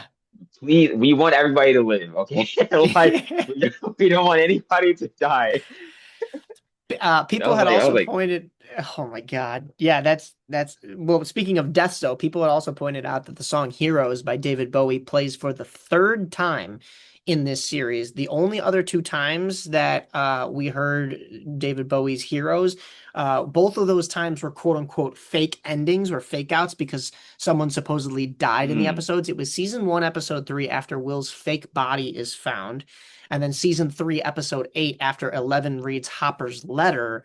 And like we said, he's not actually really dead. He's just transported to a Russian, military camp, prisoner camp. So mm, that was interesting. Another call out that they mentioned was that Indiana Jones and the Last Crusade is playing at the movie theater, of course, because it's the 80s, it's timely and stuff like that. But people, once again, with like Derek's video game, they pointed out that there could have been a reason for that choice because that didn't end up being the final Indiana Jones movie made. And I know we're going to get Stranger Things spin-offs and other projects that the Duffer Brothers are being hush hush about, but like people were saying that that could be another reason for conformity gate or to think that we're going to get addition to this story. From what it sounds like, the Duffer Brothers are not using practically anybody from this cast for anything going forward. I no. know there was like talk about a spin-off with Nancy Wheeler Confidential. So like maybe people here or there, Yeah. but it won't be this same ensemble. And like even people were saying like, maybe it'll be like Pennywise, like the It franchise, where there's just a new generation of kids, and it's Holly and Derek and all them. I think they're probably going to do something with that, but there's also something that they said that fans have not even speculated that is what their project is. So like even the rumors of it being like that are still not hitting the nail on the head. So I don't know what they got coming, but I was I was seeing something because I made a video where I like saw a picture online, and if you go on there, you can see the video that I made, but it was a picture where it was like the Stranger Things cinematic universe, and it was like potentially all the stuff they were, at least it's seemingly like they're trying to come out with as far as like spinoffs. The only ones that I found interesting, because I heard about the Nancy Wheeler Confidential and obviously the spinoff show, and then obviously the animated show Tales from 85, which is like they confirm takes place in between season two and season three. So I'm like, okay, that's yeah, cool. But there was a show on there I wore, I guess a spinoff series that they're supposedly gonna try to come up with called Harrington and Henderson Paranormal Services.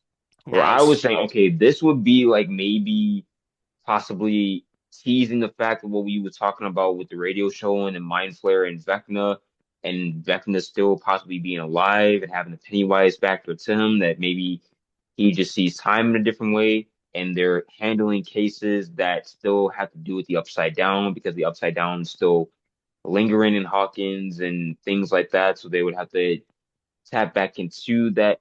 That would be, I'm like, that would be very interesting to see. I'd be down for that, even to just see that Yeah. duo back on screen, going around. I mean, you see them hug at the very end and Hmm. talk. In Mike's story, they're going on like road trips or whatever they were planning on doing to get back together. People pointed out that it looks like Dustin is going to University of Chicago, which is Hmm. once again another Chicago callback to not only Steve, who Joe Keery actually, I think he went to DePaul, is what people were saying.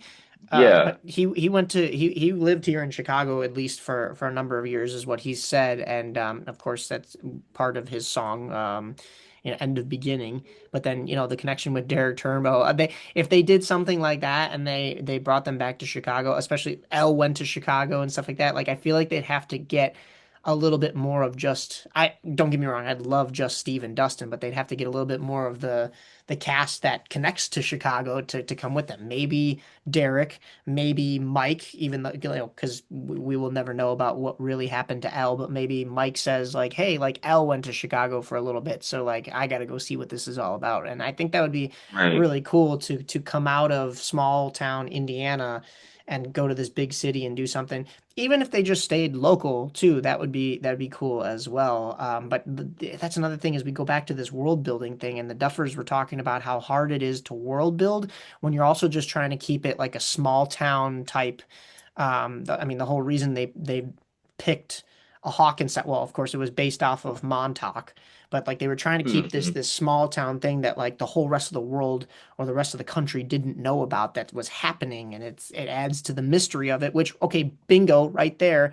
It's not just a coming of age story, Duffer Brothers. It's also kind of a mystery. Like it's an adventure, it's a Yeah. mystery. So like you can't just say coming of age, coming of age. It has this other element to it, or other elements, plural. Like I just feel like to look at it in one lens like that, like they have been in all these interviews, is just wrong. And it's their show. Like, how do you get your And the own thing show wrong?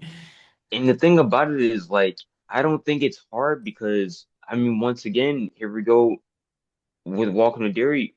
Welcome to Derry showed you that you can world build while still keeping the story about a small town. Yeah. Yeah. I You mean, I just know there's the world build forgetting with element, and you yeah, can't really steal that from Stephen King, but like there can be, you can write other factors as to why people yeah. forget that that stuff's happening, especially when you have military involvement. Just say they've done experiments on people to make them forget, you know? It's as simple, it's literally as simple as that. And then it's also as simple as like having characters that maybe weren't born in Hawkins. Maybe they came from somewhere else and their family moved to Hawkins because to try to get away from the big city or whatever. But I'm like, Welcome to Derry literally showed you you can world build while keeping the story kind of quote unquote contained within this town or this space that you're in, where you could Yes. have potential other stories spin off from that when the major story is finished. Yeah. Yeah, I don't get it. And especially when you talk about how many homages they've made to all these other great works. And you know, the obvious ones like Ghostbusters and E.T. and stuff like that. Indiana Jones that we just mentioned. But you had Robert Englund in this series for a small role. And there were, like I said, a lot of connections to Nightmare on Elm Street. But Hmm. more specifically the documentary, which was the seventh edition of or the seventh installment of the Nightmare on Elm Street series. It was called A New Nightmare. It was a meta documentary, and it was where the whole cast is talking about the making of you know, Nightmare on Elm Street 1 through 6, and how Freddy gets killed off in 6, and oh, Freddy's dead, right? Well, then next thing you know, Freddy comes out of the movies and starts terrorizing the cast. So would I have liked Stranger Things to do something like that? No. Like, I don't want to see Joe Keery fighting Vecna. I want to see Steve fighting Vecna. But they did mention that the playground across the street from the Creel house is the same exact one from the Freddy documentary. So that was yet another homage. So people were thinking that when this documentary dropped Oh, by Netflix, that there would be some more information as to some kind of continuation of the story, at least. There were a lot of pictures and weird quotes posted by Stranger Things TV and Netflix even after the series over, and everything adds up to seven, which is why people thought we were going to get something on January 7th. Lots of sevens in the board game, which is what Will rolled. He rolled a seven in season one, and the Demogorgon got him. So in my mind, I kind of read into that as okay, does that mean Will died in season one?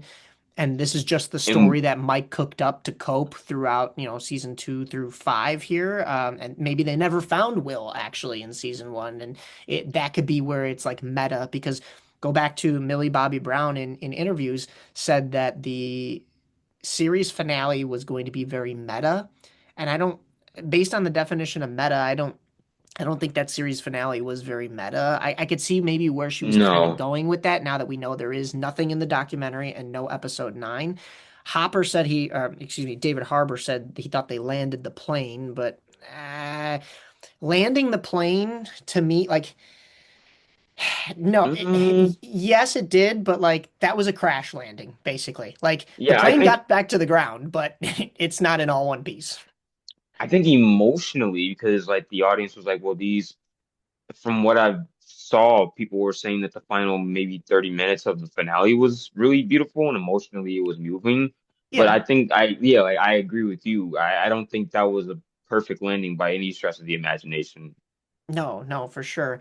Also, some other sevens. Will was found missing was found after being missing for a week, 7 days. 7 seconds between thunder strikes and the upside down, which is what 11 was picking up on. The screen goes black for 7 seconds when Steve falls. Orthodox Christmas is also on January 7th, which is why everybody thought we were going to be getting an episode 9 on January 7th.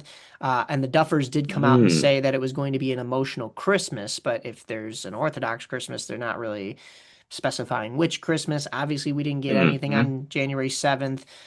We didn't get a ninth episode on the 9th, and we didn't get anything in the documentary that was released on the 12th. But going with 12, I know so many people listening to this podcast right now are probably punching their roof or their steering wheel because, or, whatever's around them if you're listening at home or watching. Maybe you're punching your screen if you're watching at home because John and I have not talked about the D&D books on the shelf, which in the actual Yeah. show, Will puts his right next to Mike. So the I in Will and the I in Mike spell out 11, basically. Hmm. All right, nice little homage to 11. But then the Instagram post, the books are in a different order, which to me was another thing that was like, who takes those off the shelf and redoes them? Because Yeah, 'cause I'm that's got like, to be so. Instead, it spells out X a lie. So is dimension X a lie? Also, somebody else picked up, smarter minds than me, but somebody else picked up that Roman numerals can be obviously they're letters, but in the Roman alphabet, you can translate colors into Roman numerals and letters or vice versa. So if you look at the colors of the books, and I guess even some of the X's and stuff that are on the books, it's XII space IMMXXVI, which in Roman numerals XII is 12, I alone is 1, MMXXVI is 2026. M is 1,000, so you have two of those, that's 2,000. The X's are hmm, 20, and then 6, VI, 6. And that would be in the order of day, month, and year, which hmm, in European because it's Roman. So right. 12/1/2026 would have been January 12th, 2026. That was the day we got the documentary. And the Duffer Brothers have also Um, said that they pull a lot from divine nomenclature. So that's where this mhm. would all kind of connect. Divine nomenclature states that the underworld was formed by Hades and is a direct mirror of the overworld, upside down, right side up, formed after being banished by Zeus. So is 11 Zeus in this, and Hades is Vecna.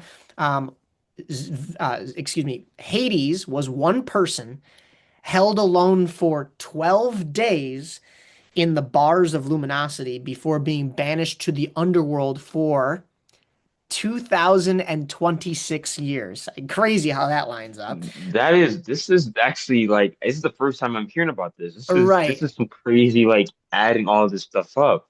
Hades also split the ground of the overworld into four parts, like Vecna did. He frequently abducts children, like Vecna did, and he has these things called gorgons to do his dirty work, like demogorgons. He also controls them through an illicit, What which is this the mythical character. An illicit is this giant like brain with tentacles, kind of like a mind flayer, mind and flare? This that is needs 12 vessels to operate. But you know what? Okay, that's divine nomenclature that explains that to us. That's never the Duffer Brothers telling us why Henry was obsessed with clocks or needed it's like 12 kids. So I this don't is understand. this is And that it's crazy. he does this just to Hades does this just to take over the overworld and reshape the world into what he wants it to be, just like Vecna was trying to do. So this whole theory is very cool, but like this was not explained at all in By the Duffer Brothers. Yeah, yeah, this is and I I'm like, get and like that's the if they thing did that explain yeah. it, they would probably be stealing from divine nomenclature, but like at least in your post interviews come out and say like, yeah, we pulled inspiration from that. And I know that they have said before that they are very much into this stuff, but like you could have written this into your work a little bit more. Like, But I mean, that's the thing. Like they if you're worried about like stealing from like divine and things of that sort, then don't make the show kind of like a D&D campaign in a way. Right. Yeah. They've Because and I mean, they've played homages to so many other things that it's like, why not writing any of this into the script or into the story would that have been stealing? Like they've come out and said that they wanted Vecna to be this Darth Vader-esque character. Like when he comes out of the rift in episode 4 of volume 1, and that's when we find out Will is a sorcerer. They wanted that to be very similar to Darth Vader in the Tantive, lighting up his lightsaber and starting to and kill all again, the rebels. Like it was supposed yeah, to in be Rogue that One, powerful. Yeah, yeah, that powerful of a scene. So they wanted their villain to be like that. And they've come out and said that they drew inspiration from that. So why not say you drew inspiration directly from this? Like, they're so inconsistent. it honestly, I was telling my little brother, I'm like, it kind of frustrates me a little bit that, like, don't get me wrong, I think what makes fandom so cool is the fact of like doing the little work that maybe the directors or writers are not able to do all the time because there's too much of a story that they have to tell. So they leave it to the fans to connect the dots, some little dots to make the story even better. But when you have a finale happen and then we're finding stuff that should have got explained and we're having to be the ones to explain to other fans, like, okay, guys, hey, look, this is the real reason of why like Vecna was taking kids because it reminisces Hades and why Vecna seems like it's the four split into four because Hades split it into four and he's trying to take his world and merge it with that world and that's what I'm like when the fans have to do all this explaining, it makes it really look like the Duffer brothers didn't know what exactly they were writing. They didn't land the plane. Yeah, They didn't. because if you have to come out and explain, it's like telling a joke. If you have to go back and explain the joke, you didn't tell the joke right. So, It's just like it's not a good like, joke. oh my God, unless you got like a dad joke and then you're like, oh, I get it, because and then like somebody laughs the second time, but like, oh my goodness, yeah, I listen, as much as we bash, I still love Stranger Things. I think they peaked with season 4. I don't know how you feel. I think that was the best it was. I was very I much think it so was. hoping for more in season 5. The last points that I'll make is there were just some weird Instagram posts that they made afterwards with like pictures and like I can even share this in here. I'll post it in the actual the video version itself. But they were saying okay, Joe's falling, so they say, Sadie, look at me. I don't understand that. And then the whole they were lying thing, that was weird. You guys can I seen the act. Sadie look at me thing. I was wondering, I was like, huh. I Yeah, don't know how much that that would was all be. weird. But then here are some of the quotes too from the cast. The Duffer Brothers said in one of their interviews, something that looks cozy, but there's just something off about it, and it can feel very nightmarish in its own way. So, like, are we actually in this nightmare that everybody's talking about? That like uh, this isn't the real world. This is Vecna's creation. Yada yada yada. Right. Kind of like Um, hellscape. yeah, that I don't understand. But then you also have Steve Levy, who wrote some of the episodes. He says, uh, and I can tell you this having watched the final version of the final episode of the final season of Stranger Things. Why has he got to stress final so many times? Like that was Yeah, I'm weird to like me. it. Um, about, in terms of the finale and for people that watch the finales, Matt Duffer put an S on the end of it. I think he just misspoke, but like that was weird. That was also around the Weird that time you would that say finales. yeah, that was around the time that somebody I think it was on a BBC radio, asked how many episodes, and then Gaten Matarazzo says, who plays Dustin, he says, I don't know if I'm allowed to say. And then Finn Wolfhard, he said people were mad about the last episode of Game of Thrones, and this is the thing that kind of retcons that. We go back and rewrite history. You didn't though, and people were just as mad with this finale as I hear they were with Game of Thrones. I never really got into Game of Thrones, Yeah, but I heard that one didn't land the plane either.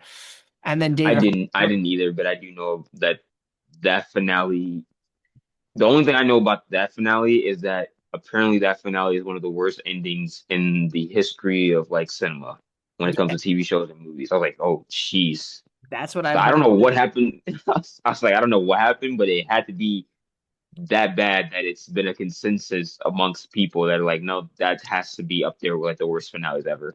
Right.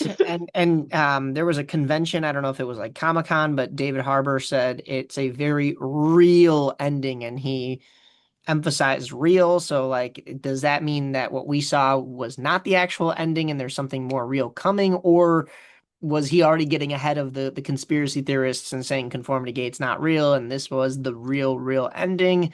Don't know. Yeah. The finale is very meta, was by Millie Bobby Bon Jovi, Millie Bobby Brown, who's now married to Bon Jovi's son. Hmm. That clip though from the internet, people have said has been since removed from the internet. So that's an interesting one. But then Jamie, who plays Vecna, Jamie Campbell Bower, said he kept calling it episode 8. He said, yeah, it's pretty powerful cliffhanger that leads us into episode 8 with a huge bang. And I would say that, like, as a viewer or reading it, where we pick up from in episode 8 was not what I expected. Now, I think this was taken out of context because I think he's talking more. He's answering about how there's a cliffhanger in episode 7. You're left with Vecna sitting at the table with the 12 kids. And I think that's the cliffhanger he's talking about, because then he's talking about going into episode 8 with a huge bang.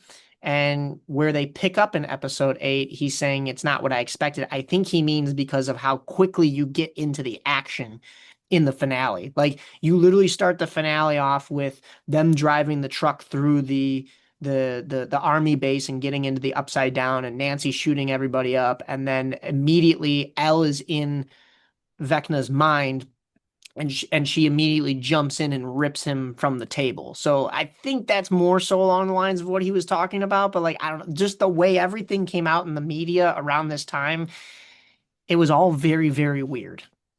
Interesting. So yeah, I don't know. I don't know. All, all this, all, there's been a lot of stuff that I've been like seeing. I would just say this. There's been a lot of things that I've learned since the finale. It's like I said, I'm gonna go watch the documentary after this just to get a clearer understanding of what people have been saying. Because there's been a lot of stuff that, like you just said with the pictures, where like there were certain things in it, and I even made a video about. It was one scene in the finale where I guess Millie, you could tell that she was gonna be upset with Eleven's ending. I made a video about that. I was like, "Ooh, I, ooh." And I said to my, that's what I said to myself. I was like, I can't wait till like 5 years removed from this so they can really share their thoughts on like how they feel. Yeah. Because you can tell in the interviews leading up to the premiere of this, there's a lot of things.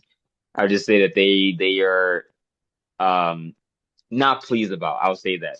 Specifically Millie. Like she has said numerous amount of times in interviews that like 11 is a very uh beloved character by her, and she holds her so near and dear to her heart that she wants to make sure like her story is done right. That I just feel like there's going to be a lot of stuff that's going to come out years later about how a lot of this stuff really went down. That Yeah. I honestly, I'm not gonna lie, I'm actually a little bit looking forward to because it's just certain stuff that like you can tell the audience like that probably didn't go the way they wanted it to go. And it looked like it was leading to something else. We just don't know what that other thing was, but you could tell like the actors might have not agreed with what was being written.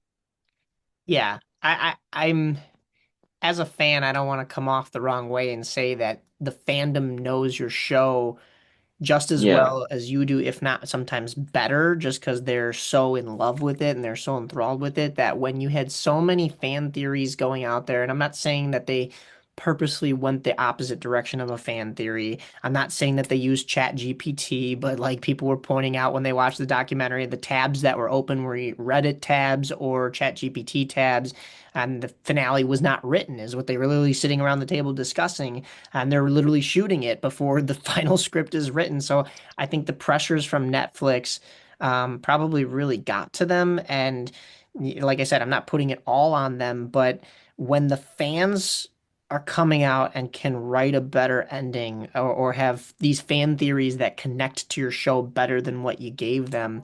Like I said, I don't think you landed the plane. On the surface, is it a satisfying conclusion finale to a series? Yes, I still stand by that. But when you look at it from somebody who has spent their 10 years with this show and um, has analyzed it. Like I didn't even start analyzing it this deep until we got what we got, and then I started going back, and all these other people are Me analyzing neither. it, like you were, and everybody, I'm like, like I started reading into all this, and there was a part of me that actually believed conformity gate for a second or two there, and I was like, okay, like maybe this is just all one big mind game, and then it got me even more invested than I already was, which of course that's the Duffer Brothers winning because any publicity is good publicity, right? But at the same time, it's like when you realize that that was all just a nothingness, then you're led to just kind of sit there with what you have. And what you have is not as satisfying as what everybody else wrote for this finale, whether it was the actors or the fans or just anybody that has been around this show to know to it's almost like the Duffer Brothers, not just in these post interviews, it's like even when they were shooting it and writing it, they didn't know their own show. And it pains me to say that because they have for 4 whole seasons. They've created such a yeah, cool story and and that's I don't know, something it just I was fell saying as flat. well. I think they forgot exactly what Stranger Things was about, and I think somewhere along the way, the idea of what the show was, because there was even people saying that like up until season five, it felt like there was just too much different stories and different things and themes and stuff like that going on to where we forgot about what made Stranger Things what it was literally four kids trying to find their friend who went missing.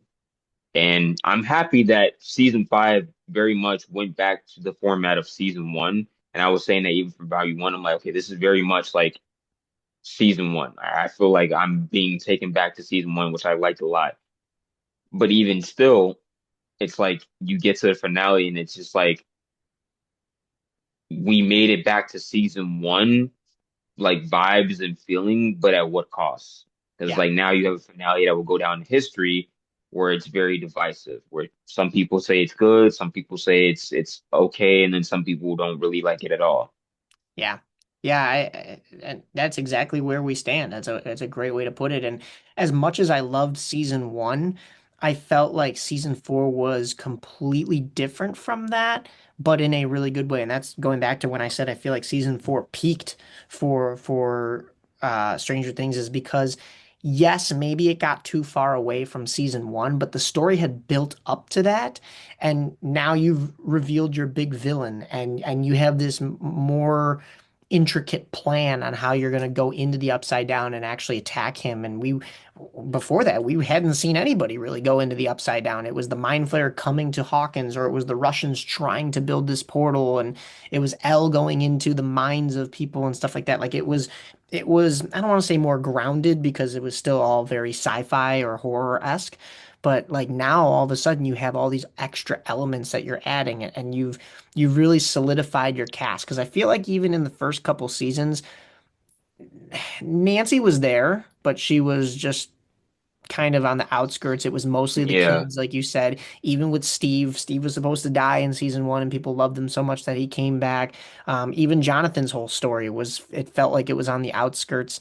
It wasn't really until you had that fight at the mall that it felt like, okay, yeah, all these people do matter. Like Steve is a huge character because he works at the mall, and that's where you're introducing Robin and stuff like that. And even Erica's character, Erica was like not really there until that mall season. And it's like, okay, Mhm. you're starting to solidify your team here. And now that you have your team and you're actually going into the upside down with a shotgun or with a baseball bat or, with a bunch of shields with spikes on them and stuff like that made out of trash can lids, like that was when season four felt like, okay, like this is getting really good. And that was another thing too. Yeah. Season four was longer. I don't know if there were, I forget if there were more episodes, but the run times were just, they were all movie length, right? Like, Yeah. and That's what I I was gonna know say. you, Like it there was was definitely the whole longer cut in gate. length.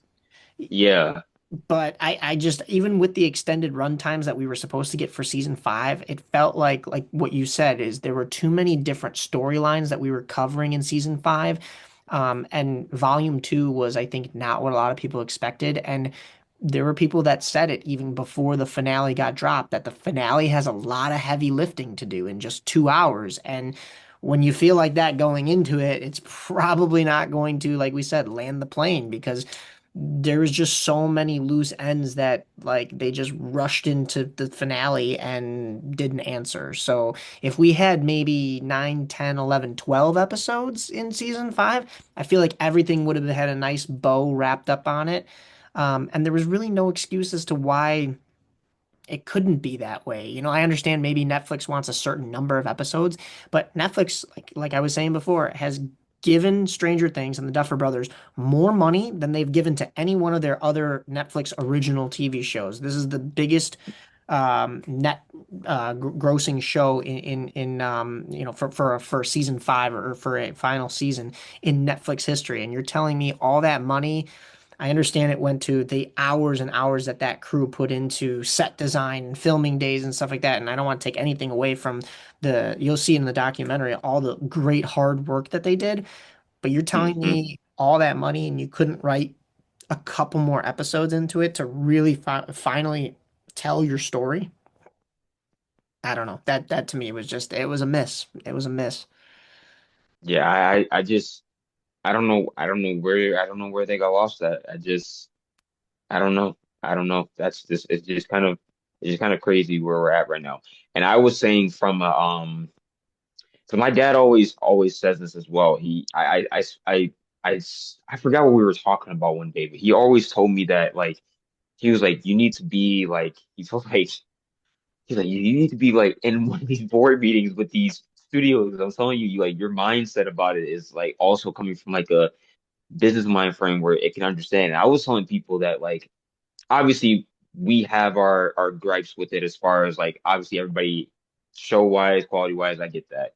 But I was saying just from a executive standpoint, from like somebody that would be like I was running Netflix. I think also the thing that hurt season five was like the batch releasing, where it was like releasing 4 episodes on the beginning of Christmas or whenever they released Thanksgiving. in the beginning of yeah, Thanksgiving, and then releasing volume two on Christmas Day and then the season finale. I'm like the reason also, and I feel like we've gone back to Walking Derry, but for good reason. The reason also why Walking Derry worked so well is because they had a week to week release where it was like Traditional. keeping the anticipation. Yeah, traditional release of like any show that you would see on TV. And I feel like when you do it like that, it keeps it not only in the loop for fans, but then I feel like if there is an episode that's not as good, it won't get lost within like, oh, okay, they released the whole entire volume, this whole entire volume is not good because these episodes is not good and blah blah blah. I feel like if it's just like okay, episode seven came out, or I'm sorry, episode five came out, which is the bridge or shock jock, and Right. then maybe episode six came out, and then episode seven came out, and then episode eight came out. I feel like okay, people would have been like, hey, shock jock is actually a really good episode because in my opinion, shock jock was a decent episode. It was one of the better episodes in volume two. I think the best episode was Escape from Kamazaz, but I feel like Shock Jock was a decent episode. I feel like people would have been like, hey, Escape from Kamazaz was a really good episode. They gave us a lot more lore about the Upside Down, the Abyss, all that. Episode seven, there were some inconsistencies, but episode seven was still decent. And then when we got to finale, I've been like, hey, this is actually still this is a really good season of Stranger Things, as opposed to saying, hey, volume one is really good. We don't know what the heck happened with volume two, and then the finale is just crap. Like,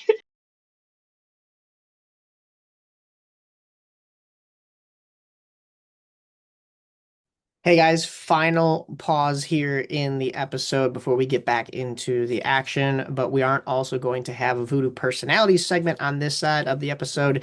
So in lieu of that, I'm going to give you a little bit of insight and a shout out to Greenbrier Cemetery, who has some big plans for 2026. Now, I'm not going to give away all of Matt's plans on here. I think that would be unfair, but he does have something big coming, and he did some wonderful logos for us here, one that you'll see for the Voodoo podcast right behind me. But if you want to check out Greenbrier Cemetery's Instagram page or Facebook, I believe he has it up on there too. There's some hints as to what he's going to be changing with the yard haunt. We'll have to get John Walker back on to do a Voodoo personalities segment, although I think you're seeing a lot of his personality here in these 3 hours. And if you would like to be a personality on the Voodoo podcast, please reach out to me. We'll get you lined up for 2027. I think I'm booked up through most of 2026, but we'll get you on as soon as possible, I promise. Also, one more shout out to Horror Props and their horror horns. These aren't completely all black horns. These are what I call like my Vecna horns because you've got a little bit of that red and the black in there. So let's dive into more Stranger Things talk. But once again, this has been the Voodoo Podcast, Voodoo Personalities segment, sponsored by Voodoo on Vassar, our home haunt, which is no longer. If you would like to sponsor the Voodoo Podcast, we do have openings. Please reach out to us, whether that be on Instagram at Voodoo Podcast or myself, Mike_Napolitano on Instagram, or I believe my email is listed under one of those as well. You can find us pretty easily. And if you're an avid listener of the podcast, I'm pretty sure you know how you know where to find me, even if it's in the comments section. I don't know if let's you've get back watched into the much action. of Walking Thank you guys Dead. again for I don't know listening, if and I we've will talked see you before in February. But have when it not. first came out, it was before a lot of hardcore streaming came to be. So it was on AMC, released weekly. But I was big into Walking Dead, especially when it first came out, and that was an Yeah. AMC weekly release, like a normal TV, I should say, like a normally like TV shows used to be, like Yeah. but if you so as a person who watched it weekly, season 2 when they were on the farm was so slow. And even I guess some of season 3, even when I think they're at the prison at that point, and season 4, it's not until they get to Terminus in season 5 that things start to really like Hmm. action wise pick up again. And I understand from a writing standpoint, and a realistic standpoint, obviously it's zombies and it's post-apocalyptic and stuff like that, but realistic standpoint, like humans will eventually become the bigger threat than the zombies because the people who survive are good enough to kill zombies, and you're only going to get deaths in fluky situations where maybe other humans pin you into a spot where or something unforeseen happens with a zombie rather than these big hordes like there was in season 1 or season 2. Also, Frank Darabont, who also wrote some episodes of Stranger Things, that was when Walking Dead was at its peak in season 1. When it switched over to Greg Nicotero and stuff like that, there were great moments. But like I said, season 2 on the farm was super, super slow. However, when you watch it and you stream it and you binge it, things feel much faster. But when I was Hmm. watching season 2 when it first came out, it was week by week, and it was like, okay, I gotta wait till next Sunday to see them pick their nose on the farm again, like for a whole hour. Like He's it's like, I don't it know is if a I want to different watch that. it's a different feel. And I went back because I was like, okay, I remember Stranger Things did something like this last time, and I believe it was summer of 2022 that season 4 came out. Hmm. And I had talked about it with some friends. Of course, we're all in the haunt world and stuff like that. And people that did voodoo Yeah. with us, we were all watching it. And it was leading into August when we started our construction. But the biggest thing is you had the beginning of the season come out. And I think it was like the first 6 episodes came out, but they were long, so it took people a little while to watch them, but they could binge them.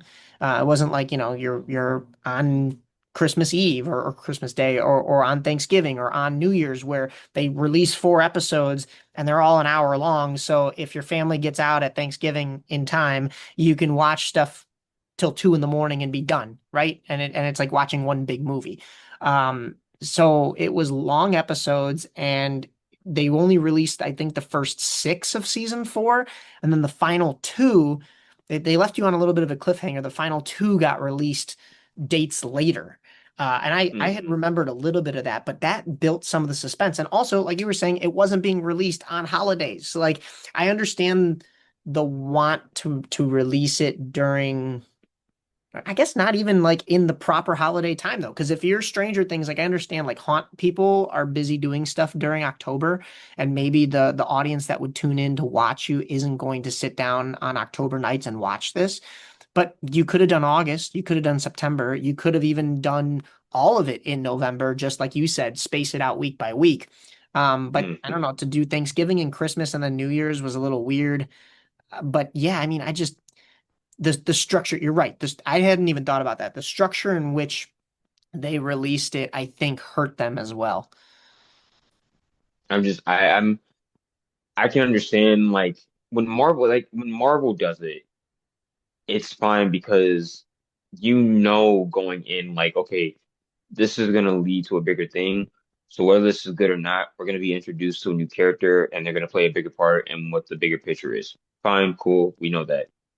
When other streaming platforms do it for the shows that are major shows for them, like Stranger Things, this is where you run into trouble because it's like now you have it where you have people that say, hey, volume one is good, volume two is bad, and then the finale is just we don't know what happened.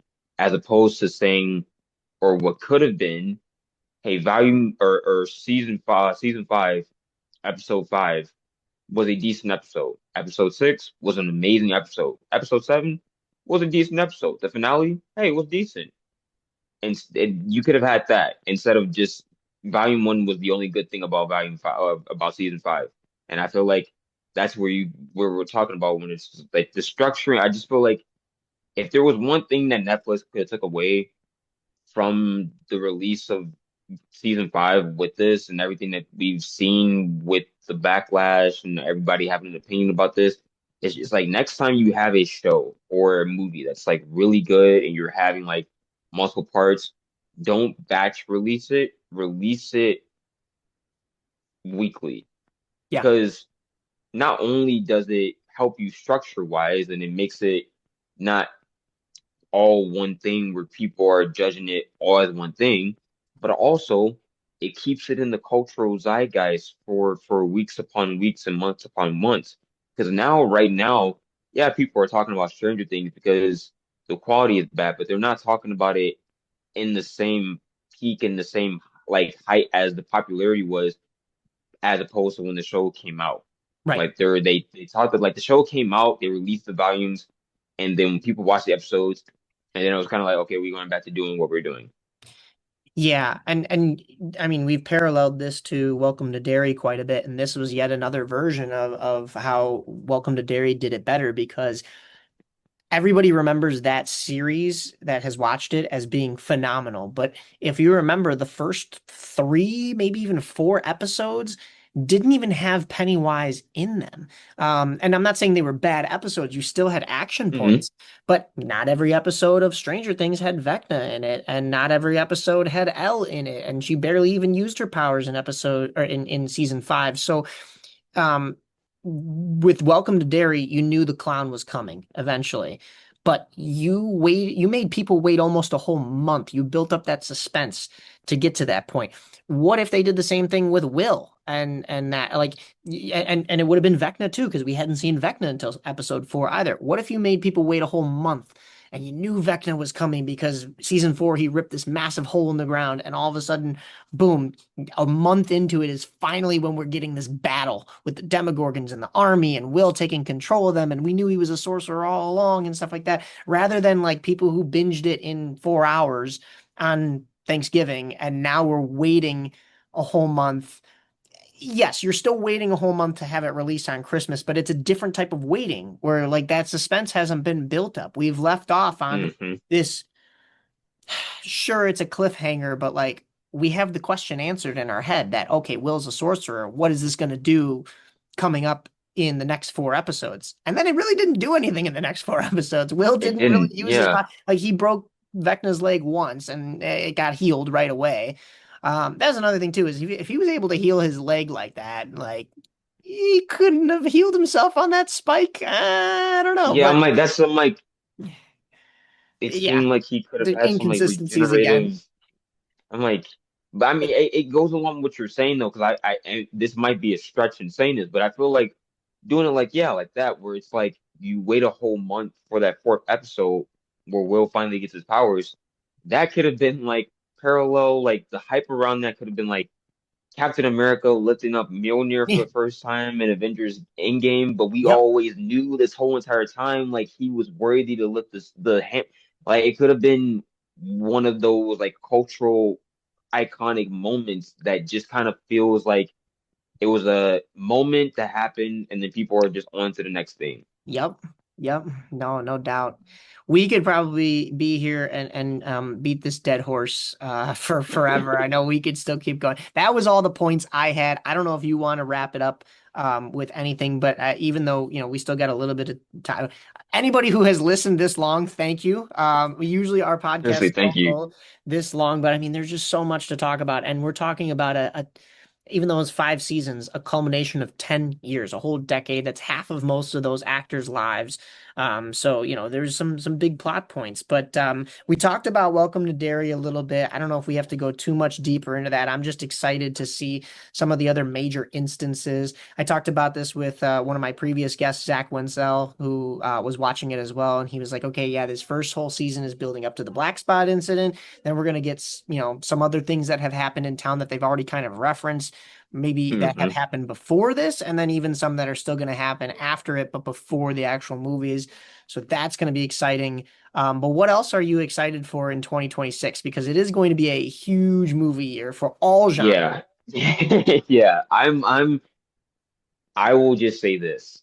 Um, well, I'll say these two things. This is a few stuff that I want to say. As it pertains to Walking the Dairy, I have seen online and I have some information for anybody that is listening that is a Walking the Dairy fan.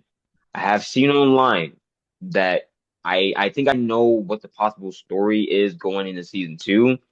So it could be the fact that, first of all, season 2, they said, if I remember right, I think they said season 2 is going to be kind of like a time jump, but in reverse. We're going to have events happen uh, in Derry from 1935. And I think season 3 is going to be events that happened with Pennywise in 1908.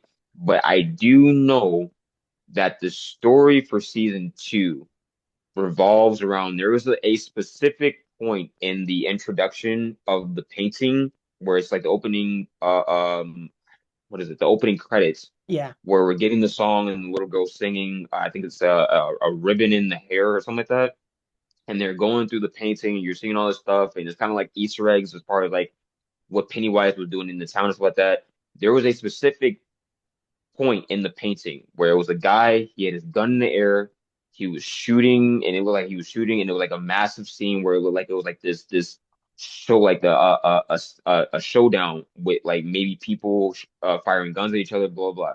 Come to find out, if you read Stephen King's novels that pertains to the It story, that is an event that's called the Bradley Gang Massacre event, where the town folk of Derry gunned down Bradley and I think George. I forget what their names are, but it has to do with the events of that, where the citizens of Derry essentially brutally murdered this corrupt gang that was in Derry doing corrupt stuff, and come to find out that was cultivated and manipulated by Pennywise for the town folk to do that, and that started like the 27-year cycle of him going to Derry, feeding on fear and things like that. So that's what's going to be the story of season 2, I think they did which reference is it in season one, yeah, verbally here or there, but yeah, I mean, have we met Bradleys in I think there's a Bradley family at some point, but I I, I think there don't is, but I remember. don't think we've like gone into depth about them yet, which is really is that's going to be interesting because I'm like everything what they're doing with that is just fascinating because it's like yeah, like we've been saying, like there's an overarching story with the town of Derry and Pennywise and the connection there, but it's all the integral little stories that make up the fact that oh, like Pennywise has been doing the stuff that he's been doing and affecting people for a while, even before we get to the It movies in 2016 to 17. Right, right. Yeah, yeah, that's So I'm gonna like be interesting. that's interesting. But you were talking about movies. I have yet to do this yet, but I have to make a video about it. But I'm Very excited. My most anticipated movies of this year would have to be obviously Avengers Doomsday Right. and Dune Part 3. Just because obviously Marvel and then Dune has always been amazing. So I don't think that they will ever, and the fact that we're getting both of those on the same day. So I'm like, dude, that's Yeah. gonna be like another Barbenheimer situation. I'm so ready for that, dude. That's gonna be like a cultural phenomenon that I honestly cannot wait. I'm saving up the money now because what I'm gonna do is like buy tickets. I'm gonna watch both of them in the same day, but I'm gonna cosplay. So I'm gonna try to Nice. cosplay as Paul Atreides, and then like real quick before I go watch Doomsday, I'm gonna cosplay as like somebody that's in that movie. But Nice. yeah, excited about those two. I'm very excited about the Michael movie that's coming out because I'm a huge Michael Jackson fan. I just know everything that I've been reading about that movie and like the details and everything that they've been doing with that. I just know that that movie is going to be a really good movie and it's going to be a really just it really feels like they're just creating a very sentimental, like heartwarming or homage to the story of Michael Jackson. So I'm really excited about that. I think the movie that's gonna surprise me the most that I was actually just talking to somebody about this. I think the movie that's gonna surprise me the most that I think a lot of people are not talking about is I don't know if you heard about anything concerning DC Clayface. I was just looking at that. Yeah. Yeah. Clayface, I think is gonna surprise a lot of people. I think so too. I mean, I know everybody's got their eyes set on Supergirl, and that's supposed to be a really Yeah. good one too. But I'm interested to see where this world is building, DC wise, because I mean, there it seems like they finally got stuff together with Peacemaker and with the new Superman. Yeah. So I mean, I'm interested. One of the other big ones, and it is somebody that has worked on superhero films, and multiple actors are in it that have been in superhero films or are going to be in superhero films this year, The Odyssey, which they made us read in, was it advanced English freshman year? Not to, pat myself on the back or anything, but Really? they made us read it in Old English though, because we were supposed to be advanced English readers or whatever, and then that led us Oh. to AP English. And boy, oh boy, did I hate The Odyssey. Oh my gosh. But Christopher Nolan is directing it, and there's so many stars: Matt Damon, Zendaya, Tom Holland, Anne Hathaway, John It's a Bernthal. start. Like this Mia looks Goth as well. phenomenal. It's a star-studded cast. It's a And the star-studded story, cast. now that I don't have to read it in Old English, like the actual action on the screen, oh, this looks like it is going to be chef's kiss. Dude, I was reading something where it was like a because Christopher, if you know Christopher Nolan, he doesn't really like visual effects, so everything he tried to do with that side has to be like practical effects. I Yeah. saw somewhere that I was reading, there was like the scene where they're fighting a Cyclops in the story, like an eight Yes. foot tall Cyclops. They literally made like a 8 foot tall not 8 foot tall, but they made like an animatronic like Cyclops that they use to have that scene filmed, and it's supposed to be like a 6 minute to like 7 minute battle. And when I read that, I was just like, "Oh, dude, that's gonna be so amazing That's to incredible. see, dude." I'm like, I'm so excited for that movie. I've been telling people that movie, obviously Avengers Doomsday and all the other movies, but I'm like, that movie is by, and then I forgot Spider-Man Brand New Day. I Oh, couldn't, yeah, I don't know how to, I'm like, I don't know how I could forget about that. But yeah, I'm absolutely. like, those movies, but I mean, to be honest, Mike, I feel like every movie, I feel like this is gonna be reminiscent of 2023, where like every movie that was coming out in 2023 was a banger. I feel like Yeah. we're about to have like another banger year of movies because like every movie that I've been seeing that's set to release this year, I'm like, it just looks like banger after, even like the animated stuff, like Super Mario Galaxy. That and there's another Minions movie coming out, and Toy Yeah, Story 5. I mean, that's my childhood right there. Like that's awesome. I'm like this is just another banger year of movies. This is gonna be good. It's I gonna don't be even really remember hard. Toy I Story hope. 4 though, to be honest with you. I may or may not have watched that one. Was that the one with Dude, to be Forky? honest, I think so. I think so. I To be think so. honest, I'm not even sure. I've always told people I've subscribed to the idea. I'm like, listen, Toy Story 4 was good, but I really feel like they should have just ended it with Toy Story 3. That was like literally the perfect ending to any It movie was. I've seen, dude. I'm like, you can't get into a better ending than that. But I'm like, I'll see this one obviously because it's Toy Story, It's my childhood. They If only this movie was being released the same year, but we have to wait another year for The Incredibles 3. Ooh, yes. Yeah, that's Yeah, true. it's coming out in 2027, unfortunately. I was like, because Oh, they were trying to juggle whether they wanted to release it this year, but then they were like, no, we're going to release it in 2027 because this year, as far as like the animated side, is yeah. already kind of stacked. So I'm like, okay, I can see that. We do have another hero movie though that we didn't touch upon that it's not animated, it's not Marvel or DC. The Mandalorian and Grogu, which is huge too. Mm, And I just saw the first trailer mm. for that, so that looks fun. Sigourney Weaver is going to be in it, so I mean, obviously He is. that's got to be I'm like, good. I'm like, okay, because I always have a conversation with people. I'm like, Star Wars right now is kind of like in limbo. You kind of have to wait and see what they're gonna do before you get excited. But then Yeah. I saw the Mandalorian Grogu trailer. I was like, okay, this might actually be good. This might actually be good. We might have a good one on our hands. I thought Andor was really good. I thought Andor it was was a written not. beautifully. And I feel like what they're trying to do with a lot of the series that they release, or even this movie with Mando and Grogu, is going to be not retconning what the, episodes 7, 8, and 9 did, but like maybe there's some explanation that they can do as to why those movies were kind of as bad as they were and try to fill in the gaps here and there. I'm like, don't get me wrong. You can. I know a guy that works at the movie theater I go to. We talk all the time about it. The moment he told me, I was like, oh, you got a chance to watch Last Jedi. What do you think? He was like, oh, I liked it. And I kind of just like looked at him. I was like, okay. He was like, I don't understand why people don't like this movie. I'm like, listen, I will say this. If I had to say something positive about it, I can appreciate that Ryan Johnson tried to take a swing and give us something fresh and new. But did the story land? Absolutely not. I continue to stand by that. I don't think the story for that was good. I don't think in retrospect, looking at it now, I don't think Luke Skywalker needed to die. Han Solo dying in Force Awakens was fine because Harrison Ford wanted to stop doing that role. So I'm Yeah. like, okay, well, that's just a natural progression for that. But And it worked for I'm the like, Luke, story in a way. yeah, it did. It built it the moment for literally Kylo to become who he was. It was just like if you can kill your own father, I mean, who you literally what's stopping you from literally taking over the galaxy? So I feel like it Yeah. worked in that sense as far as like his character arc building to something greater for him, his purpose in the galaxy.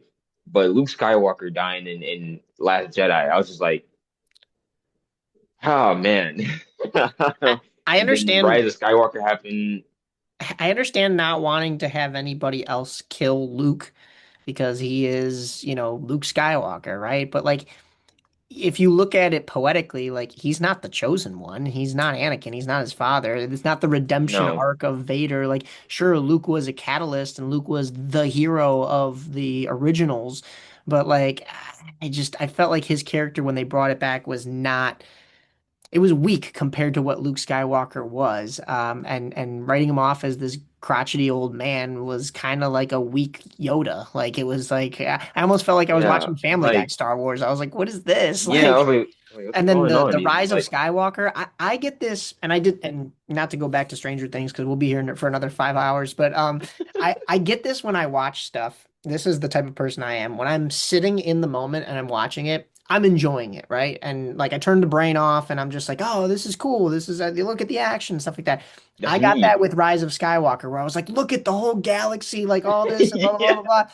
And then I sit there and I look back at it, and I'm like, wait, that kind of sucked. Like there's all these plot holes once again, and but also like not even the plot holes, just the fact that it was like this wasn't even written well. Like, no, the story is about some dagger and like turns out to not be anybody, and yet she's got the power of all of the Skywalkers and all the Jedi that came before her, like flowing through. And we didn't even see them. like Force ghosts would have been cool, but all right, the thing about that for me, I'm just like they never still to this day we don't know how Palpatine came back. No, wait, we do I'm because like it was what's his name, Oscar Isaac's line. Somehow Palpatine has returned. It's Palpatine like came. that's all we I get. was like, oh, I'm like, come on, guys, what are we But doing? that's where I feel like with the Andor stuff and with the Mandalorian stuff, No, maybe not so much Andor because that's different time period, but um I feel like with the Grogu stuff, with them trying to clone Grogu, like I feel Mhm. like that is where we're going to get, I guess even in the Andor stuff too, but that's where we're going to start seeing how Palpatine cloned himself. And it's like, okay, but like you should have probably Maybe. told us this story first. Yeah, I was like, doesn't make a lot of sense to go back to that now when everybody's already had their opinions and moved on. But all right, sure, you needed that chapter in the book to have an official ending. By all means, tell a story, sure, I guess. But I don't think it really matters now because you should have did that first, like you were saying. Yeah, So, but um, but yeah, I think if I had one more thing to say, I this is not anything to do with movies, but I just want to say, as a I've been saying this to my dad, as a Chicago fan, it really makes me happy to see that the Bears are doing well. yes, It sir. really does. As a hometown Chicago boy, as somebody that's a long time fan of the Bears, that's literally like my team. I have other teams that I like, but I'm like that's my number one team. It really makes me happy that they're doing well, and I honestly think we have a chance this Sunday to beat the Rams. I really do. In the I really cold do. I against don't Matthew think Stafford, who is like one and that's eight what in the everybody's cold or saying. 0-8 in the cold or something like That's that. what So everybody's saying. I hope that I'm is like, the I don't. case. And I was hearing some stuff that I don't know how true this is, but apparently, like Ben Johnson was making them this week practice outside, and a lot of the players didn't like it, but they actually got over it and got used to it, and they're okay with it now. And I'm like, Good. hey, listen, if this means that you guys are gonna win, that means listen, you guys have an advantage. Okay, you play in Chicago. It's Yes. cold weather, and specifically this Sunday, it's gonna be like 20 degrees. Matt Stafford is not gonna have a good day. I'm just telling you guys right now. Like, I'm like, I I'm see a like, little bit of snow in the forecast too, is what I was saying. It keeps yeah, changing, but we'll see. I hope so. By the time this podcast comes out, it'll be after the fact though. So let's hope that the Chicago Bears are still chugging along. But yeah, I mean, this has been. I said it on my Saturday radio show, sports side of things for WRMN that this was a year ago, almost to the date, that I said the Blackhawks are the closest team in this city to getting back to championship status because of the fact mhm, that their rebuild mhm, was progressing faster than normal. It takes time in hockey, but they were, already further along than people thought, and kind of having yeah, Connor Bedard and stuff like that. yeah. Cub fans will say what they want. As far as I still thought that at that time, like they were kind of fraud radar, and that they showed that in that round Listen, against the as a Cubs U.S. fan, I agree. As a Cubs Yeah. fan, I agree. I was some people, I'm like, hey, guys, don't get your hopes up this season. It's not gonna be what you think. We have maybe a couple more seasons before we're actually good again. Okay, Yeah. like The let's just the Alex Bregman signing is huge though for them. Although, yeah. not having, I mean, you can't pay them both because, the Ricketts break even supposedly every year. But not having Kyle Tucker coming back, although then again, for what he did, I don't think you can pay him that contract and still look yourself in the mirror. No, So this I was this like, makes that's sense. it's gonna be a hefty bill. Yeah, it's gonna be a hefty bill to pay him. But we'll see. I mean, they're bolstering the arms as well in the starting rotation, so we'll see with the Cubs. But I didn't take into account when I said that about a year ago. I didn't take into account how quickly football can turn itself around. And you see, with the right Yeah, coaching and the right playbook, yeah. you already had 1 year of Caleb Williams not knowing what the heck he was doing because he didn't have the coaching or the playbook. And when he was trying to call his own plays or do his own thing, he's probably getting shut down because he's this rookie. But you see his talent on display. And man, oh man, 1 year they turned it all around from a losing record to going into the divisional round here against the Rams. So I'm And that's excited for Saturday or literally Sunday. that's what I was about to say too. I'm like the fact that we started off this season 0-2, and one of those losses at the beginning was a blowout against I think Detroit, if I'm remember. Yeah, it was like 52-20, Yeah, something like that. It was bad, or and maybe not even 20, but it was bad. the fact that we turned from that and now we're in the divisional round against the Rams, I'm like There anything is possible. Anything is there's a possible. stat that like 15% of teams that start the season off 0-2 end up making it to the playoffs. And so, I mean, that's just, I forget the exact That's percentage, but it's a low percentage of teams that start out the gates like that. But I mean, in football, it also comes down to your strength of schedule. And like, if you have a really tough division to yeah. start the season, like the Bears do, like I know only one of those, no, actually both of those games are division games. It was Hmm. the Monday Night Football game against the Vikings, which I mean, they Hmm. ended up falling apart, but it also depends on when you play teams. So yeah, Vikings and then Lions, and it's a tough NFC North, and yeah, so that kind of played into it, and you kind of knew the Bears were going to come back and get their wins. I predicted them to be 9-8, so they have well exceeded my expectations, and I'm playing with the house's money Wow. at this point. So Yeah, I honestly, I think I was along the lines with you with that. I think, so I was talking to my little brother about it because he's more of a football head than I am. But I predicted, I was like, by the start of 0-2, but I looked at the 0-2 record, I was like, maybe they can get 8 wins, maybe 8 or 7 wins. It'd be a good season if they got like 7 or 8 wins. I was not expecting, like you, was not expecting to be sitting here talking about the Bears are in the divisional round against the Rams on Sunday. I was like, I don't think that was in anybody's bucket list this season. But as a Bears fan, I'm like, I'm very happy that we are progressing very fast. And Caleb Williams is no joke. Like he's the real deal, 100% a superstar in the making.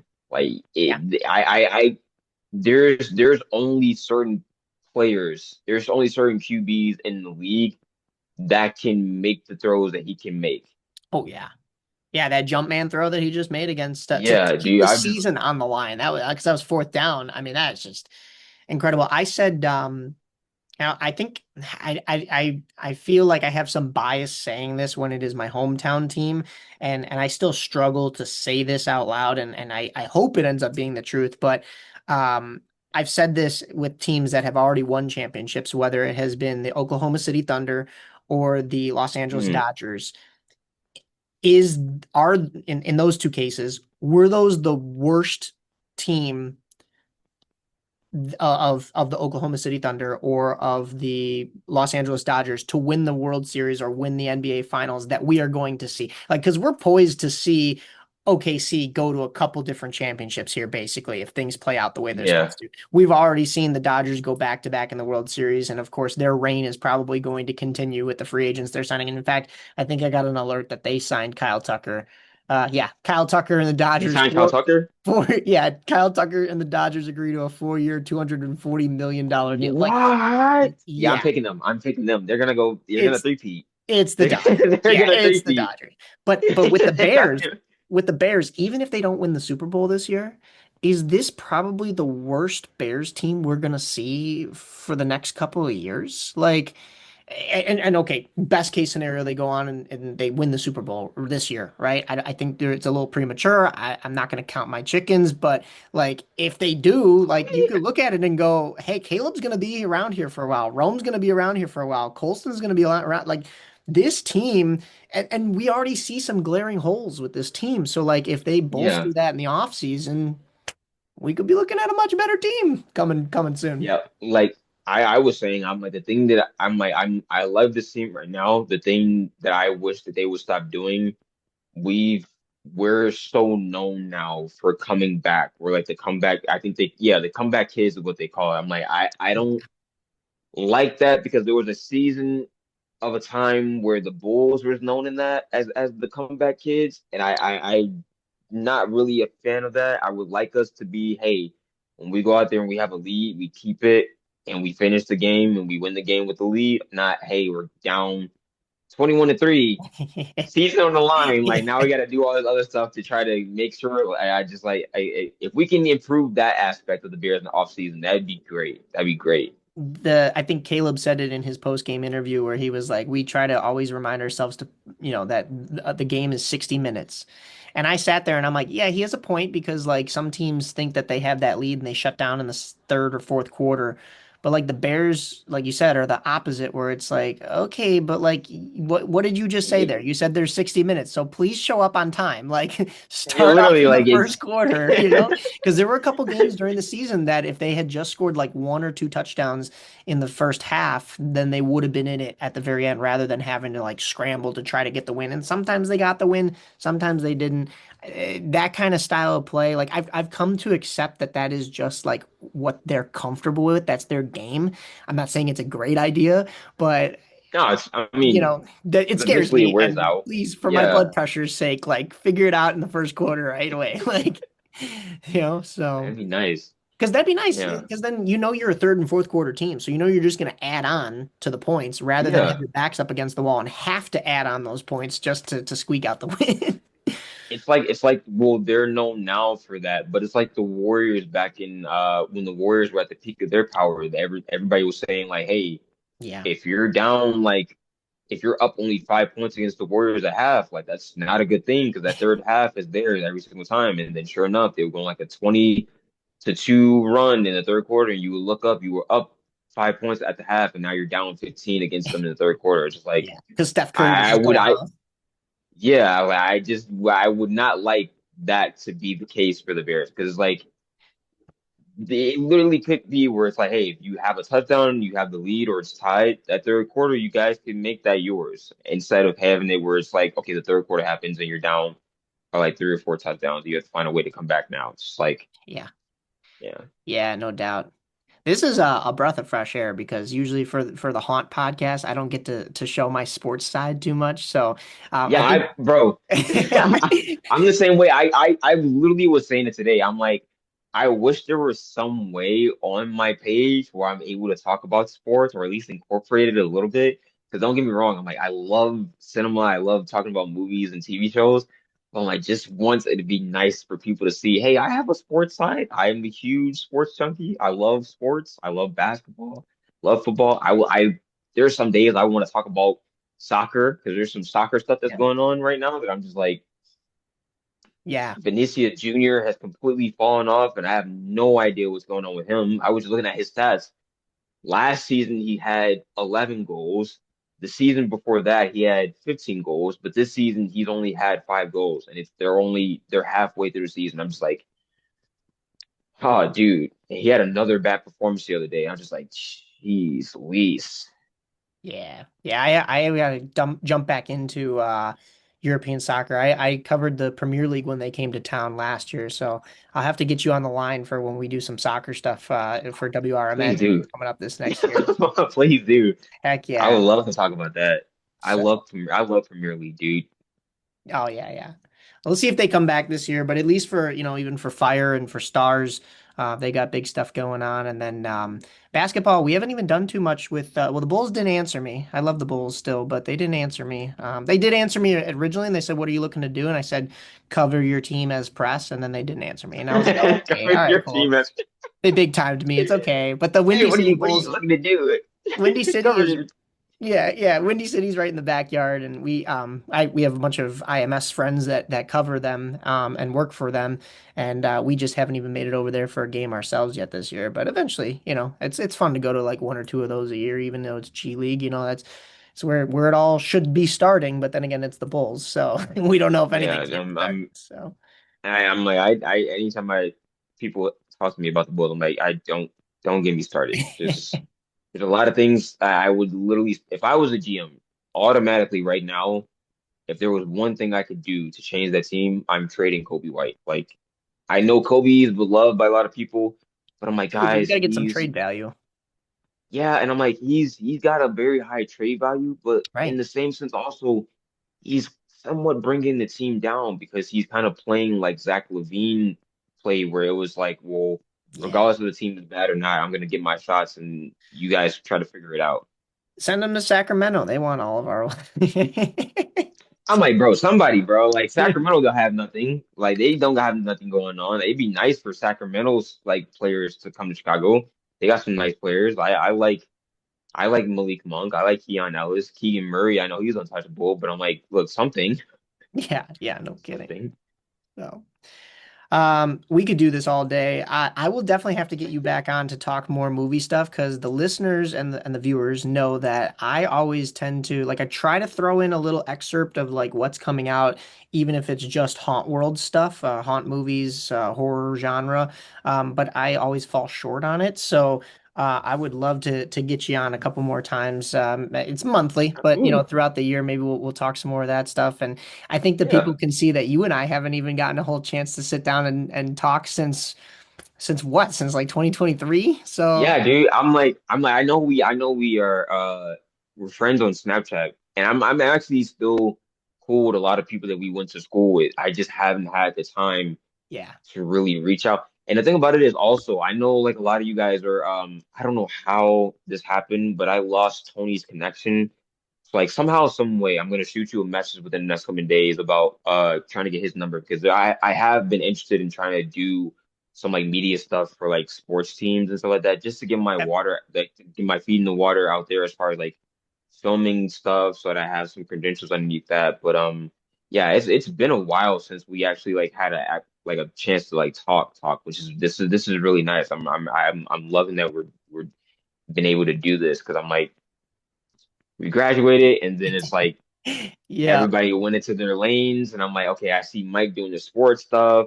I see Daryl doing his radio stuff, which is nice. I see Tony still involved with the Chicago teams that he still got partnerships with and stuff like that. So I'm like, it's very nice to see what you guys are doing. But I'm like, it would be nice every now and then. How are you guys doing?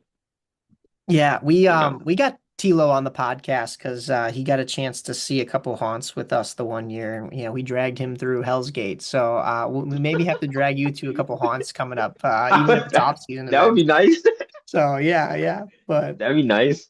for sure, man. Yeah, we'll catch up and we'll do this again. And for everybody, for one more time, what do you have going on coming up for you, and where can they find you? Yeah, so I actually have a video that I'm gonna be putting out right now, promoting a movie called The Mummy. It's about a young girl, she went missing and she came back, and this is like the worst nightmare that her family is going through because it should be a reunion, but it turns into like literally the worst thing ever. And it's like a reimagining of the Mummy franchise. So Oh, I've been asked to promote that movie. I'm taking a leap of faith and I'm currently writing a movie right now. It's not out, but I have like an idea of what I want to do with that. So that's what I got going on with that. But also any updates from movies or like reviews that I have, they can, like I said before, I'm on TikTok, Talk John Talk. That's the at on there. I go by the Film Geek John on Instagram, but that will surely change because I want to have continuity between all my socials. So that will probably change soon to Talk John Talk. But right now it's the Film Geek John. And then I just started a YouTube page. I'm almost at 100 subscribers on there. That is also Talk John Talks. So if you sweet. guys need any updates when it comes to the movie side, the TV side, you can follow me on those socials. And as I mentioned, you're blowing up. I saw, in fact, it was before I was even following your uh, Film Geek John page on Instagram. It popped up in my For You, and it was talking about Stranger Things, and it had over 1 million likes, and I'm sure well over 1 million views. And I'm just like, wait, this is a Yeah. guy I know. Let me Snapchat him Yeah, real I'm like, quick. I didn't expect that at all. I woke up, because what I do is I try not to think of the outcome. I just like post it and then I let whatever happens, what happens. And I think I took like a little bit of a nap. 2 hours later, I woke up and I literally posted on my TikTok and it had like over 200,000 views. I was like, that's insane. And Mike, I kid you not, bro. Every time I refreshed it, it went up 10,000 views. And I was like, okay, I'll just post this on my Instagram. Sure enough, on my Instagram, it hit like 500,000 views within like the first 24 hours. And then by the end of the week, it had over 1 million views. I was like, that's crazy. Then I had like all these people ask me, they're like, hey, like you were saying this, like I think that's really cool, like blah blah blah. Yeah, it was crazy. It was actually crazy. It's impressive. I mean, I think TikTok, you can reach more people. I'm not on TikTok as much as I'm on Instagram. Because I'll tell you this, love her or hate her, I got to interview Angel Reese at the start of last season. And I posted it on Instagram, and you get the haters that come out because it's Angel Yeah, Reese and she's a very polarizing character. But I that love drums Angel up Reese, any publicity is good but I publicity, also like right? Caitlyn. I also like. I know people I that I'm put them against each other, but I also like Yeah. Caitlyn Clark. Yeah, I will say Angel was very nice to get to meet, and the media portrays her a worse way than she actually is. But as a fan, I think I am still more of a Caitlyn fan just because of the skill there. But getting to know Angel was actually kind of cool, and so I posted on Instagram, and it did okay. It did all right. But then my co-host Dalton, who works at WRMN with me, he went to IMS as well.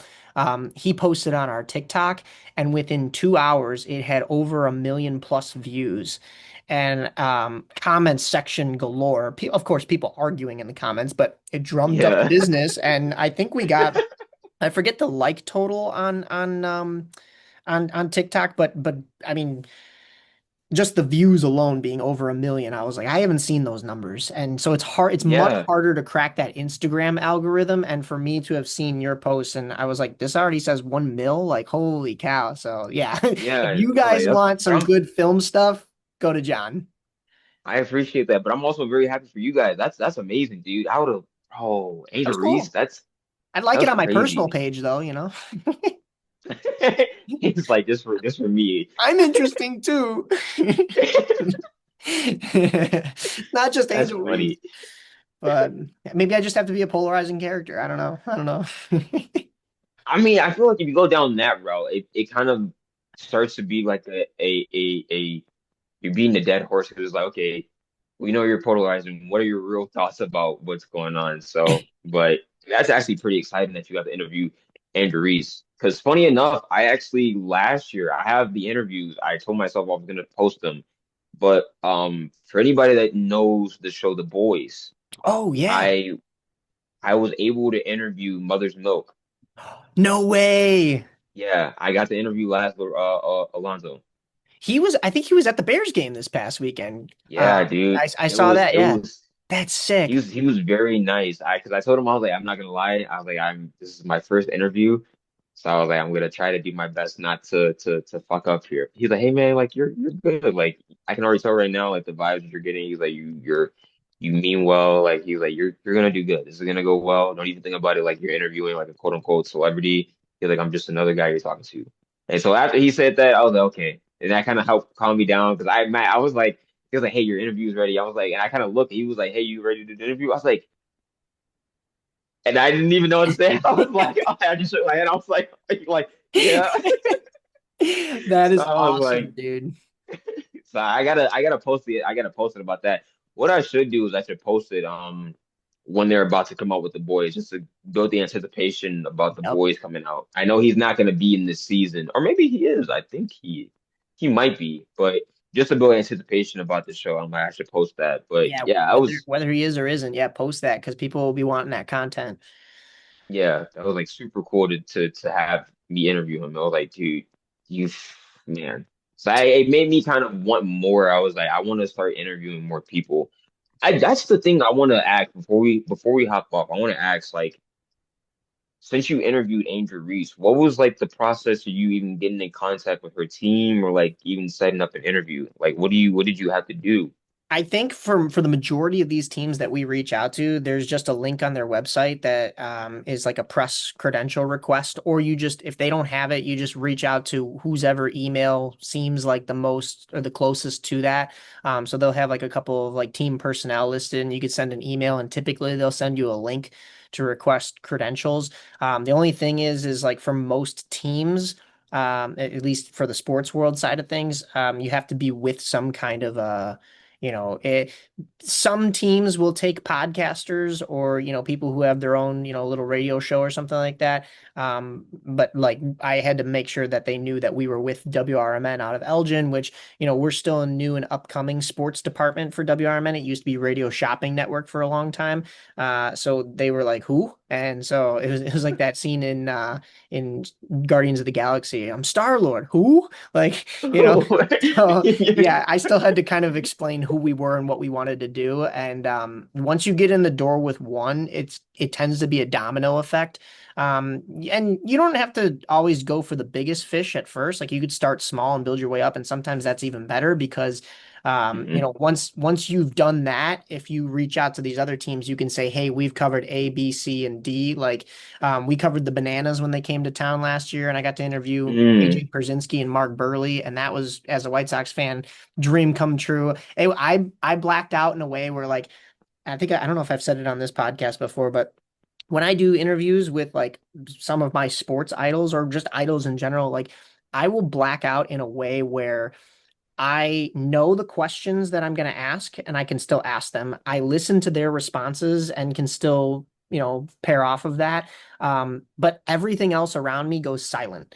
So, like, I didn't even realize Mark Mm. Burley had his arm around me until I went back and looked at the footage, and it looked like we had been You're friends like, for he 15 touched me. years. What the? I was Oh like, I my was like, this man had his gosh. arm around my shoulders, like we've been best friends. I was like, what the heck? I don't even remember that happening. So I tune out like the crowd and everything, which I guess is a good thing too, because like if you have to be a type of reporter on that level, like yeah, you got to be able to filter out the noise. But like it's also it's a very out of body imposter Yeah, syndrome. Like half the time I feel like I'm sneaking out there, but then I look down and I'm like, oh yeah, that's right, I have a badge on, like I have a credential, like I guess I'm supposed to yeah, be here and do my job. But at the same time, like what's little old Mike Napolitano doing out here? Like this is crazy. yeah. Like It's so it's crazy. pretty Yeah, it's cool. crazy. But I'm also I'm very proud I'm very proud of you, dude. Like this is Thank you. I feel like I was telling people that, and even when we were in school, we both knew. I was like, from the conversation we had in school, I was like, I knew we were gonna be going places. Like I knew we were gonna be going. We both were gonna be doing big things, and the fact that like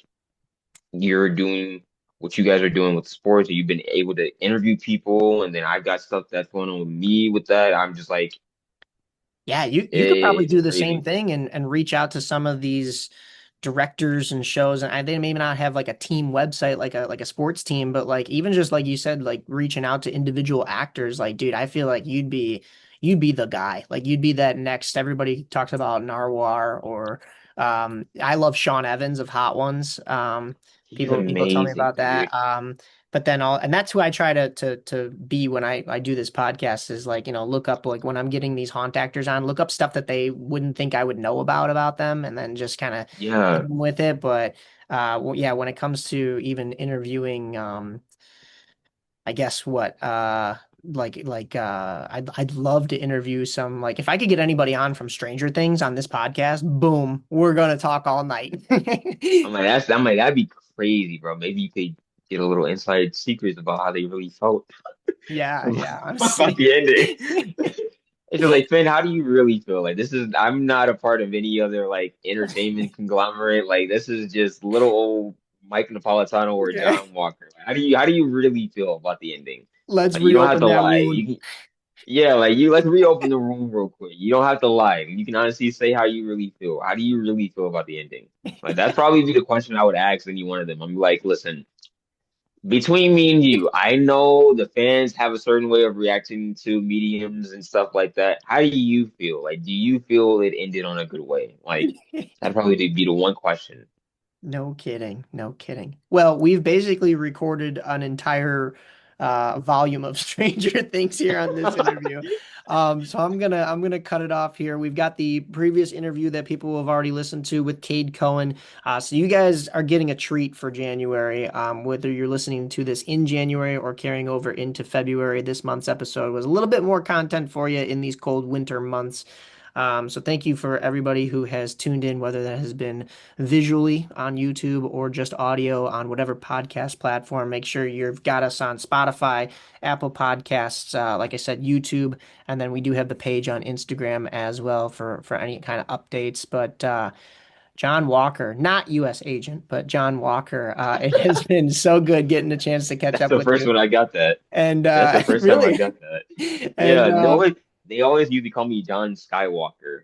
Okay. All right. That works too. That works too. But we will have to get you back on at some point again within the year to kind of catch up in the cinema world. And then hopefully by Absolutely. then we're talking to you and I are both talking to some actors as well.